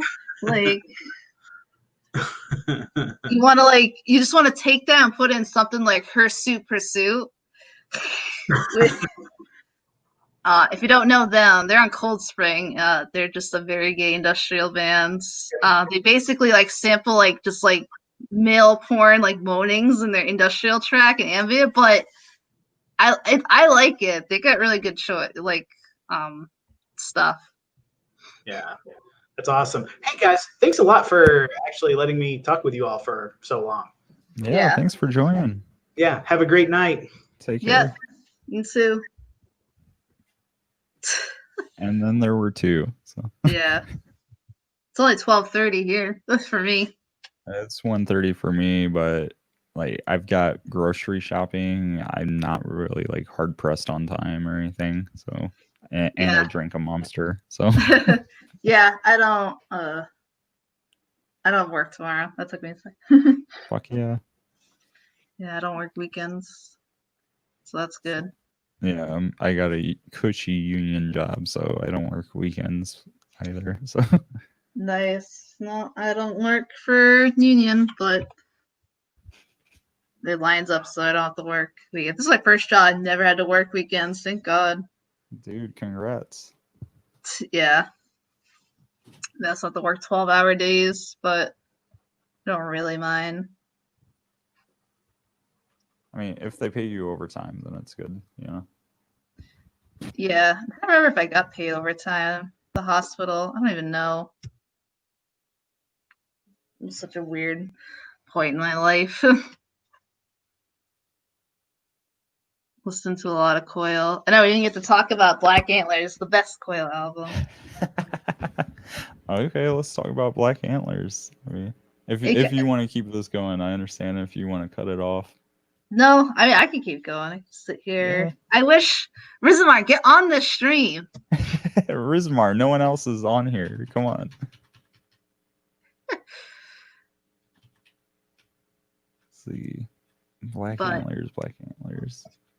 It kind of surprised me. That was I think was that the round time? It might have been after Ape of Naples. Okay, Maybe, yeah, or it's around the time. 2004. So I think That's like what, the same year or year before? Yep, year before. Damn, you have great recollection, yo. I used to know better. I know a lot. I know when all the Fetus albums came out when we do that stream. So, okay, so what do you find, like, what do you think makes this the best Coil album? Well, besides like the personal connection I have with it, because I being absolutely depressed with the GIMP is, I think the GIMP is just if probably the most, I guess, nihilistic you want to say in a Coil song. I'd probably say I'm actually surprised by the amount of people who actually haven't heard Black Antlers. It's kind of disappointing, but it's not many tracks, but they're all just well made. It's like some of the highest like quality like in production and just sound that Coil has. It's just such like a sturdy album. Like the track "Sex with Sun Ra" Part 1 and 2. It's just why. And you frozen. Sorry, you were talking about "Sex with Sun Ra" Part 1, and then you cut out. Yeah, like track "Sex with Sun Ra," like Part 1 and 2 are just like so wild and trippy. This like almost weird spoken word thing going on. Definitely very like almost William Burroughs. Like it's almost like stream of conscious type stuff, and the songs are wild. And then the actual like title track, "Black Antlers," which is kind of their cover of an old track called "Where's Your Child." And it's just so wild. It's like one of their best like kind of electronic tracks they ever made. If you want to do like purely like, I don't know, heavy like kind of hard techno type stuff, it's just so good. And it has in the best Teenage Lightning is on Black Antlers. The 10th birthday edition. Yeah. So no idea what Teenage Lightning means out of all these albums and I think this is just personally speaking about Teenage Lightning. I feel like it's just like there's this energy you have as a teenager that, and people keep like they constantly tell you that it's gonna go away, and I feel like it only goes away if you let it go away, you know. Burroughs even said in his like advice to young people, don't trust anyone over 30. And yeah, you know, they forgot what it's like to be a teenager. But it's like I'm approaching 30. I'm 27, about to be 28, and I feel like I can hang out with people, you know, that are teenagers still. Like I don't do it often, but it's like when I meet them, you know, they're just fucking people, man. Like, yeah, just get on their level or bring them to your level. Like they're just fucking people. Like, but talking to people older than me, people in their 30s, 40s, 50s, they're like, oh, fucking teenagers are scary shit, you know? It's so strange. So that's weird. You're only 27. I mean, not that you don't look older. I thought you were acting like you're only a year older than me. What, did you think I was like way older than you, or? No, you're just like talking like I thought someone maybe like in their 30s. Like he doesn't look 30, but you like I don't know. You articulated like you were a bit older. I was You're like you're older than me. Great. No, I was one of the speech team captains in high school, so yeah, I had a bad like mispronunciation and shit in early school, so I learned to be very articulate, and it's actually bit me in the ass because everyone I work with is like either a drunkard or a meth head, and so great, yeah. They slow the words and they talk like this, and you know what I mean, man. You know, it's a horrible thing. So when people say that, I always think of and now as I get older, less and less people even know about Andy Milonakis, but he one of his like joke, he was early Eric Andre for anyone know. he would just go out in the streets and just go up to people and like, you know what I'm saying? He just keeps saying, you know what I'm saying? Like, he just saying, I just always think of that. I just walk up to people like, you know what I'm saying? You know what I'm saying, man? Ranch it up, bro. We saw Eric Andre live, actually. How was that? It was wicked funny. It was good. He only got naked once, though, right at the end. And he tried to tuck his dick between his legs, but No, you got a full frontal from Eric. So. we got the behind piece. That's funny as shit, man. Yeah, he made at the very end of the show, after he harassed people's moms on their phone, like he would live stream them out of nowhere. He made people do a ranch contest to drink the most ranch, and then the winner he got naked behind. That's so gross. I don't want that. But it's very. What do you expect? You're going on stage next to Eric Andre. You should know better. Yeah, no shit. Just I can't stand ranch. That's like the male nudity. Ranch. Ranch is so gross. I'm grossed out by it too because I grew up in like a really poor town, a poor school. So we had like all the federal lunches, and they give you ranch with like everything, and like these people like fucking drink it. They literally drink it. So it's like, oh, it grosses me out. The little cups of ranch. You remember the little plastic fucking cups? Oh yeah, I know exactly what you're talking about. It's so gross. I hate ranch. I don't mind like powdered ranch and like Doritos. That's about it. Like that's okay. I like that. But like I don't like cream. Like I like vinegary like dressings. I'm really into cooking, so I can get really like into food talk. But like I hate like creamy stuff or dressings. No, That's lame. I feel you. I like either honey or sriracha. I put sriracha on damn near everything. Like, yeah, hot sauce. Like that's my thing. I love fucking hot sauces. Sriracha and everything. It's kind of good. I just love like my whole life cooking. Like I love spicy food or hot spicy food, and like I've never my own family. So I've been cooking since I was 11, even for like my parents and stuff. And no one's like spicy food. I've had like 2 other relationships that hate spicy food. Finally, I'm with someone who like it's such an asinine thing, but it's so appreciated to just like be with someone who will eat spicy food. I can just put as much pepper and sriracha I want in the food, and doesn't give a shit. I've never heard him say it's too hot. I don't think there is like a threshold. That's pretty fucking cool, dude. Like, I'm glad your boyfriend appreciates spicy foods. I feel like it's hard. I know. I think the other thing too is like he's like the only other person I love to read, and when I visited his house the first time, just all these books, like it's so appreciated to just like have a partner that reads. I wonder if that's how Sleazy felt at Jeff, because Jeff had all those books and he loved to read. Aww. Sleazy truly had himself. He never talks about the goth girlfriend, because he had his goth 80s boyfriend. And big titty goth girlfriends. No, I had a big dick goth boyfriend.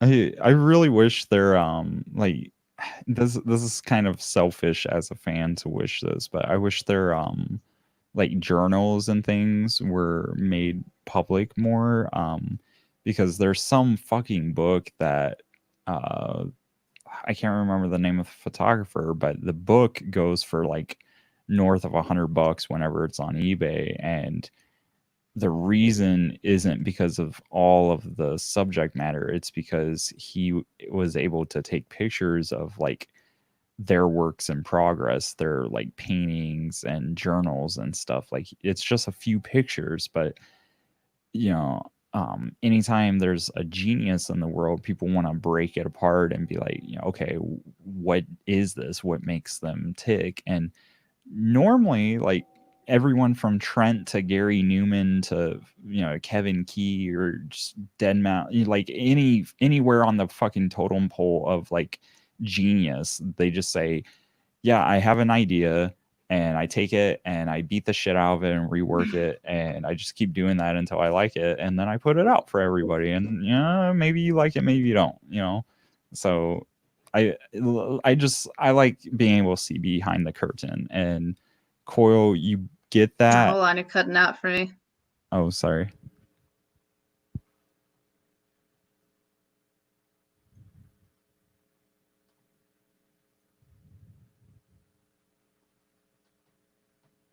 I think you're frozen again. You cut out for me, and he said, either like it or they don't. Yeah, I was just gonna say that Coil, you kind of get that, and sometimes it's enough, but other times it's just, oh yeah, we had a sampler, and so we like this sample, and we just, like we made a song around it, and that's the extent of it. So, their interviews are very revealing, but they're also vague enough that you don't actually get a lot of technical help, So Yeah, I mean, I think that's what they do. Coil is still pretty much an enigma. I mean, the only information most we have is like the England's Hidden Reverse and like Cozy's book too, which that's like it. I mean, they kept their lives pretty private, other than like Jeff would he would respond to a lot of emails too. I wanted like to bring that up too, which I guess a lot of people liked Coil's music or felt akin to it because being homosexual, or a lot of people that had AIDS like really enjoyed listening to Coil's music, and they would email Jeff and them and thanking them for having their music and listening to it and being a voice for that, which is something I don't see a lot of people discussing. I know there's an archive somewhere of some of the emails from like Jeff responding.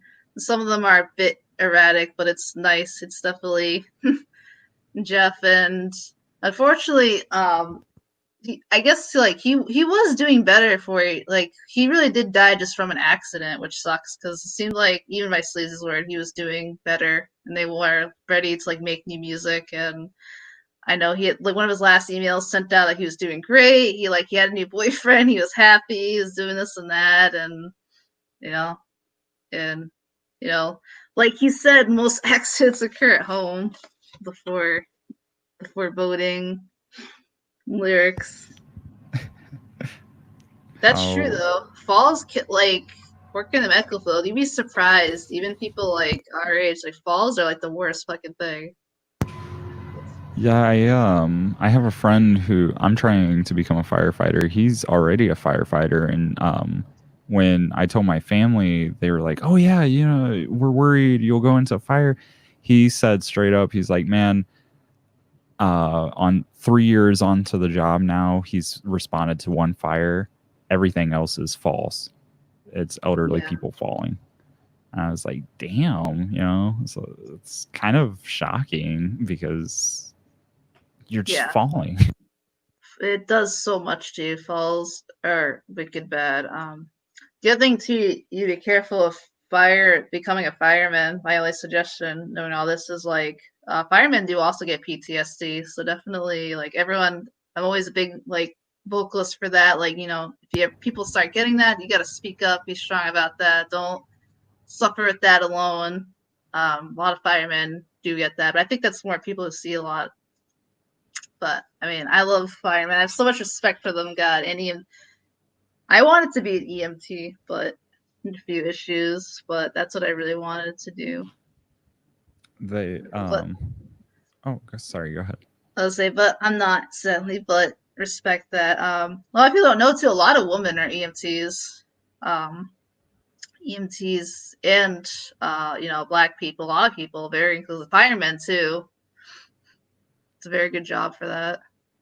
It's it was a little concerning because even on like I took the quiz for a different department last year, and even on the quiz it talks about how like 40% of the deaths that occur in firemen, like as the group as a whole, it's heart problems, like a heart attack or cardiac arrest of some sort. And I was curious why, and so I investigated it.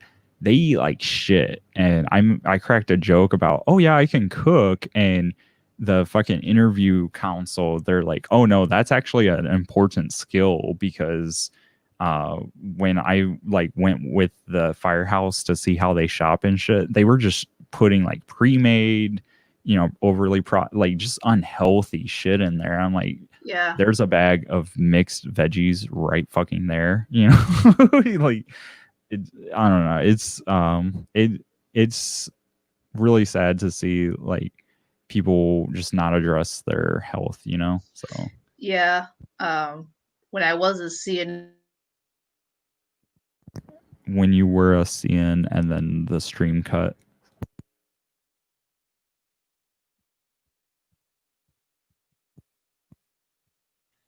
my drink is cutting out. Yeah, yeah, even the healthcare, they are really big on making sure to take care of yourself.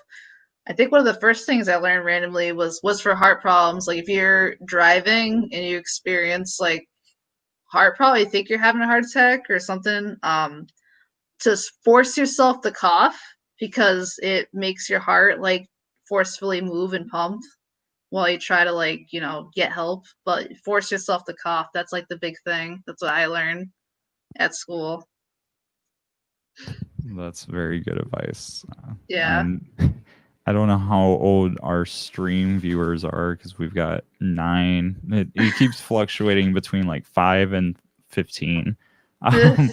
But yeah, just, you know, fucking force yourself to cough and be wary of accidents at home. You know, don't be drunk just walking around the staircases.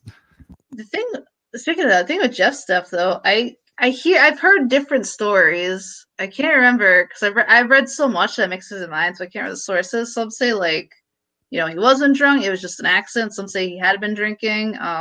I mean, it could just been because he had been clean. And usually, people always pass away when they relapse, either alcohol or drugs. It's always that relapse they have that they, you know, a lot of people lose their lives. It's rough. Yeah. The one, yeah, eat your broccoli. Good advice. I love your Pikachu with the pickaxe, by the way, Rizmar. Yeah. So the story freshest in my mind is he had been clean for like a good period of time. Like I can't remember if it was 3 days, 3 months, or whatever. He'd been clean.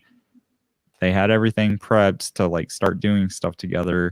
Yeah. And then he relapsed and fucking, you know, it's just that one time relapsing. He went super hard because I'm an alcoholic. I know how to drink and shit. And that's what it took.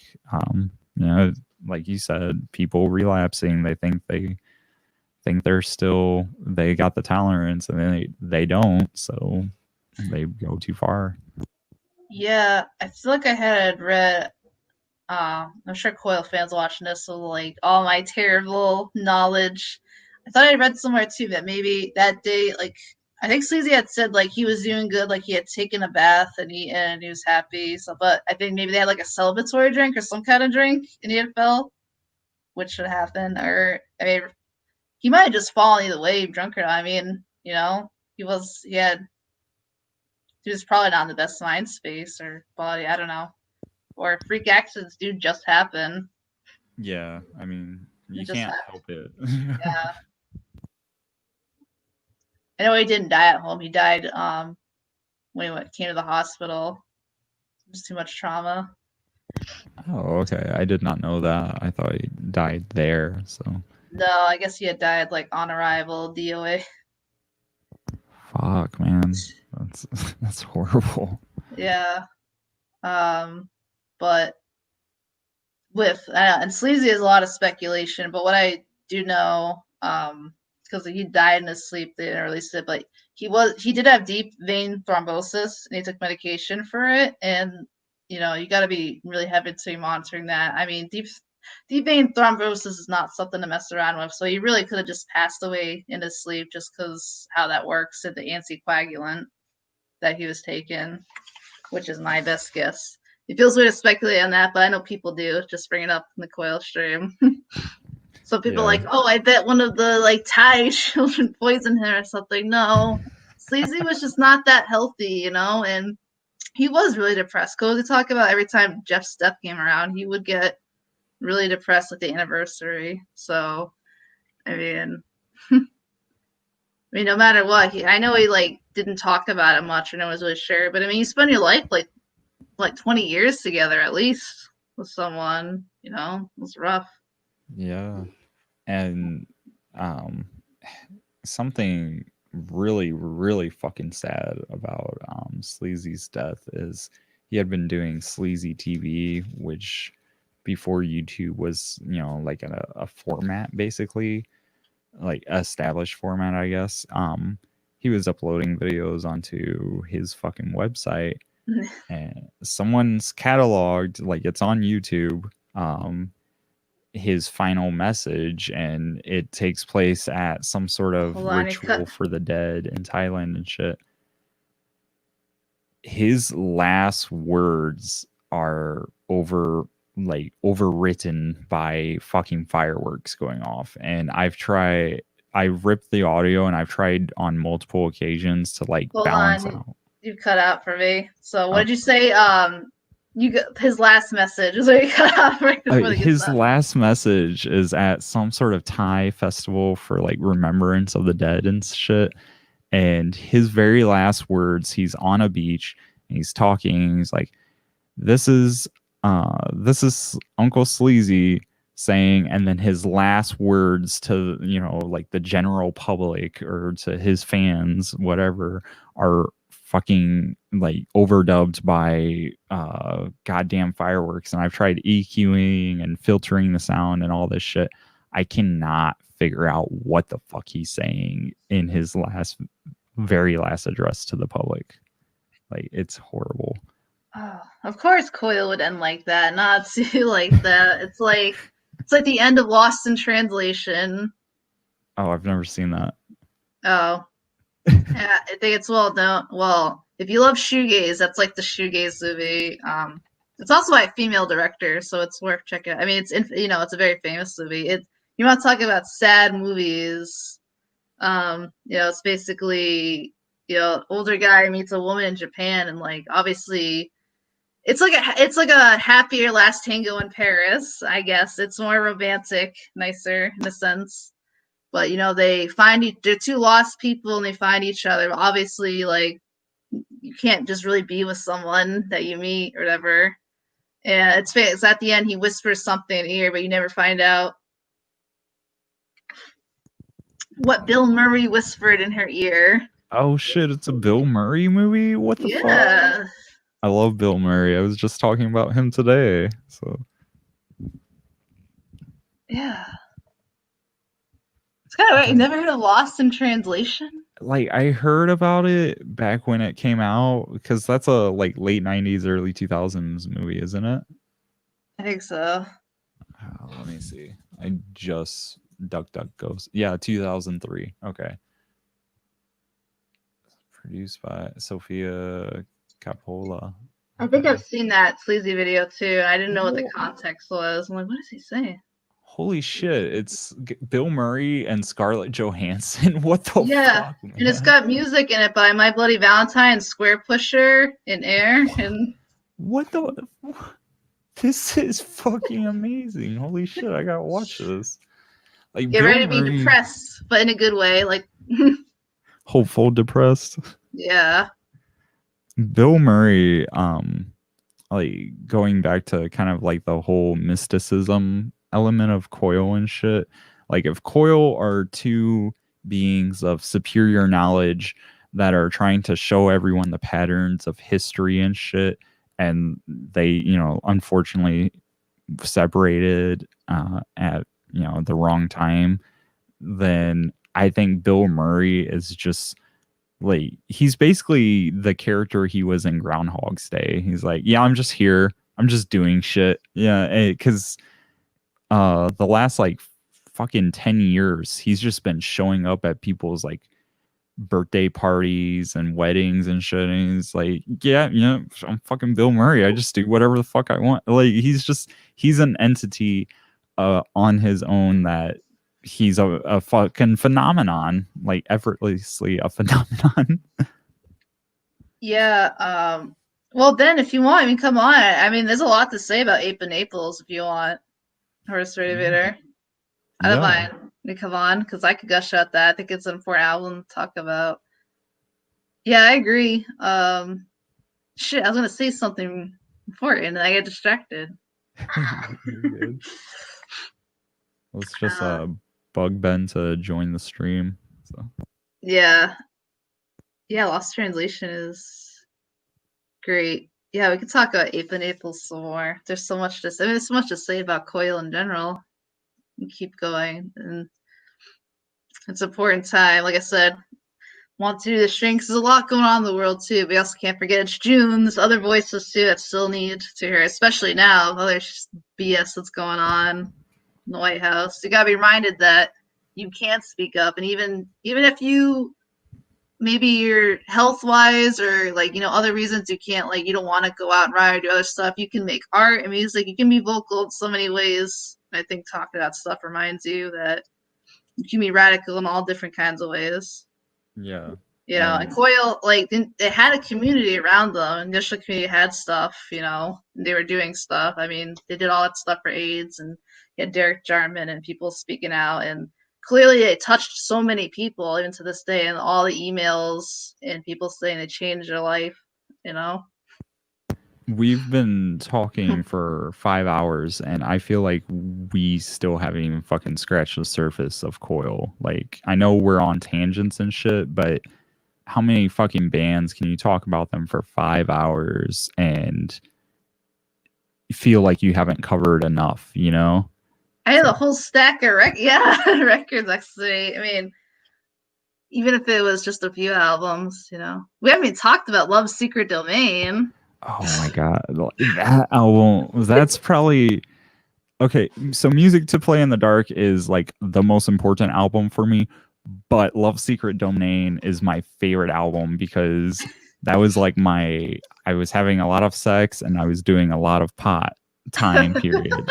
And so like that was part of that whole time period for me. And it's like, this is your life right now. It's super grimy and sleazy and nasty. That's kind of like the life they were having during Love's Secret Domain, because that's when, god damn it, I can't think of his name. The other kid was with them. Oh my god, I'm so bad with him and his husband's name every time. They're good artists. Not David Tibet. No, he was the young guy with them. Oh, god darn it. The unofficial third member Coil, especially during LSD. Oh man, I know his husband is Osmond Brown, I think. Was that his name? Mark Godwin? No. Cliff Stapleton? No. Why am I having such a massive brain Osmond Brown, Mike York. His name doesn't show up on Wikipedia. Let's see. Members Danny Hyde, Drew McDowell, Michael J. York, Ossian Brown, Otto Avery, Stephen Thrower. Stephen Thrower. Okay, Stephen Thrower. I know. And it's one of those things I know when you hear it. Yeah, I mean LSD, because that's when Stephen Thrower came to like live with them when he had just been discovering his life and he was young and having sex and doing fun. They were going out.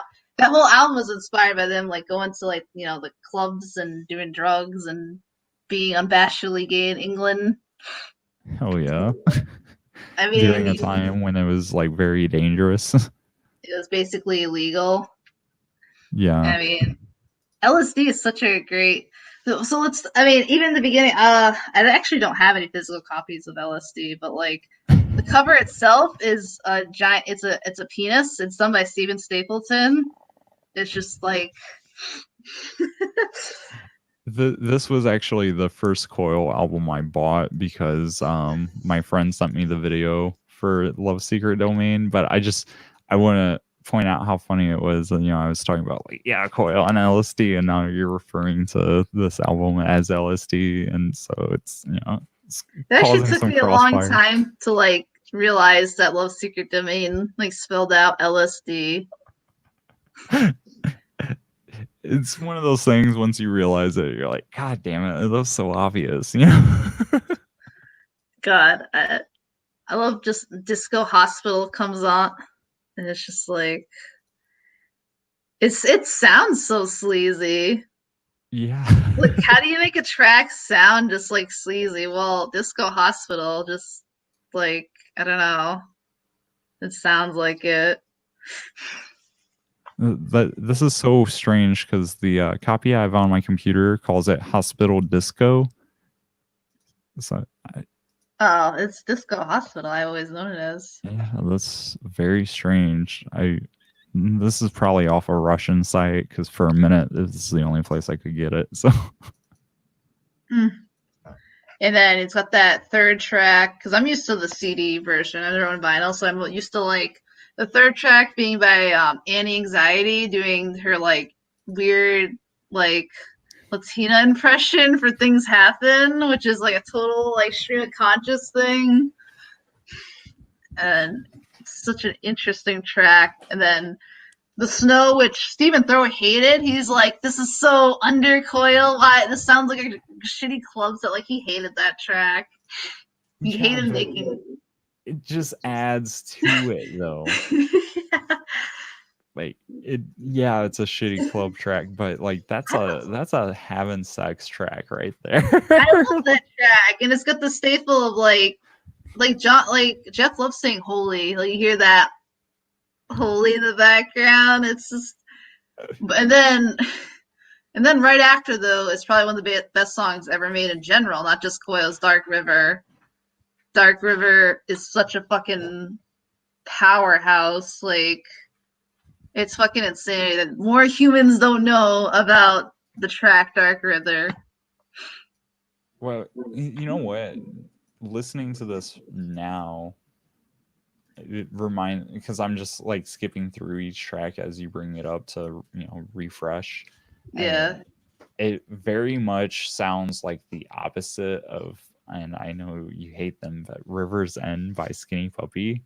Like the tonality is completely changed on it. So but it still has like that same twinkling water feel to it though. Like River's End by Skinny Puppy is like all dredge and muddled and shit, and this is like a clear, sparkling river, even though it's called Dark River. So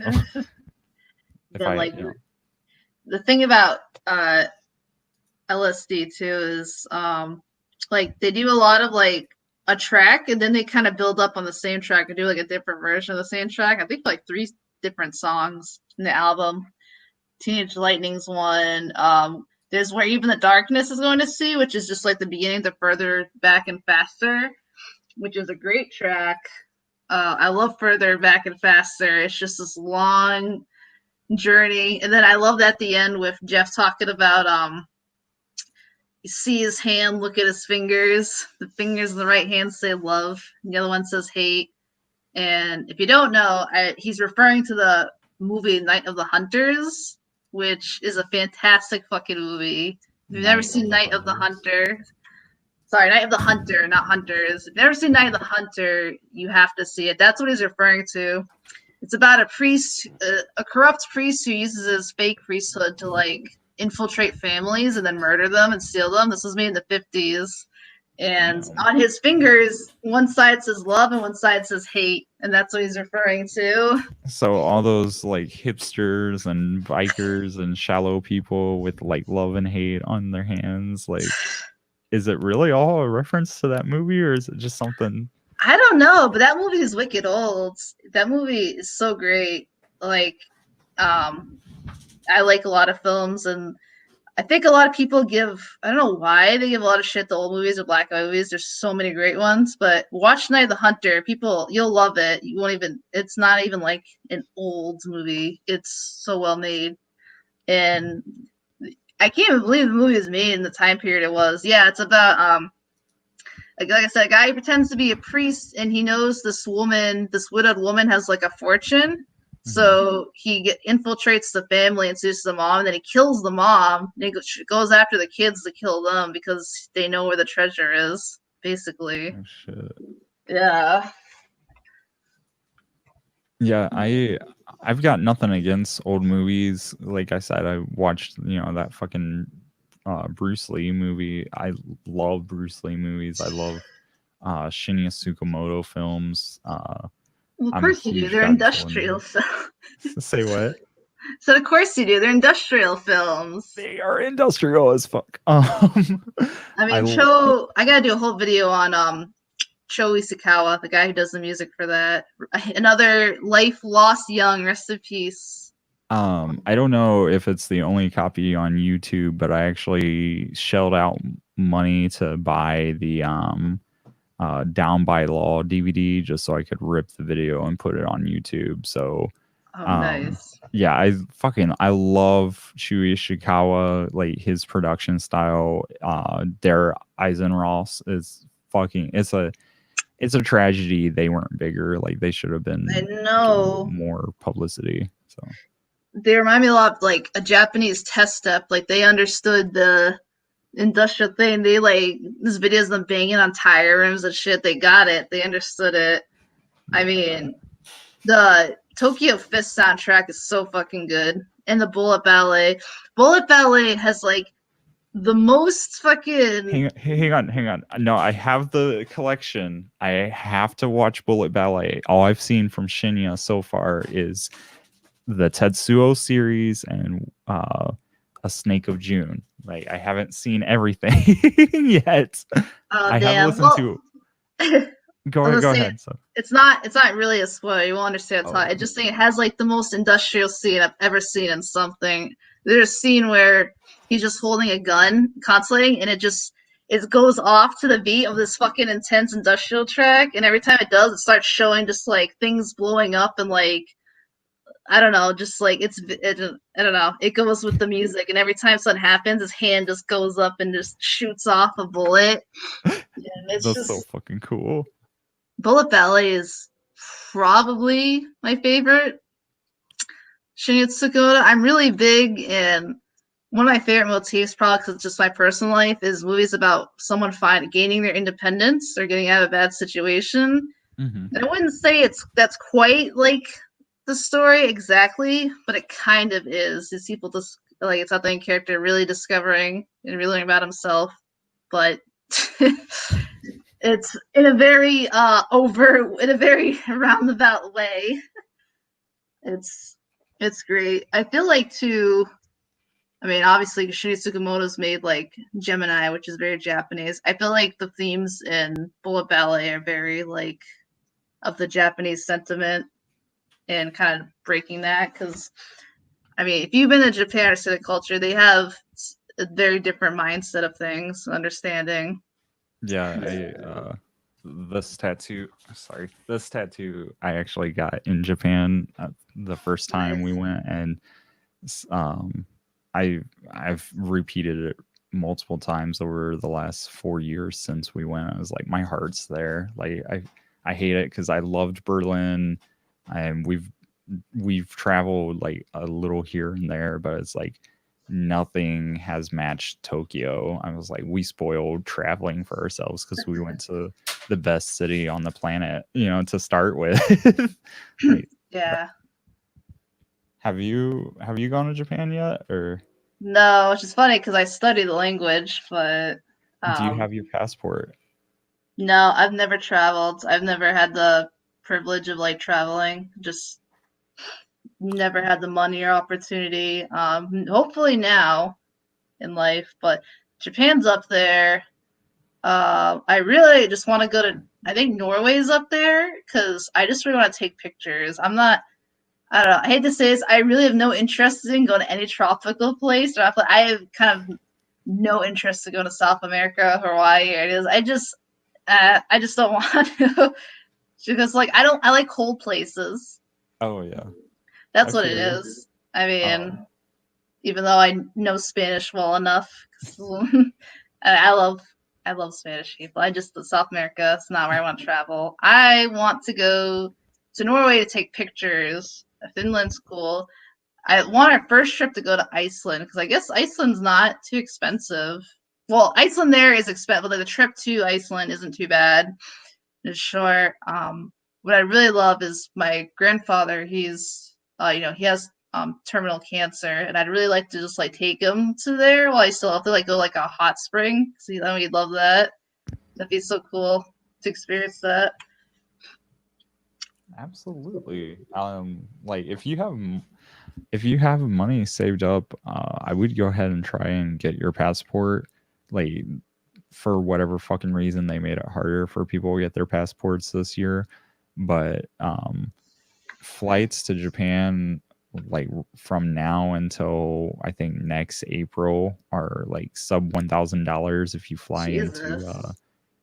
There's the Narita, which is right inside of Tokyo, or no, outside of Tokyo, and it's like a 3-hour fucking bus ride or train ride, or That's like fun. it's a trip, you know. I love train rides. They're my favorite.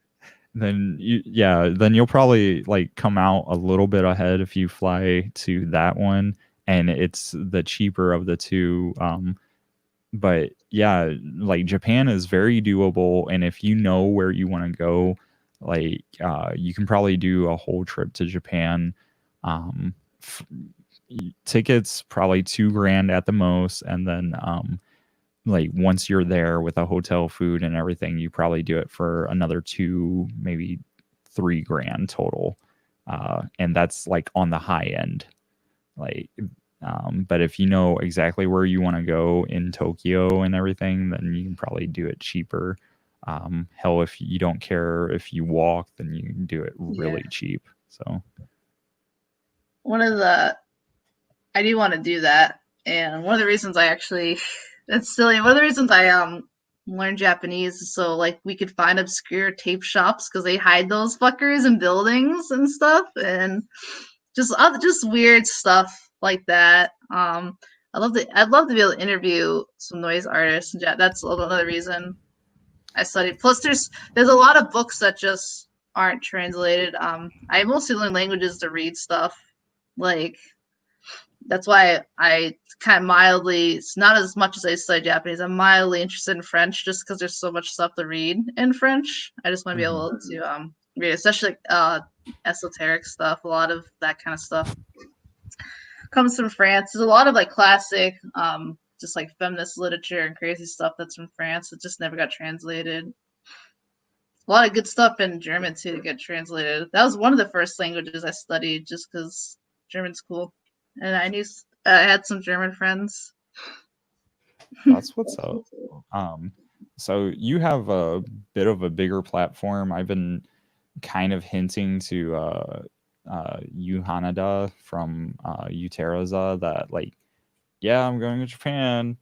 Yeah, I'd like to like collaborate and do noise music together, but he's not really super popular, but he is, an established artist versus like I'm just starting out and shit. So but being an interviewer and shit, you might be able to talk to him more and shit. Like he's on Twitter, he's super fucking responsive on Twitter, but he was one of the people featured by Kevin Key on Japanese Cyberpunk Invasion and like did that show. Yeah, so like he's connected to the Osaka noise scene and does a lot of shit. So yeah, like that's if like I said, he's super responsive on Twitter. So with you having a platform as a YouTuber, you'll probably have better luck like setting up an interview and shit if you decided to do that. But I feel you on like the last time we were there, we did the like really touristy shit. Like we went to Tokyo Tower and saw the Gundam, the life-size Gundam, all that shit. Nice. This time I'm like, babe, we need to go to like obscure record shops and like hit up an onsen and like just do like stupid fucking little obscure shit you can't do without knowing about it, so but yeah, definitely if you're able to fucking hit up you about like the Osaka noise scene, and he probably even knows some artists in the Tokyo noise scene because I can't remember the guy's name, but I know Volmir did like they're technically illegal shows where they just set up. Have you seen these? No, I've heard of them though. I know a lot of noise started. They used to just play in like pharmacy cafes, if that makes sense. That's like a thing. But I think it's in Shibuya. It might be another fucking district. They'll just set up speakers and then their equipment and just start playing noise in the middle of the fucking sidewalk. And so, after like 10, 15 minutes, the police come and they're like, hey, don't do this. But yeah, look up Volmir Noise Show Japan and you can probably find the artist behind it. That guy in particular, though, I haven't been able to contact yet. So nice. Yeah, I'll do that. Also, like studying Japanese isn't hard. It's actually pretty decently easy. I mean, I'm trying. Like people, the more you do it, there's 3 different like writing systems, but it's really nothing. Like you learn how to like break down sentences real fast and you realize what's going on. It makes all sense. And kanji are fine. Everything like it, and their grammar is so like almost mathematical. There's really hardly like any like differences. Like once you learn a grammar rule, for most part, it's pretty good. And I'm pretty optimistic. It's like a year and a half, and I'm at like basic manga level. I mean, that's all you really need in day-to-day life, like yeah.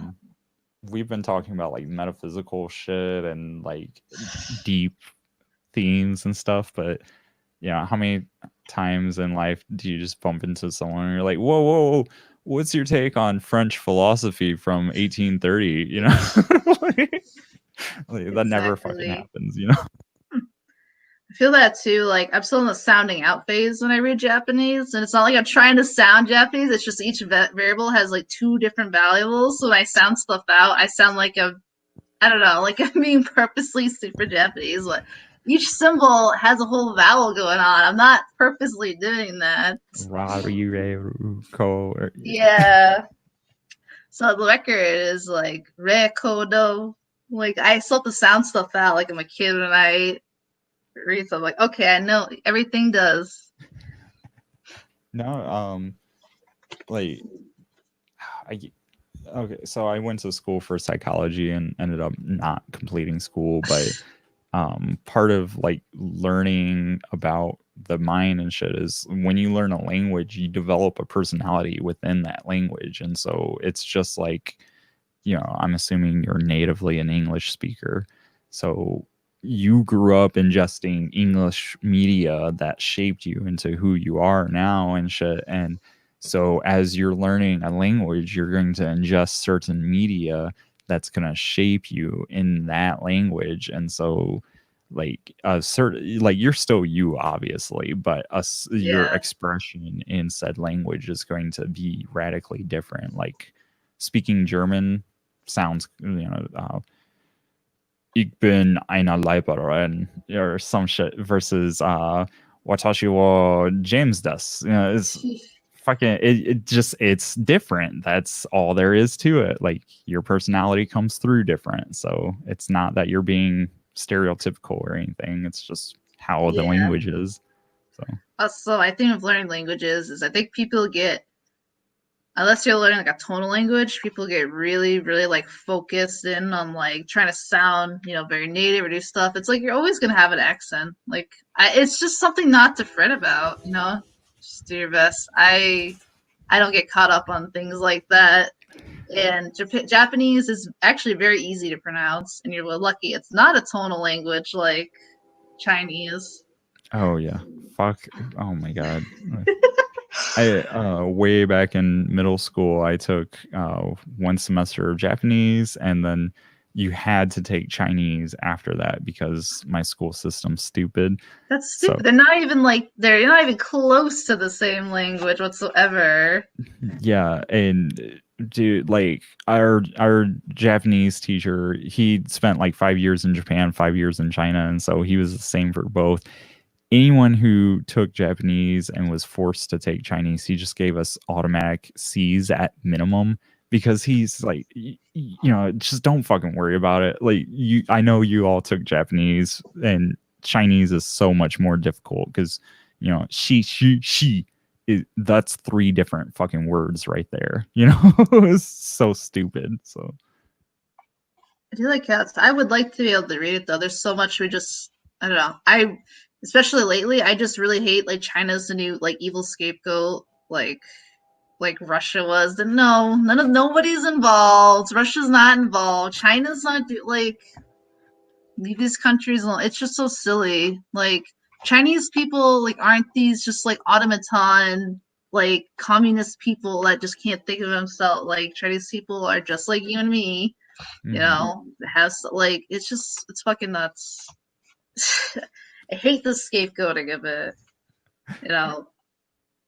Yeah, we'll harp on China all day. We're just gonna ignore all the atrocities going on in the Middle East. We'll just do that all day, every day. Yep. let's just please keep, you know, killing black people. You know, don't worry about that because China, you know, China started the virus.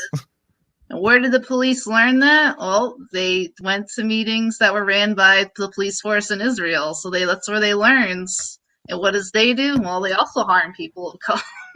The highlight of like me finally just losing, like I never respected Israel when I learned about what they were doing in Palestine, but like losing all hope that maybe someone will reform some shit and make Israel better was when Netanyahu came out and said something like well, you know, maybe the Nazis weren't so bad. That's not verbatim what he said, but he basically downplayed the Holocaust and Nazis. And he's like, what we're doing to Palestine isn't the Holocaust. I'm like, nah, man. Jesus Christ. No, their new thing is holding bodies hostage from the families after they killed them. So they can't even bury them unless they like give them information on who they were. That's fucking horrible. Like, yeah, it's bad enough you kill these people, and then it's not a fan. I can't talk about that though. I'm a terrible person. I used to work at Arby's, and we would have like groups of different religious people come in, you know, on Sundays and shit.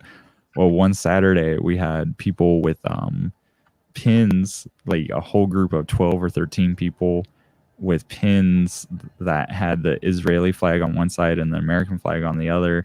And so my boss is like, hey James, you know, not thinking, because my boss didn't know I was super political, like, hey James, go clean the lobby. And so I go over and I start, you know, cleaning shit and everything. And I can't remember what song, but it's like a solidarity song written about Palestine. I just start singing that, and all these people stop and they're staring at me, and I'm just cleaning, singing. And then finally I'm done, and one of them stands up and he coughs and, like, you know, just walks out, like straightens his jacket and walks out, and they all stand up and just leave all their food for me to clean and walk out. It's like, yeah, minor inconvenience, but fuck you guys. You know, I also feel really bad for people in Israel too. There's so much like poverty in Israel. There's so many innocent people there too that also suffer. Israelites and Palestinians. It's just a mess, and nobody, like, a lot of Americans just don't even know. They probably don't even know where Israel is, or Syria, or Afghanistan, or Pakistan. Those are just places where we get oil from, right? You know, they're not, you know, human beings there. Yeah, not some of the smartest cultures there were there that are constantly terrorized. We don't only get our math and science from there. We just keep bombing these people. It's awful. I don't know. I feel terribly in just talking about it, trying to get political. It's rough. Well, People get so mad about it, especially like there's like Christian mindset that Palestinians are like these evil like bombers. Like, these are people who can't even get water. They get like 7 gallons of water for like a day or something for the whole family or something crazy like that. Like, in rich people in Israel, because there's tons of poverty too, poor people suffer there. Rich people in Israel can have like pools, and then like poor Israelites and Palestinians get like nothing from water. They're rationed. reminds me of Dune, if you've read that. So yeah, it's super fucking depressing. So and then our police force learns from, I mean, the Israel police force are barbaric towards the fucking Palestinians and people of Giza. And then they come over here and they teach our police force how to do that. And then you wonder what happens. Yeah. But they won't talk about that. They're too busy talking about China. Leave China alone. So stupid. Yeah. And you get like super idiots, like you get like Alex Jones here. You even bring up Israel. No, it's China. It's like shut. Alex Jones memes are funny though. He's a terrible human being, but Hey, it makes a great soundbite on psychic TV albums, though. There people was, like put like his speeches and things like doom music and stuff. I was about to say someone cut him. He went on Joe Rogan's podcast and he was talking about like these alien vampires that are gonna come down from the sky and they're gonna like instill totalitarian state. And he's just going on about these alien vampires. And someone super cut it next to Neon Genesis Evangelion. Oh shit. And it's shitty because like he's like, alien vampires, and it shows the angels coming down, and then it's like, and they're going to have computers that run on human brains and force a simulation, and then they show the machines that are human brains and casings and neon. Alex Jones explains Neon Genesis Evangelion. Like, look it up, it's hilarious. The man is a scam artist and a sham, but people listen to him because he's crazy. God, I absolutely hate him, like I said, but the memes. The Alex Jones meme. Some top-notch memes. That's very right. fine. God, it's like the Varg memes. He's just an awful human being, but I feel like it makes like that one where you're trying to do like fighting, and there's like, I think my favorite one is him just punching like an anime body pillow. I know exactly what one you're talking about. They're so bad. I think Karate Man defending France from Arabs or something, and it shows him fighting anime characters. It's almost like, as weird as it is to say, it's almost interesting giving these people platforms. You just see how crazy like people like these are. You're just like, wow, like these are the voices of people who believe this stuff. Like, you're just like, damn. Yeah, I don't know. It's so shitty to say like these people don't deserve platforms because like I feel like like we were saying earlier, first couple Burzum albums were pretty fucking solid albums, shit. But Varg himself is just such a piece of shit that he can be talented and a sociopath. Yeah, but I don't know, man. I wish that besides illegally downloading, there was a better way to separate the art from the artist. Yeah, it's such a tough thing. I mean, I don't know. I guess people hate it. I guess it's down to personal choice. I mean, it's kind of thing to. I mean, if Varg was like actually out there, like hurting certain people, races or whatever, it's be absolutely like a no go. But he's kind of just like a crazy old racist man yelling at clouds. I mean. Yeah. There's a great book called The True Believer by Eric Hoffer. Incredible because it lays out the basically the organizational hierarchy of just systems of belief, and it's applicable to everything from politics to religion to like gaming, gaming culture. Like it's applicable because our society is so dead set on forming hierarchies versus flat social structures, at least here in the West and shit. So like he specifically at the time of writing was addressing white supremacy, and like I think he uses the ignorance of the South as a phrase verbatim. But he's addressing that, and so Varg actually occupies the space near the top. He's basically a proselytizer, which, you know, like you're saying, it's interesting to see him, you know, have a platform and just be fucking crazy. Him and Rush Limbaugh and Alex Jones and people like that. Yeah. Just because how fucking crazy they are. Because at least to me, everyone just wants to like have food, shelter, warmth, clean water, and to live their life.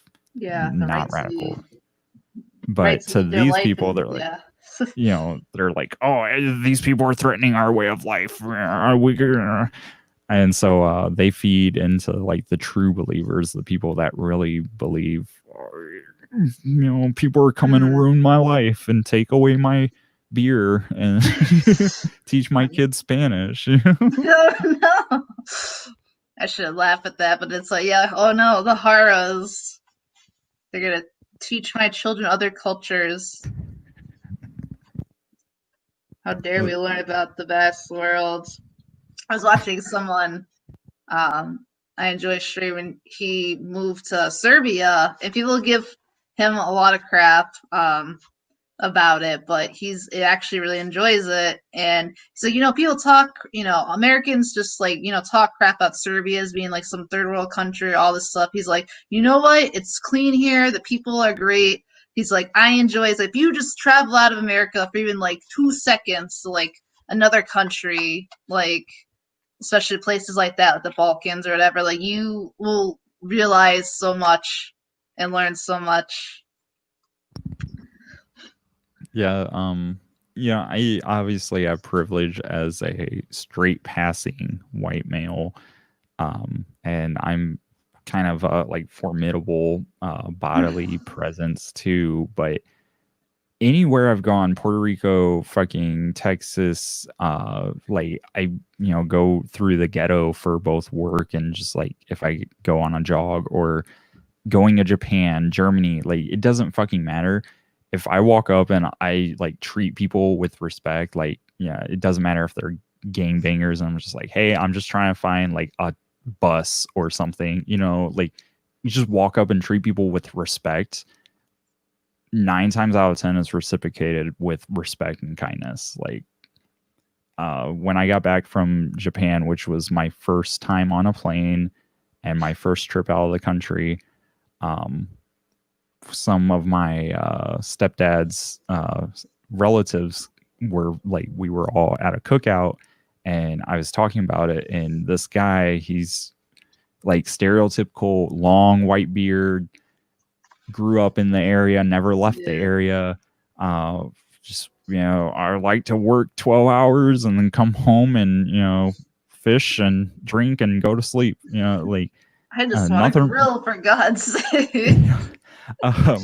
But we were all talking, and my mom goes, yeah, James just got back from Japan, and he stops, like his whole tone of voice changed and everything. He looks at me and he's like, son, the way the world is right now, mind you, this is like 2016, 2015, before things went to shit. It's like, the way the world is right now, I wouldn't ever think about traveling. I'm like, fucking, it was beautiful. Like, it was wonderful over there. Like, I my whole life I wanted to go, and I finally did, and it did not disappoint. It was amazing. I think we could learn a lot from, you know, Japan. And he's like, just dumbfounded, like, well, that's nice, but I just don't trust the world right now. Some people don't want to change. I mean, it's hard too, because you know, some privilege does play a role in it too. Getting to travel is definitely a privilege. I grew up like with like a teen mom, single mom, and like didn't have much. Or the town I grew up in was pretty poor and stuff, and not a lot of people. A lot of people even escaped the small town. It's a totally different mindset. Even when I left my hometown, I mean, I never thought I could do anything or college. It's like this weird mindset in general, which, you know, classism is its own thing and mindset. And I can't even imagine, you know, like having like, you have like the racial stuff and the classism, like even just that, it's like it's just such a terrible thing. Like nobody can understand unless they face it. So, but even like getting out of the small town, just trying to do better, like it's totally different. Like the world seems so much different. It's kind of insane. Like it's hard to explain to people. So even my boyfriend, he comes from like, white middle class and all that. And a lot of people just don't like understand my mindset. Even I had free schooling because I grew up, I was able to find it because I grew up like in a super poor area and I was in a certain age bracket. I was able to find this, and also because I was going to therapy, so there's a lot of opportunities to try to find them, at least in Mass. But it finally clicked that I can do this, or like I didn't even know really the difference between like a job and a career. Like you think you're just happy to like be able to make money, survive. It doesn't click like you want to actually like do something or do this. I mean, this could all be just me, but it's a lot of mindset like my friends or people I grew up with had. You just want to survive, not like have a career and live and do stuff. And then you get out of that and finally clicks like maybe I can go to school or do this. So it's like, I gotta do this or do possible, and like things just develop. It's like it's insanity, and like the world seems so much different and bigger. Like out of your small hometown, finally like doing stuff and like being there, and like in Katsu, like if we do hang out, like we hang out with like his friends, and they're also like white middle class and they own houses and do stuff, and sometimes it's just still really surreal to me. I'm like, it's so much different, just like going to people's like houses and hanging out. Like it's fucking wild. I never even thought I'd live in a house. Like live in apartment stuff. I don't know. It's just people just don't quite understand that. Like I hate it's so hard right now. I can't imagine too, like just like living your life having to worry about too, just like all the shit that happens. Like imagine just worrying about police every day and all that stuff just because of who you are. But like there's also just like I hate all this like just talk of people acting like they know, especially like white middle class people of all their fucking opinion. There's nothing more I hate than like these people don't even know what a fucking food stamp is, and yet they want to tell people like they want to tell like black people like what like they want to be their voice for them, all this, which is already fucking like patronizing as shit. These people don't realize how like they are being, and then like they want to talk about like poor people and everyone else, and it's like I don't know. It's so much. But some people just like, and some people just accept that mindset. Like, I got on this because you're a family member. Like, maybe he's just stuck in the small town mindset too. But like, there's always a chance to improve. Like, especially if you're white, there always is like the privilege to eventually try and do that. He probably could if he actually cared enough and experienced the world. And maybe he wouldn't be afraid of, everyone. all that. Yeah. Midwestern Abyss. I love this guy's name that just popped up in chat. Midwestern Abyss. Yeah. Yeah, no, it's class it's funny because I have a similar story. My mom was technically single.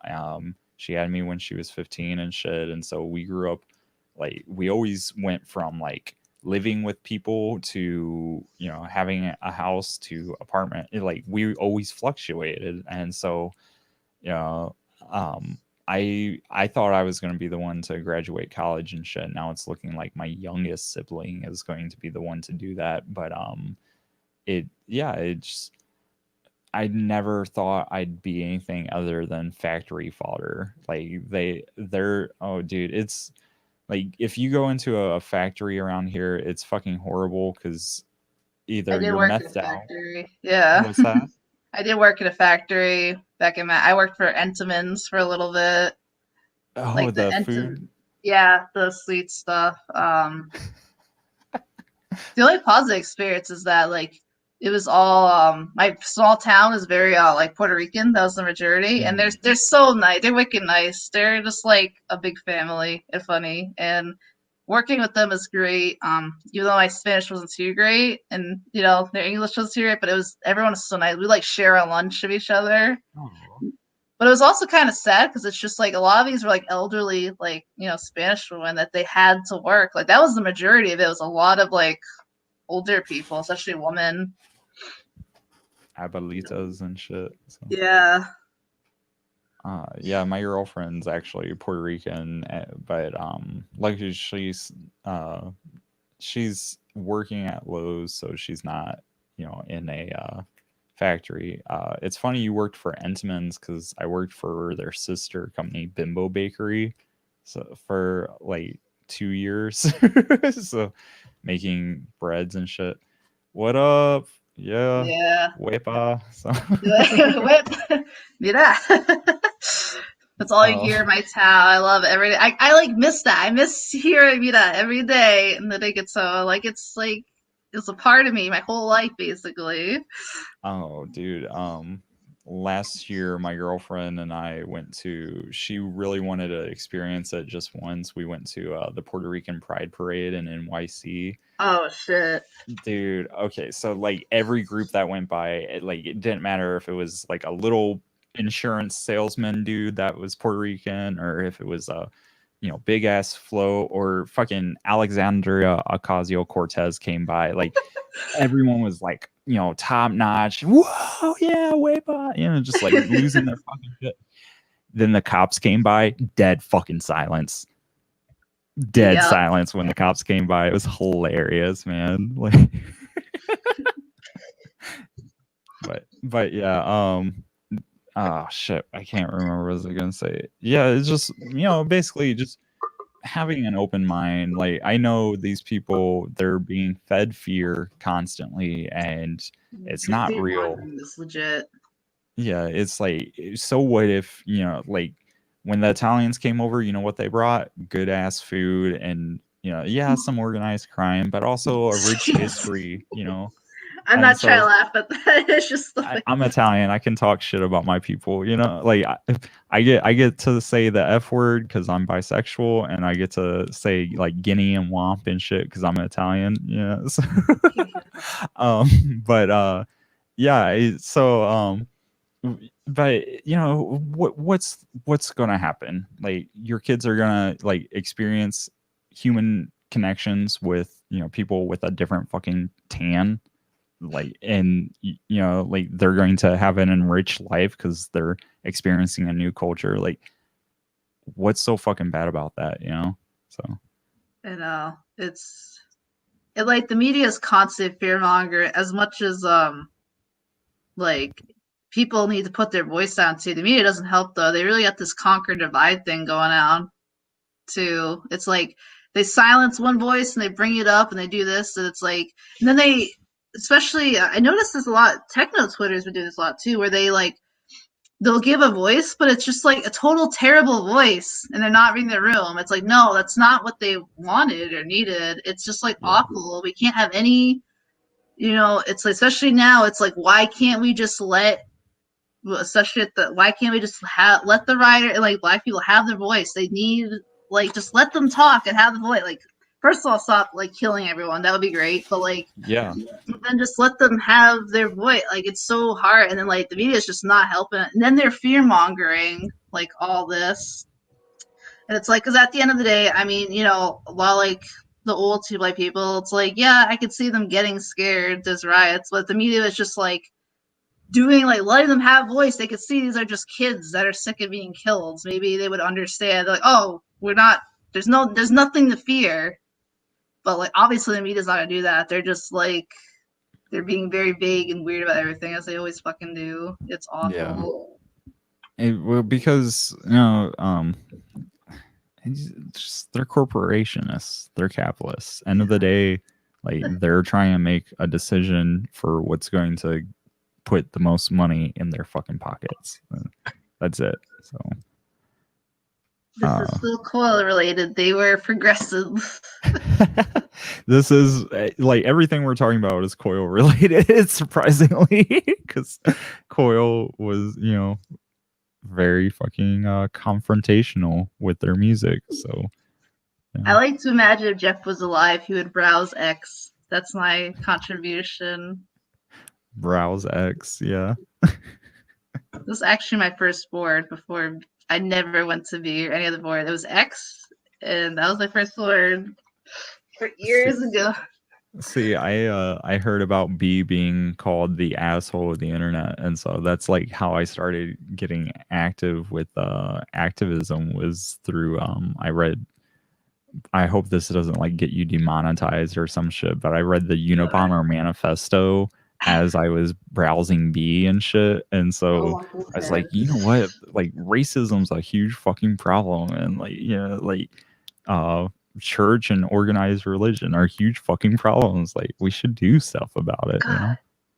It's fucking rough. People, I feel like a lot of people don't know this because I always feel kind of like weird about talking about like 4chan channel, but it's a big part of like my life. But like people don't know, but early on they were like 4chan was built on like anti-racism and like yeah, they had edgy jokes. I mean, but pre-internet was very edgy, and we've definitely learned past that. But a lot of people I've met IRL, like I don't like none of them are like weirdos or like a lot of the like I've met a lot of cool even women and like a lot of Spanish people from Mew and 4chan, but like they were very like left-leaning, anti-racist. It's only like the past, especially the Trump election, all these fucking white supremacists have taken over like the whole website. They've taken over everywhere.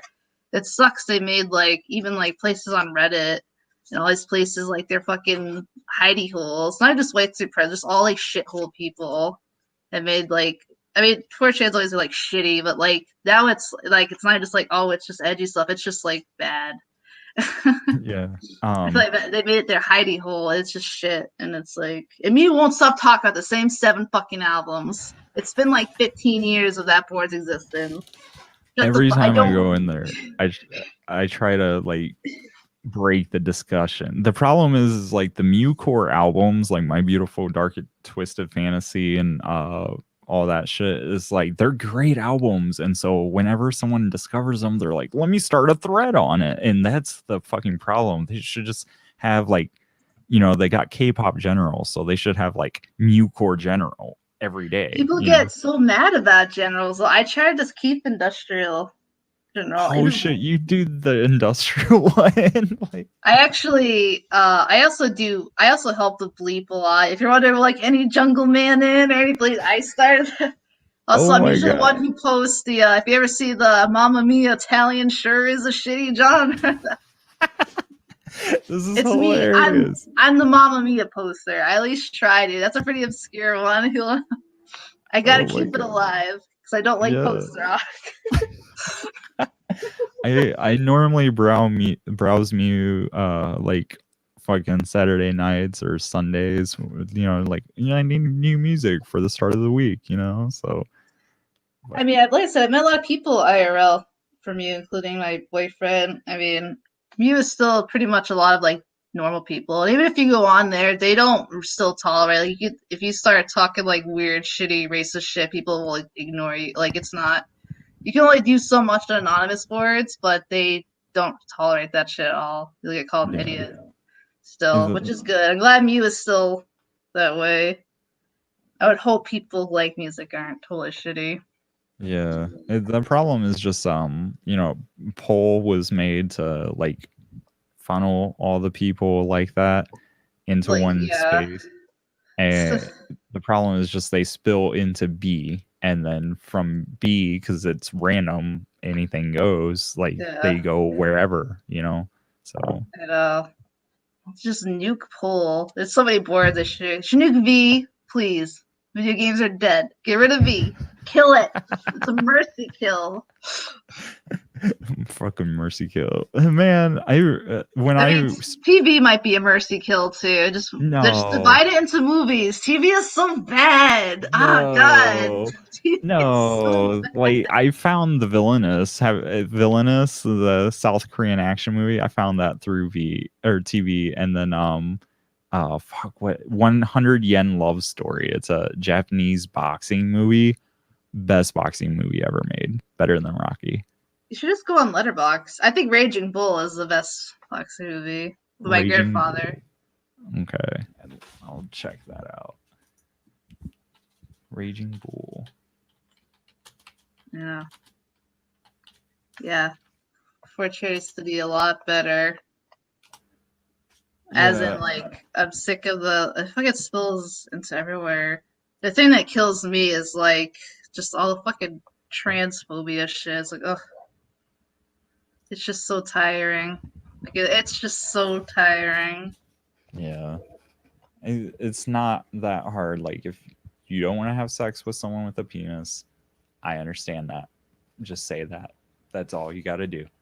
But You know why it's so hard to respect someone just wants that's their life. Like, it, you know, it's a fucking point people bring up all the time is that, you know, you can learn like 20 fucking different Super Saiyan forms or 300 different Super Saiyans for other characters, but God forbid someone wants you to call them she, you know, when you used to know them as he. Like, God fucking forbid, you know, like that just fries your brain. And I don't know about you, but back in high school, I wore black fingernail polish and eyeliner almost every fucking day, and I'd wear like skirts and like fishnet shit, and you know, just like I dressed like a woman, and I could pass on like a real good day and shit. And fucking check out Boxer Zoman, definitely not. Shabro's stuff is great. All right, I'll check that. But yeah, it just like a lot of people came out like after seeing me cross dress and shit, and I was like, I'm just doing it because I think it's cool, you know, like I am bisexual. I was always upfront about that with people, but a lot of gay guys came out, and later on, like lesbian women or bisexual women would be like, yeah, you know, seeing you walk around in like high heels and, you know, like you could beat up anyone that talks shit to you didn't hurt. So, like that really helped me, you know, like be comfortable with shit. And it blew my fucking mind because to me it was just, I really like how black and red plaid looks with these fucking, you know, Demonia boots that I got for my birthday, you know. So it was like, you know, I spent all my birthday money to buy like Hot Topics pair that was one size too small and on sale, you know, but God Nobody forbid. remembers that Hot Topic used to be the only place. I actually bought these earrings at Hot Topic. I still think that the earring. Nobody remembers that they were like the only place to get stuff. They were the only place to get weeb stuff too. For like ever, you could only like get anime stuff from there. There was a time when none of that happened. Like Totoro shit or Dragon Ball Z, like if you wanted Japanese shit, you had to buy it from Hot Topic. Yeah, nobody remembers that.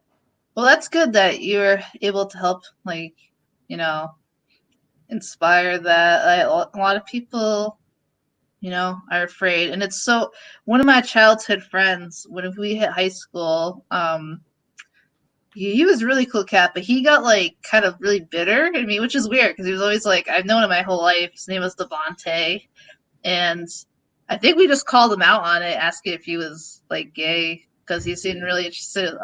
When our child's friend, I don't know how it came out, suspected, and he was really upset. But like when he finally accepted it, came out, his life was so much better. God. He was such a happy person. He actually became the manager at the McDonald's I worked at, and we worked together. He was a fucking riot.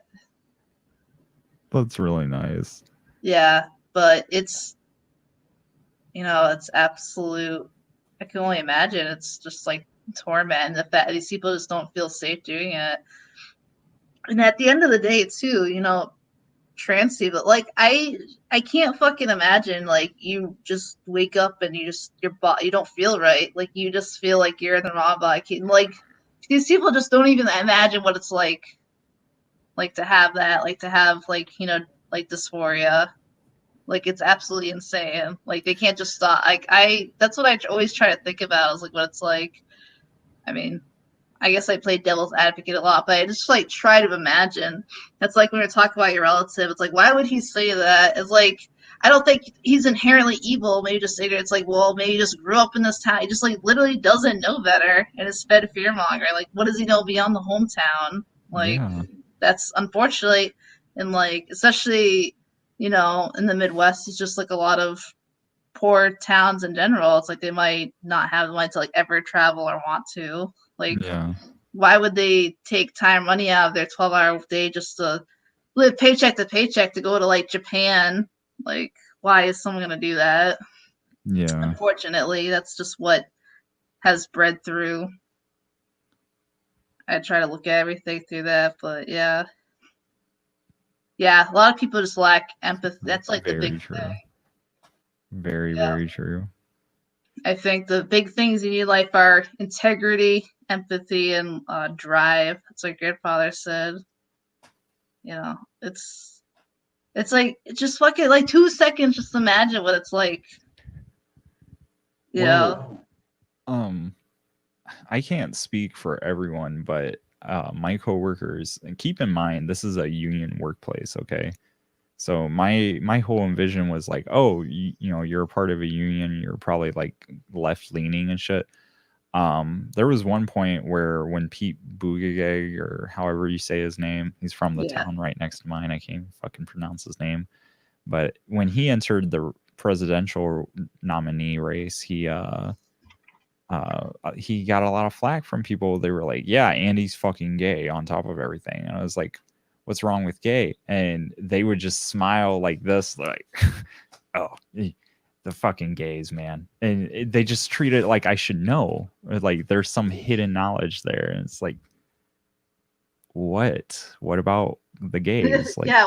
Oh no, instead of this one like gender, they're attracted to a different one. Like, oh no. Okay, yeah. So scary. What? Yeah. Should we like? I don't know. Are we even talking about Coil anymore? Yes. I keep thinking in my head. I want to bring up like what is the best track at Ape of Naples? I keep getting distracted. Ape of Naples. Like I feel like this album is just so fucking domineering. Yeah. Well, the a lot of the live shows I watch will last like this long. I mean, there's a lot lasts much too longer, but like political stuff just comes up because there's a lot going on right now. Like I said, this is a stream to talk about some queer icons that are always left out. I try to I see a lot of music books like about you know, gay icons, and like they never mention Coil. At least I've seen Mark Almond once in a while. Yeah. But I've seen like a queer icon book where like Lady Gaga's in it, but not fucking Coil. Like what? What the fuck? You know, like where's Sylvester too? Like try to bring up Sylvester, like one of the kings about is of high energy, which is wicked important. You know, black, trans, talented, like all this, and like no one talks about him unless you're in the know. Well, yeah, and you know, like Little Richard and fucking, it's just a lot of safe is what it is. It's like, yeah, you know, Lady Gaga. Yeah. Oh, sorry. Go ahead. I'll say I saw people. There were people on Twitter saying that techno started in fucking Europe. Europe. That's been my absolute favorite thing so far. I actually saw someone claim that Jungle and D&B weren't started for black people. Of all the fucking, I like this can't be real. This cannot be real. It was real.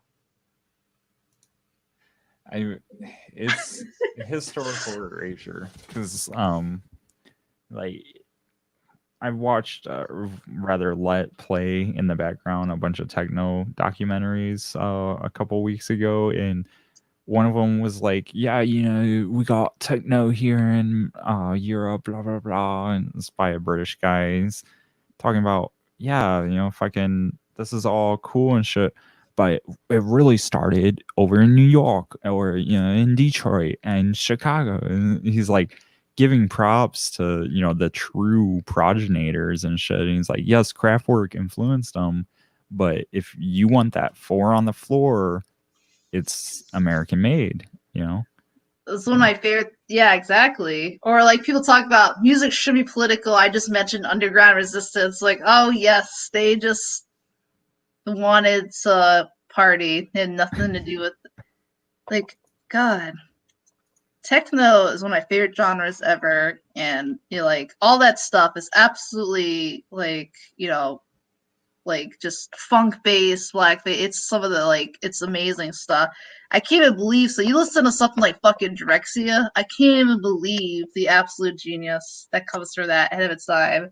You listen to that and like all his other. Unfortunately, he is passed away as well. I can't think of his first name. Stinson. He was half a Drexia, which is some of the best music I've ever heard in techno.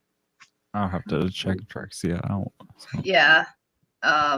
It's cool too. Drexia all has this lore about the Drexians, which is like this Atlantis underwater type worlds where like the babies that were thrown overboard on slave ships actually survived. This was like their lore, and they became the Drexians, like this underwater like intelligent utopia. And that's like what all their music's based off of. It's like this total like ahead of its time Afrofuturism crazy stuff. And That's so cool. I can't believe like no one's ever done anything like about like the Drexian lore stuff with like Detroit techno and all that. It's I feel like they're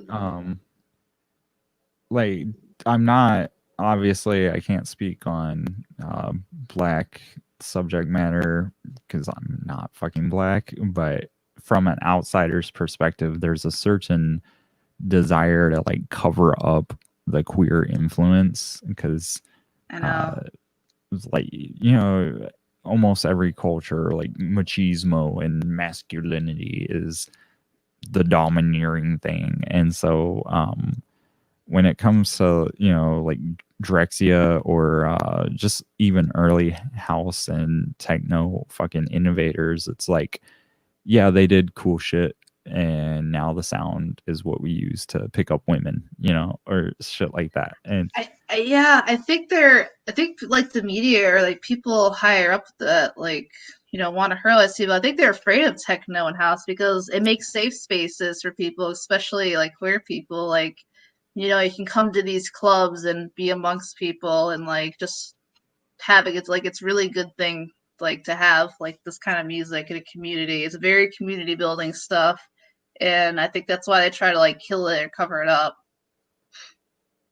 That's my radical opinion, but I really think, especially for like electronic music, it like I feel like it's like people get so mad because a lot of it gets so whitewashed. Like I like a lot of Dutch producers and stuff, but like you know, so much has overtaken like all like you know the Detroit, Chicago, and New York, and all this stuff. You know, that's like that was their stuff and their safe space and their you know that they needed that high energy. I mean, you watch all these videos of like just all these families, the clubs dancing the funk and stuff, and it's just like such a wholesome and good time. Great thing. You got all these families, you know, you got you see other clubs, just all these queer people actually not fearing for their lives, you know. It's just great. Take that away. Yeah, there's there's just like even in like the hardcore scene, like I love Angerfist and like Ophidian, Razakel, like hardcore fucking 200 BPM music, shit like that. And I used to like the Antword, but they kind of got canceled. I don't know if you know anything about them. I don't think the Antword's Gabber. I don't think the Antword's Gabber. No, the Antword's not Gabber, but they get thrown into like the hard club music because they're so fucking weird, you know? Yes, yeah. But they got canceled last year. I actually got rid of a lot of my Antword. Like I had rare Antword stuff, and I got rid of it because I was like, I can't respect you guys after this. But it's just like the real people in the fucking hard dance scenes, like they'll you know give homage to like the queer and you know black innovators and shit. So you know you get people that try to squeeze into like noise or industrial or you know techno and say, oh yeah, you know it's a white man's game or it's a straight man's thing, and it's like no it was never yours. You know, I'm sorry, the first industrial group has a trans person in it and a gay man and a woman who is also a sex worker And I mean, Chris Carter was a total fucking ally. He respected Cozy's work for sex worker and like total innovator with that. So yeah. And I mean, Chris Carter was a fucking nerd. So it's like you got an uber intelligent person, uber fucking transgressive person, an uber fucking homosexual person, and a very liberated woman. You know, you can't argue that this is a white man's genre. Like, there's no fucking room for that at all. So. Yeah, they try to. There's a lot of female artists. I'm trying to like do that series where I discuss female like avant-garde artists and noise artists. I mean, one of the most innovative person, like next to Kraftwerk and all electronic music, is a trans woman, Wendy Carlos. Like next to Kraftwerk, like electronic music is founded. Then there's, I can't think of her name, the woman who works with the theremin. And also that's considered so like the first electronic live performance, you know. Like I said, Wendy Carlos. If it wasn't for like her work and like the Clockwork Orange soundtrack, all that, like we wouldn't have like any of this. That was the most influential stuff ever. It's, you know, absolutely ridiculous that people bring this up. There's actually a lot of female innovators, especially drone, a lot of woman drone artists. One of the people I interviewed, Anti-Gravity Bunny, he actually, I don't know if he did last year, he usually does yearly lists of strictly like female drone artists or like Bandcamp artists, dark ambient, and there's like a ton of like fantastic ones. It's just wild. I mean, what about like 8 Tracks Morgue? You know, he was trans, or I should say she, you know, also rest in peace, taken, you know, too soon. 8 Tracks Morgue is fantastic.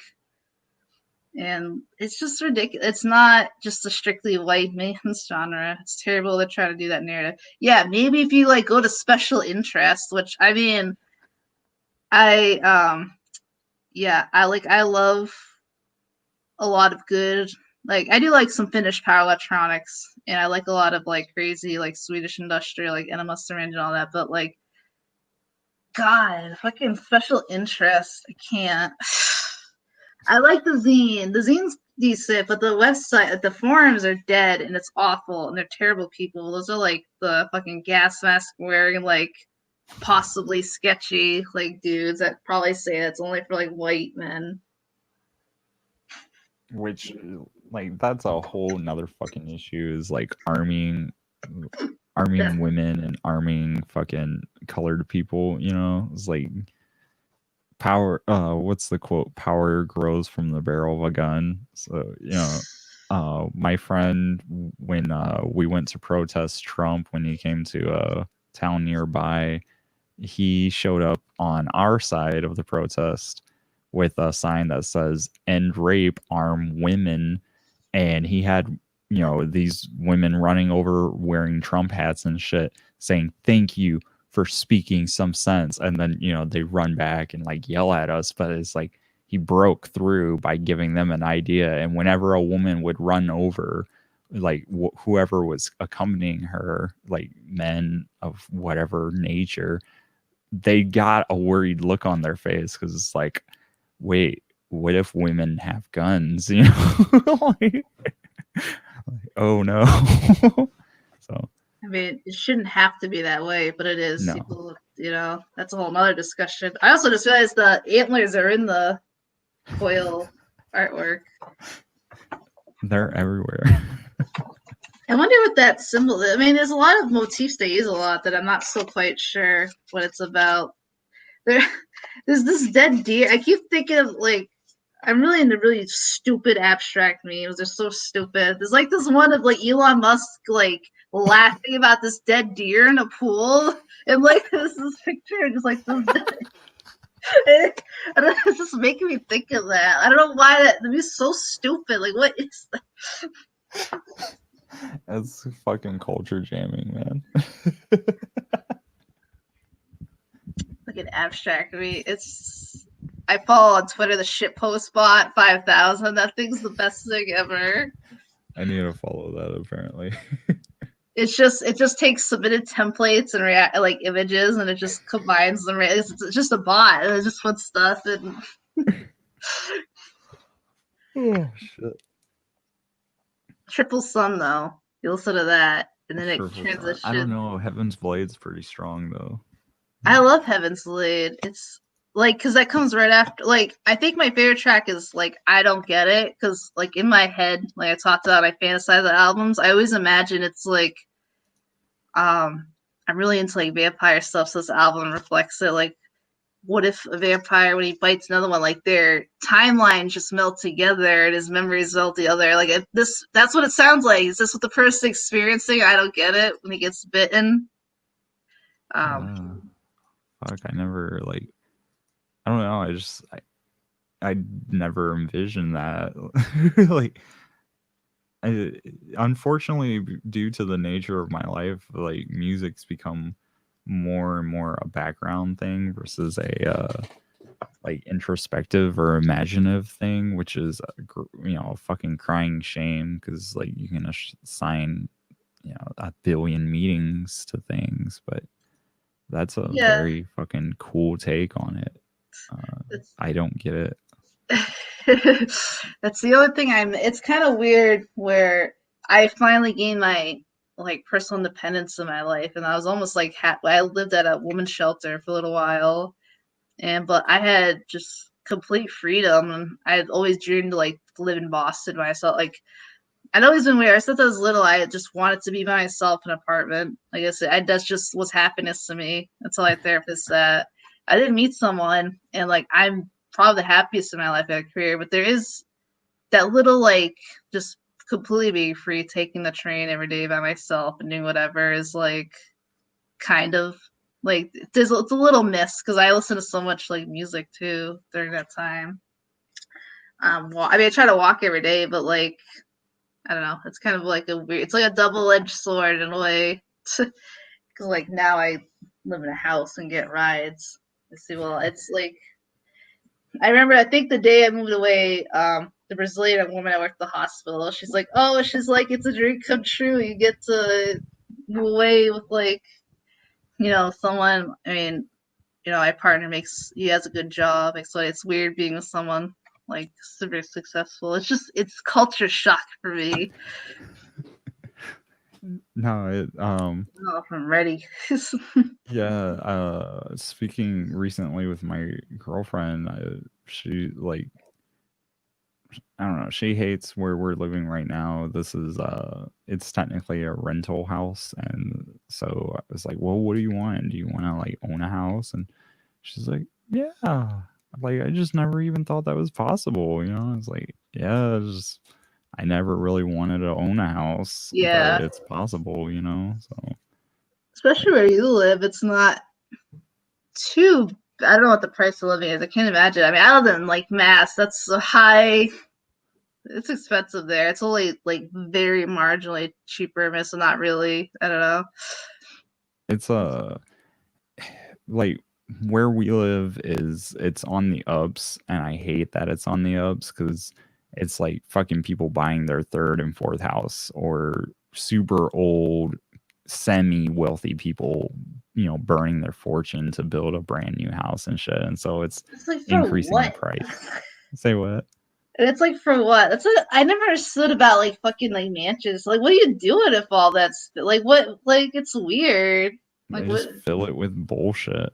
Like that's it. But they don't even. Then you get like the weird like Kanye West house where it's like all minimal. I know it's not there's no way that's their actual house, but I don't know if you saw that video where they do like the house tour of like Kim gives them the tour of Kanye West's house, and it's like the most minimalistic house ever. It's like these big white rooms of like one like pillars of just like furniture and shit. It's fucking weird. Yeah, it's like Lynchian, like David Lynch. I mean, he is a strange guy, so like both Lynch and Kanye, but no, it's I used to be a delivery driver for Lowe's, and so like taking shit into these people's houses, like they're not seriously, they're lucky. That's it. Like there's no major difference. They're sitting on their fucking phones just like us, or they're, ordering pizza because they don't feel like cooking just like us, just stupid shit. And the most ridiculous thing I ever saw was I took this guy a brand new fucking refrigerator, like a $2,000 refrigerator for his basement, and he had the biggest collection of Hawaiian shirts I'd ever seen in my life. Like, he could have opened a fucking museum to Hawaiian shirts, and they were all like firm press starched. Like, he just bought them and hung them up and wears them once. And there were enough shirts in there. He could probably wore a different shirt every day for 10 years. Like, it was fucking stupid. And every one of them had something like that, be it a, car, like they drive once a week or once a month, or, just stupid shit. And It sounds like, cursed. just like, why though? God. Imagine not spending that on records. I could own like 2 Coil albums with that. That's something I kind of wanted to touch on stream. Maybe we'll have to do another stream next week or something. But like the fucking scalp prices of coils and like the scalping prices of industrial records in general, or like electronic. Like, if you enjoy noise or electronic music or industrial, like even fucking wholesale, like the glitch and stuff, like, that shit's like $40. I like, just like earlier when we said if you find a Coil vinyl, buy it. I saw Worship the Glitch for $30, and I was like, you know what, I'm gonna buy it. Like, we're talking about it. So during the stream I ordered a Coil vinyl for $30. I mean, that shit's like, even like new Merzbow stuff is like $40. It's like ridiculous. They fucking, I just have to like the expensive genre. Yeah. Well, part of that is definitely Peter's fault, Sleazy's fault, because I mean, you read it too in Cozy's book. Legs not mekins pour letter night. We're not dissing Hawaiian shirts. I was just saying it's ridiculous to have like a 100,000 Hawaiian shirts in your basement. But anyways, fucking yeah, Cozy's book, she says, like sometime in the late 90s, early 2000s, she got a call from Peter, and he's like, oh, the CD market's bottom out, so I'm moving into the high art market, and by smearing blood on like 20 copies of whatever album, it made it rare, and by only pressing 100 copies of an album, you make it rare. So it's artificial scarcity, because that's what he had to do to maintain his lifestyle, So That's probably when Jeff broke up with him. He's like, nope. It's like, I don't like this direction. Plus, because this is right at the end of the stream, and no one will be listening this far. I always had this sad speculation that like I don't think Sleazy, I don't buy into meat like he was like some kind of monster pet or whatever. He definitely liked younger dudes. I always wondered if Jeff just getting older also kind of like hurt their relationship. That makes me feel bad, because that does happen. I don't know. I feel like I don't feel like he was a monster, and in the interview I keep referencing periodically, brainwashed.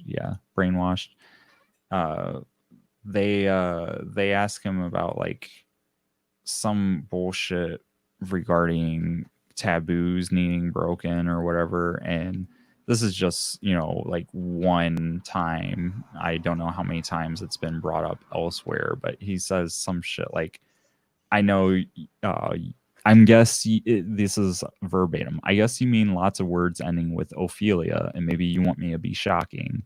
And he's like, there are 2 taboos, which I think are correct and there for a reason. One is non-consensuality. You can't do things that people don't want. The other is to do with inexperienced, undeveloped, or underage children. I think we are all sexual beings up to a point, but children deserve the right to discover things in their own time and in their own way.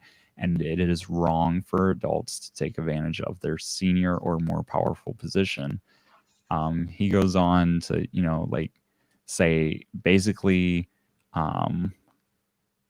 we should as a society, we should be allowed to show affection for children, but he doesn't ever cross that point where he's like, oh yeah, I want to, do things to children. He never crosses that point. So, Yeah. Thailand, different fucking country, different people, different customs, and we as Westerners can like impose our shit on them, but it's different. Like that's how it is. Is it right? I'm not saying it is. Is it wrong? In my perspective, yeah, but it's what the people over there have agreed to. Essentially, it's their customs and their culture. So yeah. It's a different topic. I mean, I don't think sleazy personally like that. I just felt like it was something to bring up that I just noticed. I feel it's funny when I went to the Coil subreddit, because I didn't even know there was one, and so when I linked my thing, I felt special that someone said they had a dream about meeting Jeff, which is weird because I actually lucid dream every night. I've had a lucid dream where I also like met Jeff. It was really realistic. It was fucking crazy. What? Yeah. I'd like to hear about this. Yeah, and I'd never been to England, but I was at like they were setting up for a show, and I was just dreaming about talking to him, meeting them, and then I had the realization that he was dead, and I like just said it, and then like he just kept continuing, and like smiled. I dream realistic though, so it's not like super weird. It's just like cool, but like it was very interesting, and then like. Someone had they talked about that they had met in a dream. He's a strong spiritual being, maybe. A being of light. Jeff was a good boy. He was a good guy. I think he talked about the day he like moved in with Sleazy. He like was wearing some kind of Echo and the Bunnyman like thing. It could have been like a piece of like a shirt or a tag or something, and Sleazy just like took it off of him. He's like, no. Like not in this house. Yeah, I'm not gonna lie. At the start of the stream, I kind of was like dreading bringing up the topic, or if it would be brought up. I kind of felt like it was the elephant in the room, and then most of our fellow streamers seem to be, I'm not the best educated in Coil, and I don't believe you are, although you probably more educated than I am in like their background and shit. So our fellow streamers are like even less educated than us as far as the lore and rumors and shit. So it kind of resolved. It's like, oh yeah, so we might not even broach this topic, So yeah. But I appreciate you bringing it up, and yeah, I as a fan, I want to believe that. They're both good guys, essentially. So yeah. But who's to say? To say, I mean, I'd like to think, things eventually, like things do come out to you, like something, like if something terrible had happened, it would come out. But like many people have lived with them, many people have known them, and I would hope even people like Cozy or. Like, when Jen was really pissed off them, wouldn't he have brought something up to? Like, like I said, or like when Jeff was pissed off at Sleazy, they broke up for a while, and he was really upset with like nothing. Yeah, that's a really good point. Is like, Cozy came out in Jen's, like, she didn't know, obviously it was the last year of his life, but leveled these accusations on him, and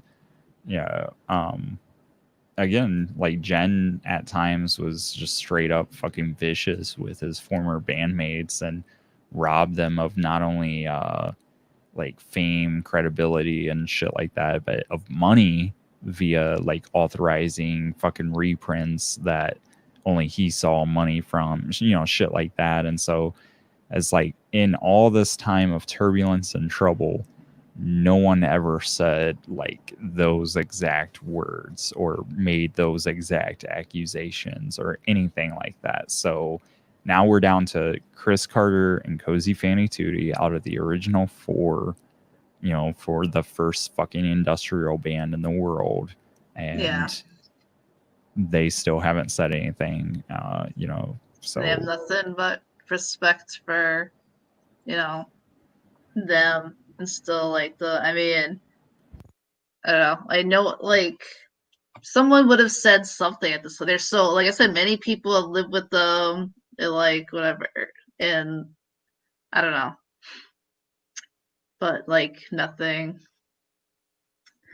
At least with Jeff too. We know he liked older guys.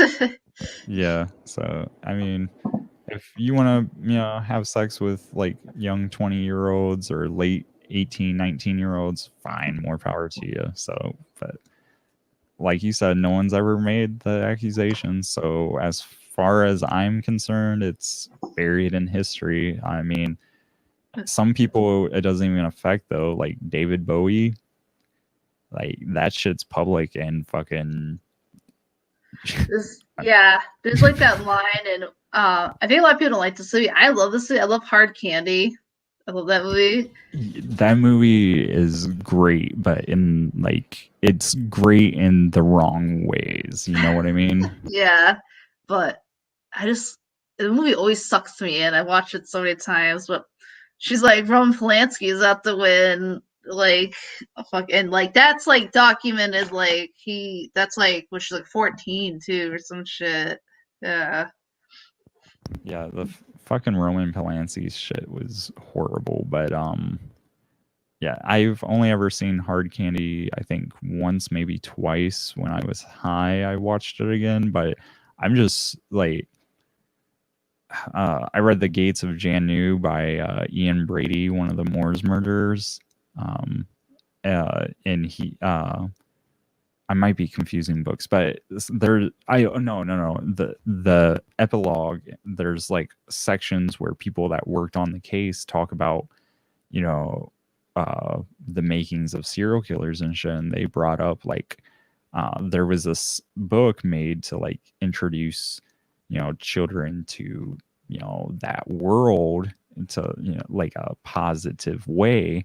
Yeah. And it's that particular book. If you can get a hold of Gates of Jannu, like this is some deep buried, shit that you should check out. Because it's written by a fucking murderer. But Gates of Jannu, and they're talking about this book at the very end. They're talking about this book that in almost every case of like, a child being wronged that way, there's this book called Let Me Teach You, or I'll Show You, or something like that, and it's there and it's used as conditioning.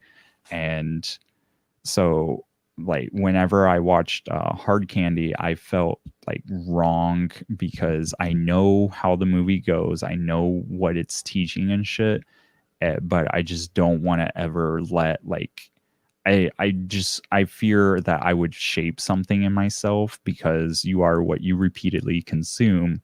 And so I repeatedly, go to the gym and I repeatedly watch like fucking gore videos or extreme movies and listen to loud music. So like that's who I want to be and that's what I want to make and shit. And Hard Candy like was a definitive, it's like, this is an experience, I got the lesson from it and I'm going to move on with my life, so that's just a personal fear though.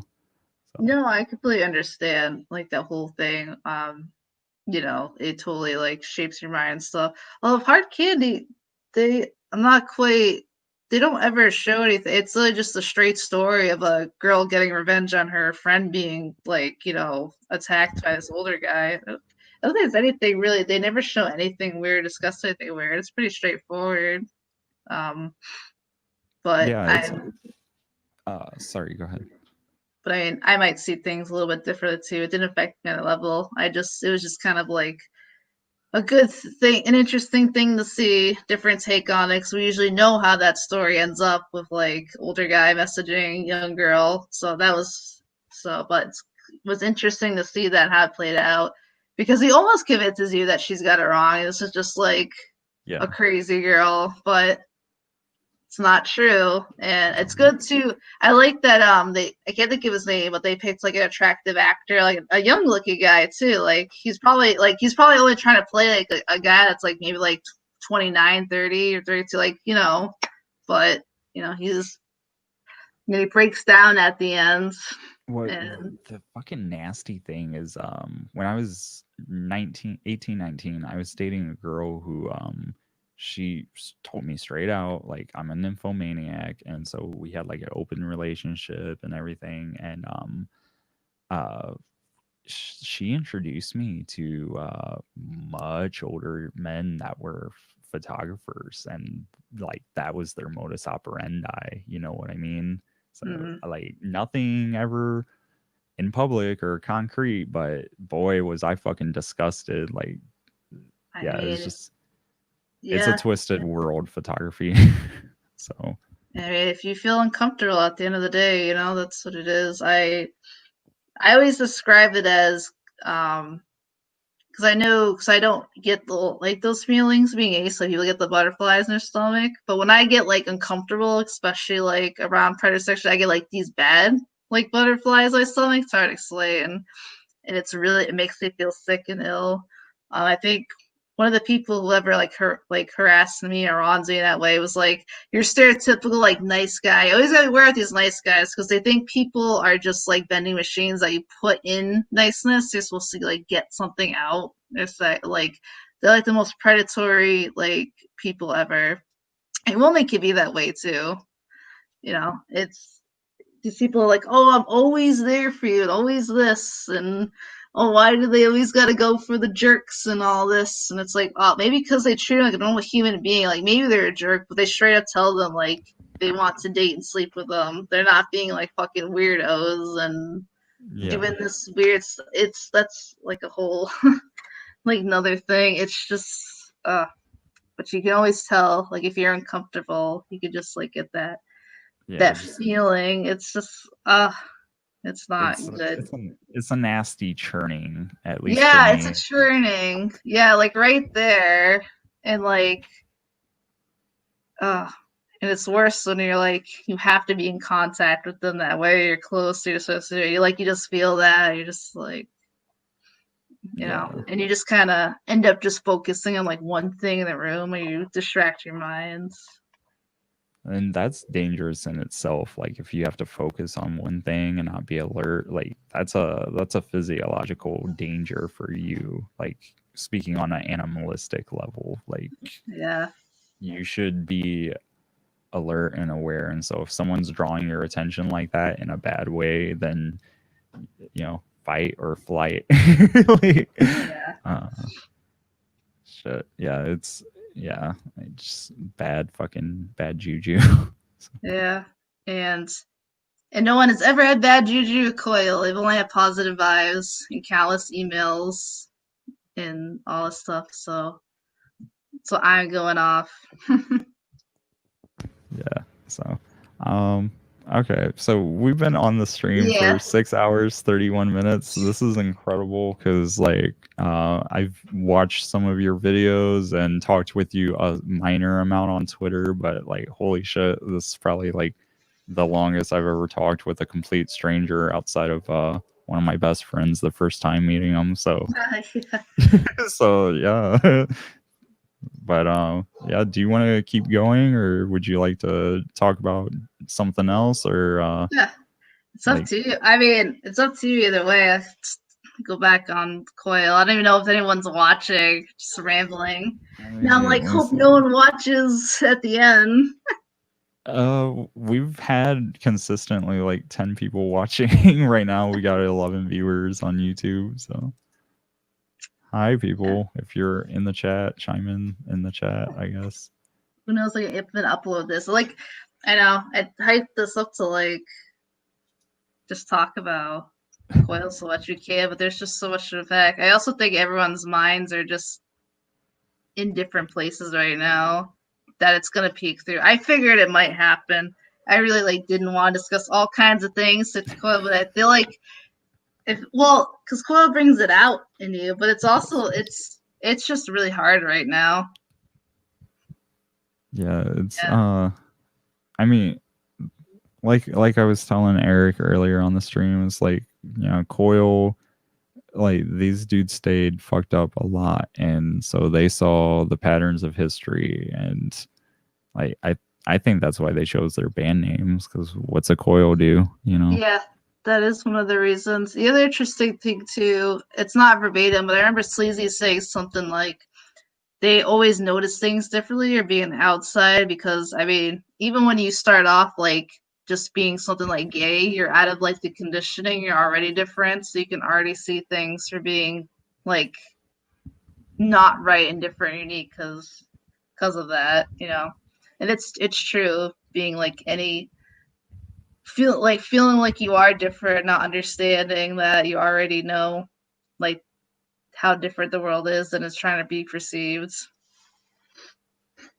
Yeah, being part of the other, like you're automatically put into a different position entirely, and I think it was Francis Bacon. Yeah. Yeah, my friend, he's a huge fan. He's actually the one that showed me Coil and industrial music. But Another he's queer artist. Crazy.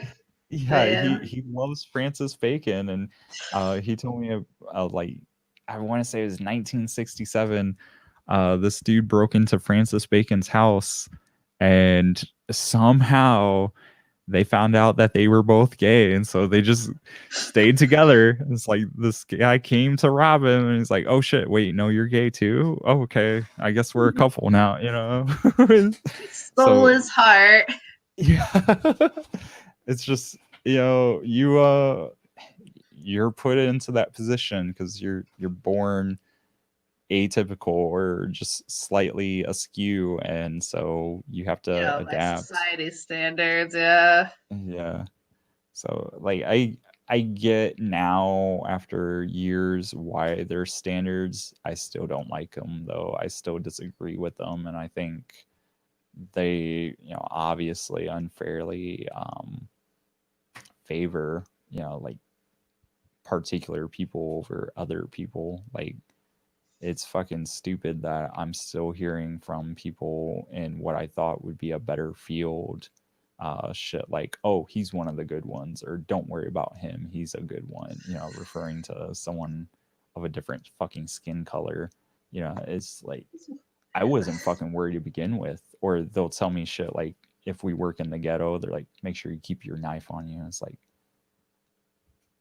I don't have a fucking problem, man. Like, I don't have a problem with black people, Mexicans, or whatever. Like, I don't, you know? So, Yeah. It's like it's this fear that causes problems too. There's so many stories of like cops just like being stupid or like their fear because like I can't think of the case, the story of the black guy who was just like he said he had a gun on him. He wasn't doing anything with it. He asked him to take it out, and like clearly the guy was in panic. He wasn't thinking that you're supposed to like not be the one to take it out. The cop's supposed to, so he went to reach and just give it to it, take it out, and he got shot for it because you know the cop they just always had that fear. He freaked out, and you know it's that I'm sure that unfortunately happens more often. I mean, you know it does because they just have that. It's like no, and that fear is complete bullshit. You know, like we yeah, saw last month in fucking Detroit and Lansing, Michigan, and shows like cops, when someone with a fucking rifle, fully loaded, you know, comes screaming at them, they can just stand there and fucking face them down.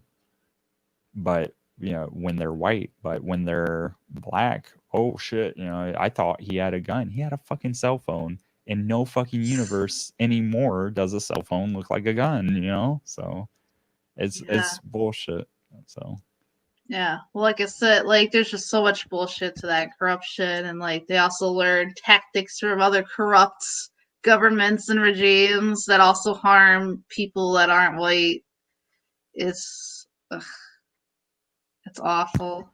um I was recently introduced to a YouTuber who he's like a veteran, and I think now he's a leftist. I'm not sure, but he was talking about how back right when he got out of the military, he was training the police, and he stopped when one of them started like asking about, oh, well, you know, like, would you approach a black man differently? You know, like, because he was teaching them like negotiation tactics and shit. And they were like, yeah, but what if he's black? And he's like, it's a fucking human being. It's a citizen of the fucking United States of America. Approach him the same, you know? Yeah. But he says, you know, police write him and they're like, oh yeah, can you come teach us? And so he'll ask them like, no, I'm not going to teach you because you don't know these fundamentals that are supposed to be the standardized police fundamentals for de-escalation shit, like separate distance, time, and observation or some shit like that. But it's basically taking a moment to assess the situation and just get a feel for what's going on. Just, you know, approaching things calmly or learning how to talk with people. And instead, you know, you're rushed through school, given a gun and told to shoot anything that might harm you, you know? So Yeah, I was actually, I'm not gonna lie, I was pretty ignorant on like the education of the police force. I thought they went to like school for like a few years. Like they went to school as long as I work a trade. Like it's like I thought police work wasn't like trade level. I mean, I really did only like learn that not too long ago. I thought they like went to school at the very least. well, this is, you know, part of like spreading awareness of how just fucking corrupt and shitty our police force is, and not just our police force, our entire fucking criminal justice system. It's like, it's Yeah. just from the bottom up, it's shitty. Like the judges, the fucking entire lawyering scheme, things like that is just, it's a fucking waste. And yeah, the people enforcing it are like, there's an intelligence cap to being a police officer. Like if you score too high on their assessment tests, you will be rejected. So Oh, I didn't know. Is that? I mean, I believe that's true, but like that must be an actual thing, probably. as far as I know, it's true within my state. Because I have a friend with a bachelor's degree that in law, and she tried to be a sheriff as like she couldn't get a job in her field, so she thought, oh, I'll be a sheriff, and they told her, you're overqualified, we're not gonna fucking hire you. Yeah. Yeah, so I follow a lot of like unsolved mystery stuff, which I watch a lot of like horror movies and like crazy stuff like that, and like I never get scared. I get fucking anxious when I read about unsolved mysteries. It's just horrifying. There's so many cases where you just hear the same thing, where police botched the investigation work before the investigators came, and oh man, it's just like a mess. It's wild and all that jazz.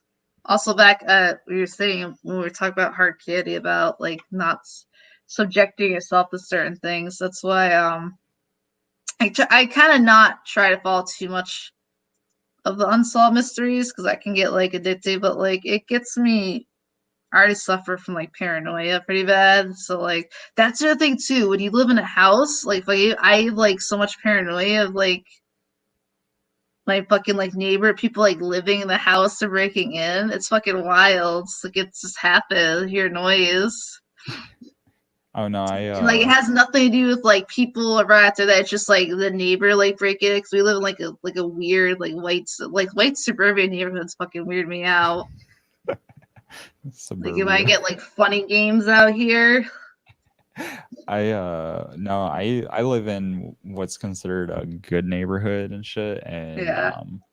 I mean, we still have like people vandalize stuff, but like right next to me is a fucking knife, and then next to the couch we have a machete, and then I've got a fucking AK-47 in my bedroom, and right by the head of our bed I keep a steel baseball bat. It's like, plus again, you know, like I'm a big guy, so yeah, it is a paranoia, and it's a fear of like I'm not going to be taken advantage of, you know. So It's always fucking rich white kids too. It's always rich white kids that are like fucking arsenics. It is that are always robbing. If you look at videos, it's always them fucking doing weird shit. It really is. Yeah. Middle class white kids too that are bored. That's like the real people that'll be coming in and doing stuff. But oh, boys will be boys. That's the excuse. So. But yeah, I don't subject myself too much to that. Or the other thing too, which is people do, I just can't. Like I watch like horror movies, but I like really trashy 70s stuff and all that. Like I like super fake stuff, but like people like love seeing real life gore, and I will not subject myself to that ever. Or like that speaking personally, that becomes a desensitization thing, because like when I first found it on the internet back when MySpace was the thing, it was just novel. It was like, oh shit, this guy is having this thing done to him. It's like, wow, okay. Yeah. But as an adult, I've continuously like re-exposed myself to it, because there's been, just in the last fucking year alone, 2 major emergency situations where like I was the first person on the fucking scene, because everyone else took a step back and was like I straight up watched a whole fucking family run from a motorcycle accident. Like we were all heading in the same fucking spot, and then this guy got hit on his motorcycle, sent him flying, and he's covered in blood, like blood out his fucking eyeballs. Horrible, horrible fucking trauma and shit. And I immediately ran to him, stopped traffic, and had my girlfriend call the police. The same time I'm running to this guy, I'm watching people run in the exact opposite fucking direction, whether that was not like, wanting to talk to paramedics and cops and shit, or just you're scared of blood. It's like, to me, this is, a real life fucking thing. And if I want whoever the fuck this is to live, I need to be able to act. And so seeing blood, seeing bones, seeing all that shit is part of that. Like you have to accept that reality is happening right now. So shit gets real. Yeah, I could understand that. I remember I actually had a patient once ask me how I can do things with bodies like while they're. I used to work in the ER, like stuff like that, and like you kind of just don't. Well, first of all, you have to just like do it. You have to be there. If you don't do it, you just know that you're only delaying it, and you gotta help. But like you kind of just glaze over in a sense, or I can. Like you don't really take it hard to bother you. I mean, you realize it's natural or it's not weird. I don't know. It's because it's just your body. I try to. I think though there's like a different distinction than real life stuff. But like these people are like addicted to looking at photographs of just like people getting like killed by like cartels or like car crashes. All this. There's like total like forums dedicated to just seeing this stuff. And I'd known about it. I only looked at it recently because I did my whole video on warm leatherette, so I have to talk about Crash. And I actually thought, I'm like, I actually had never seen like a real body in a crash. So I remember I looked it up, and it's fucking awful. These people like this is what they do for leisure. It's their hobbies. It's like obsessed with looking up fucking like death photos of real life people. It's like this is like the worst thing you could do to your subconscious or your soul, I think. I mean, it definitely like affects you, but when it's like real life, there's no computer screen, because the computer screen, you're seeing real shit, but there's still that distance. And so when you're face to face with the actual thing, though, like if I'm not mistaken, you do blood transfusions, I'm a phlebotomist, but yeah, I take blood. Okay. Yeah, stick I'm not sure what a needle phlebotomist does. Sorry. I draw blood. I stick needles in people. My specialty is mentally ill patients. So I have to draw blood for people that are very mentally gone. I used to work at the ER though. Both very respectable careers. So. I like my career. I like drawing blood. I like it more than CNA. Mm. But So yeah, that's that's the other thing that gets me with the Corona stuff is like still text us like us phlebotomists and CNAs getting our respect. Like I know nurses like I'm torn on the nurse worship because let me tell you, there's a lot of shitty fucking nurses. Okay, like nurses are absolutely great and they're doing so much right now. This is an awful time, but like us techs, nurses give medication, they change wounds and gauze, they do a lot, but CNAs and us, we have to touch them. And I have to actually like draw their blood and find veins. And some of these patients I've had like you're basically like in bed with these people to get some of this blood. And CNAs like they change bed pans and they wash them up and they're very intimate with these patients. And there's just silence yet again. Silence again for the techs. So silence for the heavy lifters. yeah. I'm surprised, like, even EMTs aren't even getting as much respect as they should in this fucking case. Like, this worldwide pandemic. Like, goddamn. Well, the thing that fucking cracks me up is like the IRS has access to all of our tax returns. So it's like filter by occupation.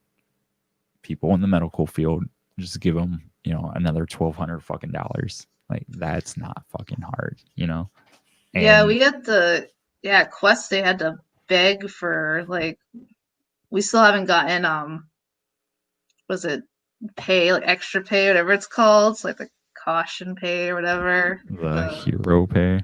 Yeah, that's what they call it. I got it. I got like, so after all this time, they gave me, because I've been on full time with a few people, because a lot of families furloughed, which is understandable because they want to be home with their families, and they gave me an extra $500.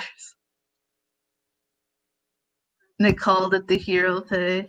I mean, it's something, but it's, I'm not trying to be rude. I do have to use the bathroom, though. I'll be right back. Okay.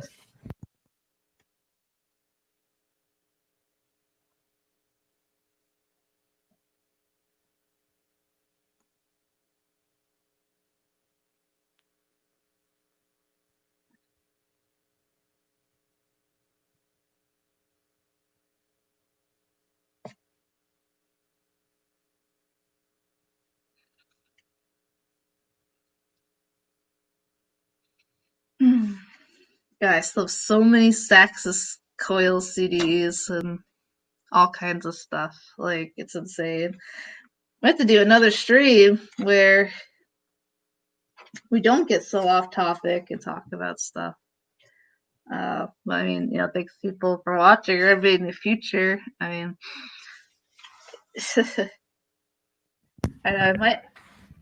I feel kind of like I want to do like a whole night of just Coil stuff, but it's kind of hard about like a lot of people too. I feel like, in a way. Well, you've had your channel for roughly a year, and so it's like you're picking up steam, and then I'm still a nobody. I have less than 100 fucking likes on Facebook, so like a lot of people in the Coil group liked the post and shit. So I think just if you call this, part 1, the long episode or some shit, and then we get kind of like more of a format, or you, because you're the host, more of a format, then perhaps like this can be something akin to I think they call it Noise Extra now, but it used to be the MERS cast. Oh, I know all about the MERS cast. Don't worry. I mean, I think it's hard to. I mean, I'm happy for all the guests we have, but like, it's hard when I wanted people that's like super knowledgeable too, to like bounce off stuff. Cause I realized talking about the albums, you talk like 2 seconds about it. It's like, well, I can talk about this album like a lot, but it's hard when there's not a lot of feedback or bouncing around. Yeah, it really worried me when the other guys were like, "Oh, I never even heard of that album." I was like, what? And then the one dude was like, it's so hard to access them. And it's like, what? You know, because like if you're looking for physical media, he's right. But if you're looking for online resources, it's all there for the taking. And then most of it's right on YouTube. yeah, a lot of it's on YouTube.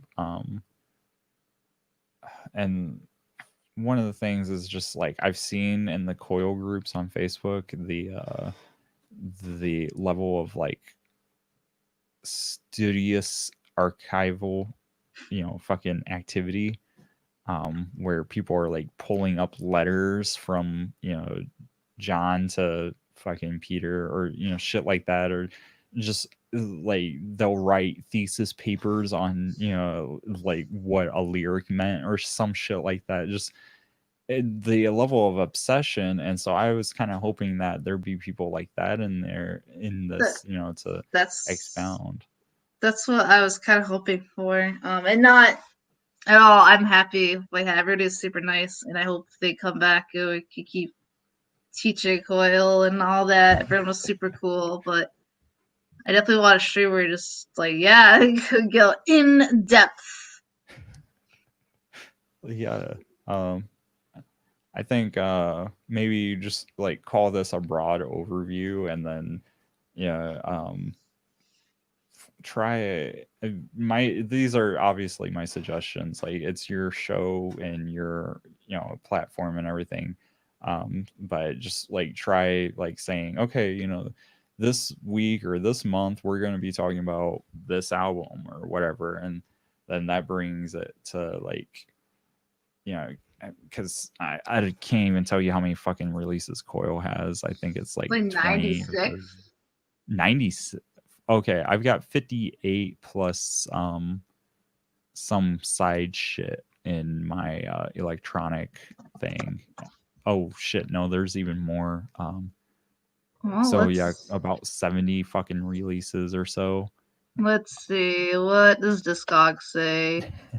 97. That's what I thought. Jesus Christ. Yeah, so like this is years worth of content if you go, even 2 albums at once or something, because like Music to Play in the Dark, 1 and 2. Murder Me, Ostia. What's up, Isaac? That violin part that comes in is just so good. So good.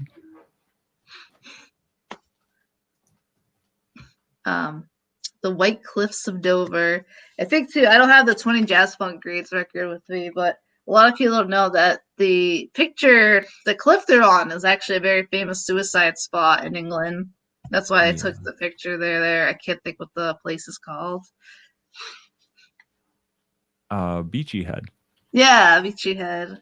Yeah, they named one of the songs after it. So. And that track sounds just very like, it almost sounds very almost like Silent Hill. It reminds you like very foggy and distant, creepy. Yeah, I hate using the word atmospheric, but it's just so perfect for describing like Coil and certain Throbbing Gristle songs. Like, yeah, I don't mind using atmospheric. The word I hate that comes up, especially these two, is like quirky, because like I hate using that word. But like when I talk, like how else do you describe like J.G. Thirlwell's work? It's literally like it's no wave industrial, very quirky noise rock stuff. Like I've never heard anyone call industrial music quirky, like any form of industrial music. Are you telling me scraping fetus off the wheel is not quirky? I mean, it is. I've just never heard anyone say it's quirky. Yeah, don't tell me it's not, because it is. He's like the fucking definition of it. I'm not thinking like the cutesy like literally what it is. I can't remember the album, but he's like, yeah, I hate you, fuckers. Like that's the whole bouncy song is, I hate you in the morning, or some shit like that. But yeah, it's just a bouncy song about hating people. So Yeah, that sounds about right. He was pretty ahead of his time though in many lyrics. Like he was talking about like the almost meme level of not like joking around and nihilistic and like I hate life music before anybody else was ever. I mean, uh, it's just a fucking shame because like he's considered ahead of his time now, and it's like as time progresses on, we're going to see probably a reformation of like conservative values in the next 10 to 20 years. And so right now is like right now is the time to like shift things to a progressive direction, whatever you define progressive as. And so like if we don't shift things so that like these people of marginalized groups, ourselves included, are accepted or seen as like just normal fucking people, then people are gonna look back on JG Thurwell and be like, oh, he was like 80 fucking years ahead of his time. Or they'll look at Coil and they're like, these men were revolutionary. Like, I mean, both are true. I mean, JG Thirlwell still is like not at all known in what I don't know. Like I don't know how. I don't know how people just don't love him in the mainstream. They know Venture Brothers. They don't know him. It drives me up the wall. Actually, I found a lot of people still don't even know about Venture Brothers. That kind of like blows my mind. But what you said is yeah. correct. But I think it might also be a truth, unfortunately. Now, for underrated Coil songs, I mean, I think I was talking about how I think Black Antlers as a whole is underrated. I'd say the track Black Antlers itself is good. I think Protection on Coil versus Elf. I love that track. I'm looking at the album layout. I think Nothing on Ape of Naples is underrated. the whole album is good. Although I think it is funny though when people always like bitch about "It's in My Blood" or like indie kids or people on mute just looking it up because it's there. But like the one industrial song that's actually on there and they complain. They bitch about it. And see that that goes back to what everyone was talking about earlier. Is like industrial not as a genre but as production techniques, because fucking a lot of Coil's discography isn't what you think of as fucking industrial music. I was pretty pissed off the first time I bought like a Metropolis album, and it was nothing but 4/4 beats all the way through. I was like, what is this? Like it's so repetitive. Yeah. Oh yeah, but fuck Metropolis. Also, I just want to point out my boyfriend got Moon's Milk in 4 phases for $10, which is like impossible. Yeah, it's the proof is there. Yeah, he doesn't know how either. Yeah, He must this is have his got that copy. thrifting or something. Like there's no way. Yeah, Moon's Milk in 4 phases is pretty underrated, I'd say. It in Psychic Trash Void, it became a fucking meme. No. Yeah, like people were like, "What's your favorite Coil album?" Oh, it's music or Moon's Milk in 4 phases .mp3/wave/ just retarded. That's high as shit. Oh, this is an punishment. underrated release. A lot of people don't know about, but it's really good. This is Coil Black Sun Production, the spider plastic thing. And they kind of just like remix Jeff's stuff a little bit, but it's really good. They like a lot of it, they like sample him speaking backwards and stuff, but I don't know, it's so good. It's so different. It sounds fresh or whatever. Where I'm trying to remember my favorite track is like the spider takes the whole every track name is like saying this narrative. I think my favorite track is like the spider wraps its victim in plastic is really good. Yeah, so I like this album a lot. And then there's the plastic spider thing. Yeah. I love that makeup set. Like yeah. when I think of them live, I know there was like a time where they were wearing silver and shit like that, but I like to think of that makeup set live. It's I so know. fucking jarring. So I don't know what it's supposed to mean. There's uh, also. Go ahead. no, you go ahead. You're fine. I was saying there's also that I don't know the context of it. It's on YouTube. This live performance art of like a young Jeff. He's just like basically naked except some like underwear. He's just wrapping himself in like barbed wire, and he just starts rolling around in his own blood, basically. If I remember right, he shits himself, and so he's just rolling in shit and blood at one point. I think so.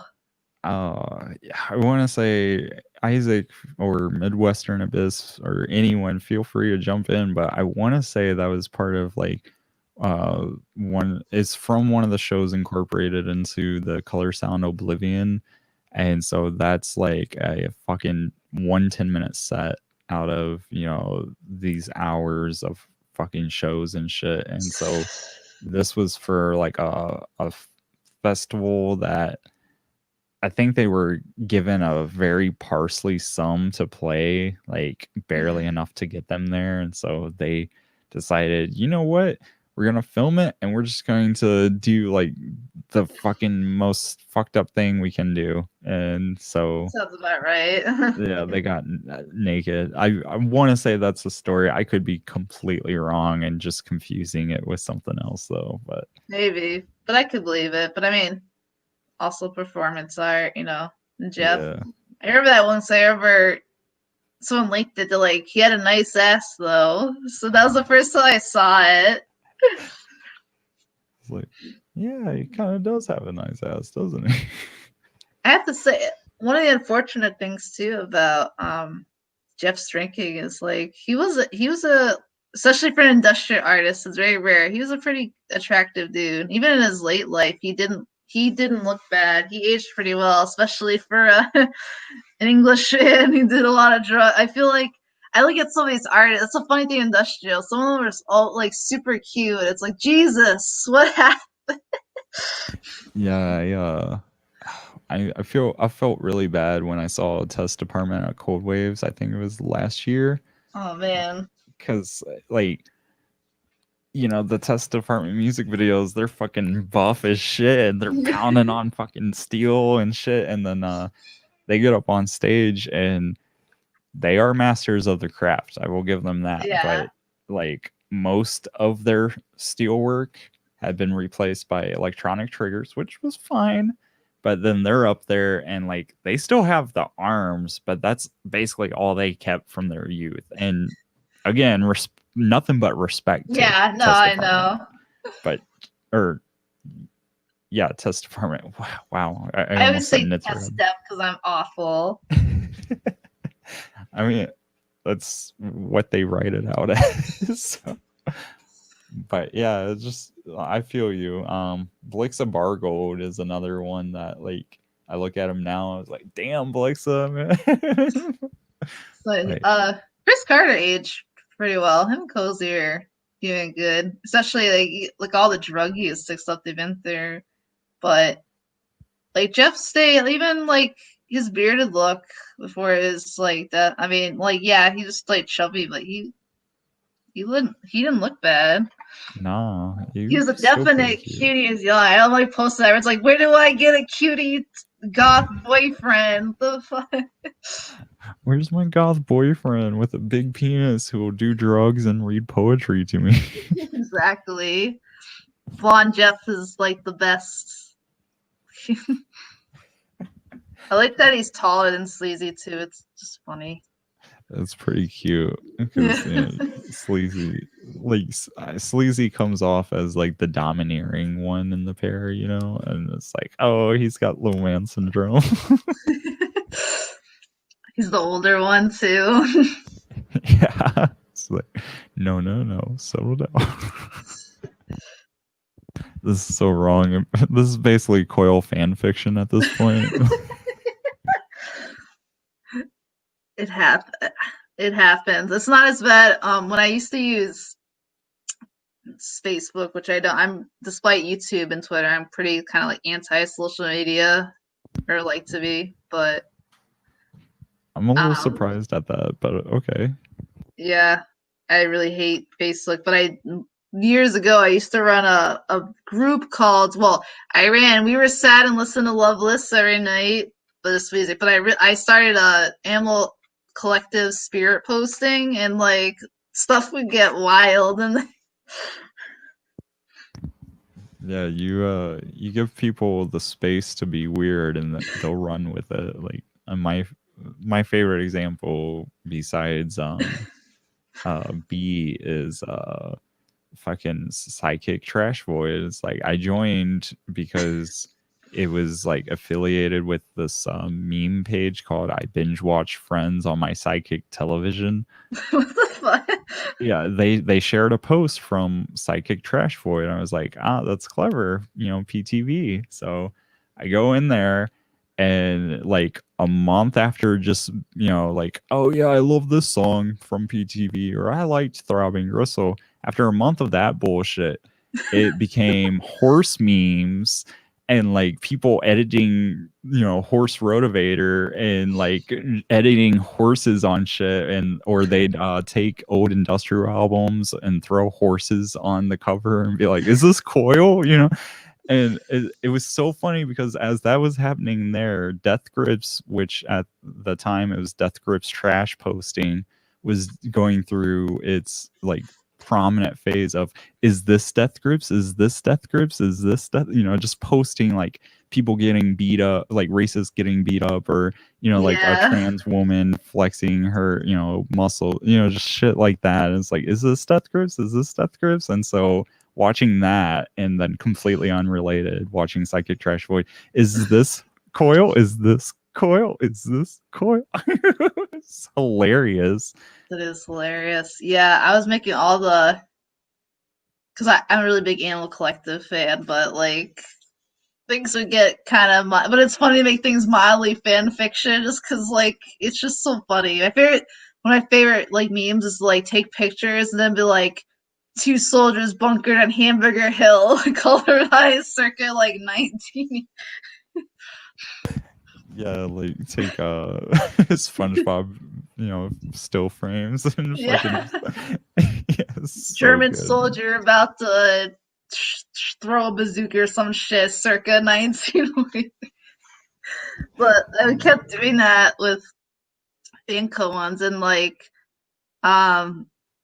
there was one person I would kind of terrorize in there, this Colombian guy. He was really cool, but I think he was slightly homophobic, so I would I shouldn't, like, obviously it's not cool, he's homophobic, but like I think he was trying to hide it. But Animal Collective definitely has like some homoerotic undertones, whether he liked it or not. I would bring it up to him. Like I would purposely be like, well, you do know A.B. Tear wrote Flesh Canoe for Panda Bear, right? Like he he clearly like wants to be like, I don't know. There's clearly obvious stuff. They also they write a lot of songs about like kind of romantic things that don't have any specific like gender, male, female. It's cool to like post those, and like that would drive up the wall. I'm like, don't even start. I don't know. It was just fun. So people started writing like like fan fiction or stuff really out of context to like shape this narrative. That's fucked up. That's very fucked up. Yeah. I mean, it's really cool though, because it keeps the culture alive, like it does. It also kept shitty people out there, like you shouldn't do this or whatever. And it's like they're very inclusive themselves, I'm sure. Like they're very like, they're very standing band with that. I don't know how much you know about Animal Collective, but very little. So yeah. So I'm sure they'd be for it, Oh yeah. And like it's pretty obvious A.B. Tear probably is like by all, like they're very open about all this stuff, so get that shittiness out of here. Yeah, it's like the Death Grips groups fucking people will be like, why you gotta be political? And they're like, Death Grip's like overtly political, you know? Or I'm seeing, just because of how weird the two communities are, there's actually people going from the Death Grip snitch posting into Psychic Trash Void, just because it's like, oh, you know, I like weird music. Oh shit, this is weird music. Oh, you're weird people. What? Or there's people that come into Psychic Trash Void. They're like, what is this group? You know, like, why are you asking about horses all the time? What's up with the sissy hypno shit? Like, I don't understand any of this. And people were like, it's just kind of how we live, man. Like, It's just kind of how we live. yeah. I live for industrial memes. One of the first things my boyfriend ever photoshopped for me was Derek Jarman, but he put him in a jar. So like, so fucked up. it just says. So now I think my Reddit name is Derek Jarman in a jar, man. That's so great. And like, I don't know, there's not enough industrial. I was trying to push it. I've been trying to like, I found a good clip I do it of like kind of JD Thorough dabbing a little bit. Like he's like in the phone. I need like dabbing artists. It's unfortunate you're not on Facebook, because Ice Cream and Merzbow and industrial memes for Eitzda teens are yeah, or industrial memes for like there are industrial meme pages, and they're starting to put out more original content. It used to be just like resharing the same fucking 10 memes over and over, and now it's like they're putting out, you know, like new photoshops, or they'll share like someone, I think it was in a Reddit, I'm not sure what one, but someone showed a picture of like Trump, Melania, and then two other people, and they're like, I'm gonna tell my my kids this was Throbbing Gristle. No. It's stupid ass shit like that. The comedy really helps like bring life to the community, you know. And I always felt that's kind of an aspect of industrial that's important, was like it's taking a lot of this like evil shit and like the fascistic and stuff, and it's like making fun of it. It's kind of like, this is definitely a heavy topic to like, people are very polarized this, but I like a lot of exploitation film, and I do collect like the Nazi exploitation film with the evil stuff. Shit's wild, but like it's kind of like, I grew up watching stuff like Hogan's Heroes, all that. Like, it's making fun of it. It's not like taken seriously. Dude, this shit is just so terrible and radical. It's like, god damn, this is like awful. But it's just like, I feel like humor takes away like the power of it. And like industrial does that too. It's like defacing the stuff. It's like, let's take like, you know, this fucking like, at least in the early stages, let's take like this fucking crazy radical fascist stuff and like give it to like very overtly like queer people, like make fun of it that way, you know, which it's crazy. No, like I feel like there should be more of that, because like you had people like Nakmar and fuck, I can't think of his name. Dude produced Sebastian Comore, and you know, now Andy LaPlaga too. That like they didn't necessarily take industrial seriously, but they did like seriously utilize the fascist aesthetic, and yeah, without a hint of irony, you know. And so like that bred, you know, a pretty big distaste in a lot of people's mouths, pretty strong distaste, I should say. And so yeah, you know, just fucking be funny with it. Like, you're screaming into a microphone about like your bloody leg, and you still have two legs, you know, like you're not fooling anyone, you know. Just be funny with it.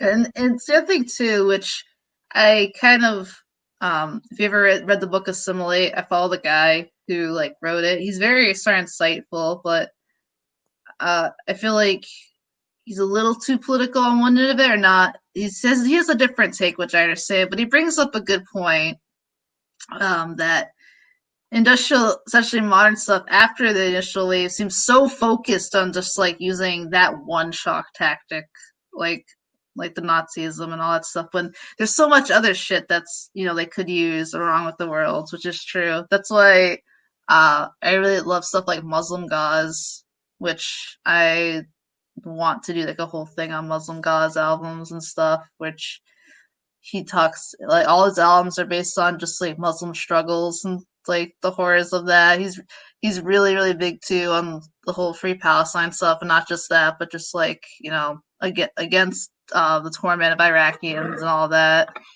just Muslim people, and yeah, it's cool. I remember I had brought up me want to do stuff with Muslim Gauze, and I'm very interested in Burne Jones, the guy who did it all, his ideas. And someone was like, "Oh, the guy who thinks poor Palestine can't do anything wrong." Israel, yeah. Please tell me what this small country of innocent has done that's so evil, please. But like they just got mad. Yes, the poor Israel with like getting attacked by the evil Palestinian. Jesus Christ. Like, do Palestinians do fucked up shit? Yes. Is it anything compared to the fucked up shit Israelis do? Pales in comparison, I'm sure. Like they literally can't. Like these are poor innocent people for the most part. Like has this big evil capital just put right on their home and taken over and brutalized every day. But fuck me, some people try to come out and like kill their oppressor to take back anything, and then their bodies are paraded on cranes and shit. Yeah, these same fucking bootlickers who are like, oh, let the government try and take my guns. They're like, why don't the Palestinians just go live somewhere else? It's like, you're over here saying you die for your fucking eighth of an acre of land and your pickup truck, like, so God forbid, this is like your ancestral home, actually, where your family's been for generations, so it doesn't make fucking sense to me. But I don't know, according to a lot of people, I'm brainwashed by the evil commies of public school, despite like public school being very much anti-communist, anti-anarchist, and pro-capitalist. So whatever. Not teacher. Yeah, I think the only time I actually learned about like actual communism in school. Well, we read The Crucible, so I had to learn a little bit about communism. That was an English class. That wasn't even like fucking history class at all. That was actually I was an AP, like advanced English class, and that was that. But I took one of my electives. There's only like 3 other kids in here. Was a Holocaust class, which I finished, World War II in general, and he had talked about everything, and including communism. There's just so much. There's so much to talk about, and obviously we're there to learn about the rise and fall, basically, of Nazism, which even history classes can't encapsulate everything, and just the heart. There's so much to understand and know. It's a lot. Yeah, and the entirety of like standards doesn't fucking help, because and I believe the original intention was like, look, you have to know these things function in society, but now it's like just so overbearing on the teachers that what they feel as an educator is important is fucking thrown out the window for what the state wants, Yeah, and I can't even imagine being a teacher. Like, you're underpaid, overworked, you have all this stuff, and you can't deal, and then, just being a modern day student just gets worse and harder, especially in the poorer areas. I know all too well. I had like 73 people in my graduating class. That's it. Damn. Yeah. We had quite a few students, they dropped out because they ended up having kids or just stuff that happened. It was rough, but I'm also like, from a poor, small town and everything. Yeah, I grew up in Elkhart, which I think at the time I was growing up, it had between 40 and 50,000 people. So like my graduating class, we still had, I think, just under 500 people. So, you know, a little bit bigger, but I don't know. You probably know Elkhart because Obama came here. Yeah, you know a I've little bit heard about it. negative things about. I've heard Elkhart because I actually know about them because years ago, my mom first came home from the nursing home. We had like a home health aide that would come in. Yeah, she was this older woman, and she remarried, and unfortunately, I guess like the son of the husband she married got like taken away just by the mom was like evil that she took him to live with her in Oakhart, and they were really upset because like Oakhart isn't a great place.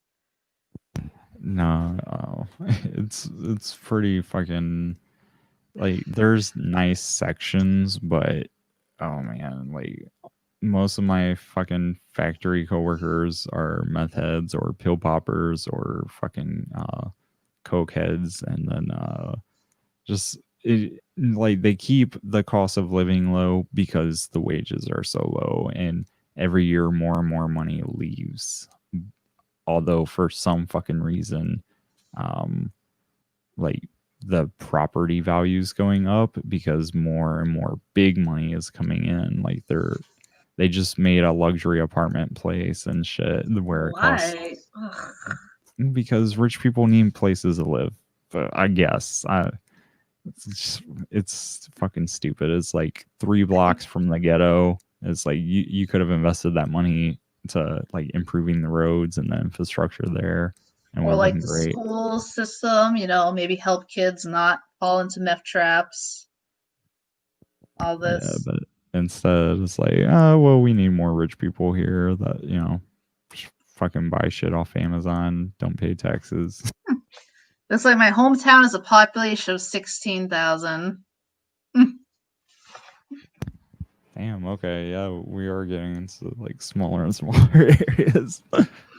I hear from like on Reddit or on Muse. Sometimes I'll talk with people that they come from a hometown of like 800 people, and they're like, it's so annoying because everybody knows everybody. So if you do anything wrong, your parents are gonna find out, or if you date someone, the whole fucking town knows by like the end of the day. So It was still kind of like that, even 16,000 people. I felt like the town's decently small. It was right on the border between Mass and Connecticut too. So I go to my cousins lived in Woodstock a lot. Woodstock's a creepy fucking little place.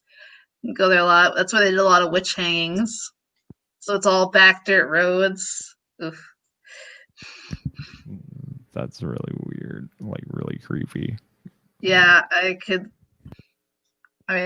got stories for days on that fucking place. And any house my cousin lived in, it's fucking haunted every time. Not just like, oh shit, like you wake up and like furniture's all pushed into like the fucking part of the room. It's haunted. Like what?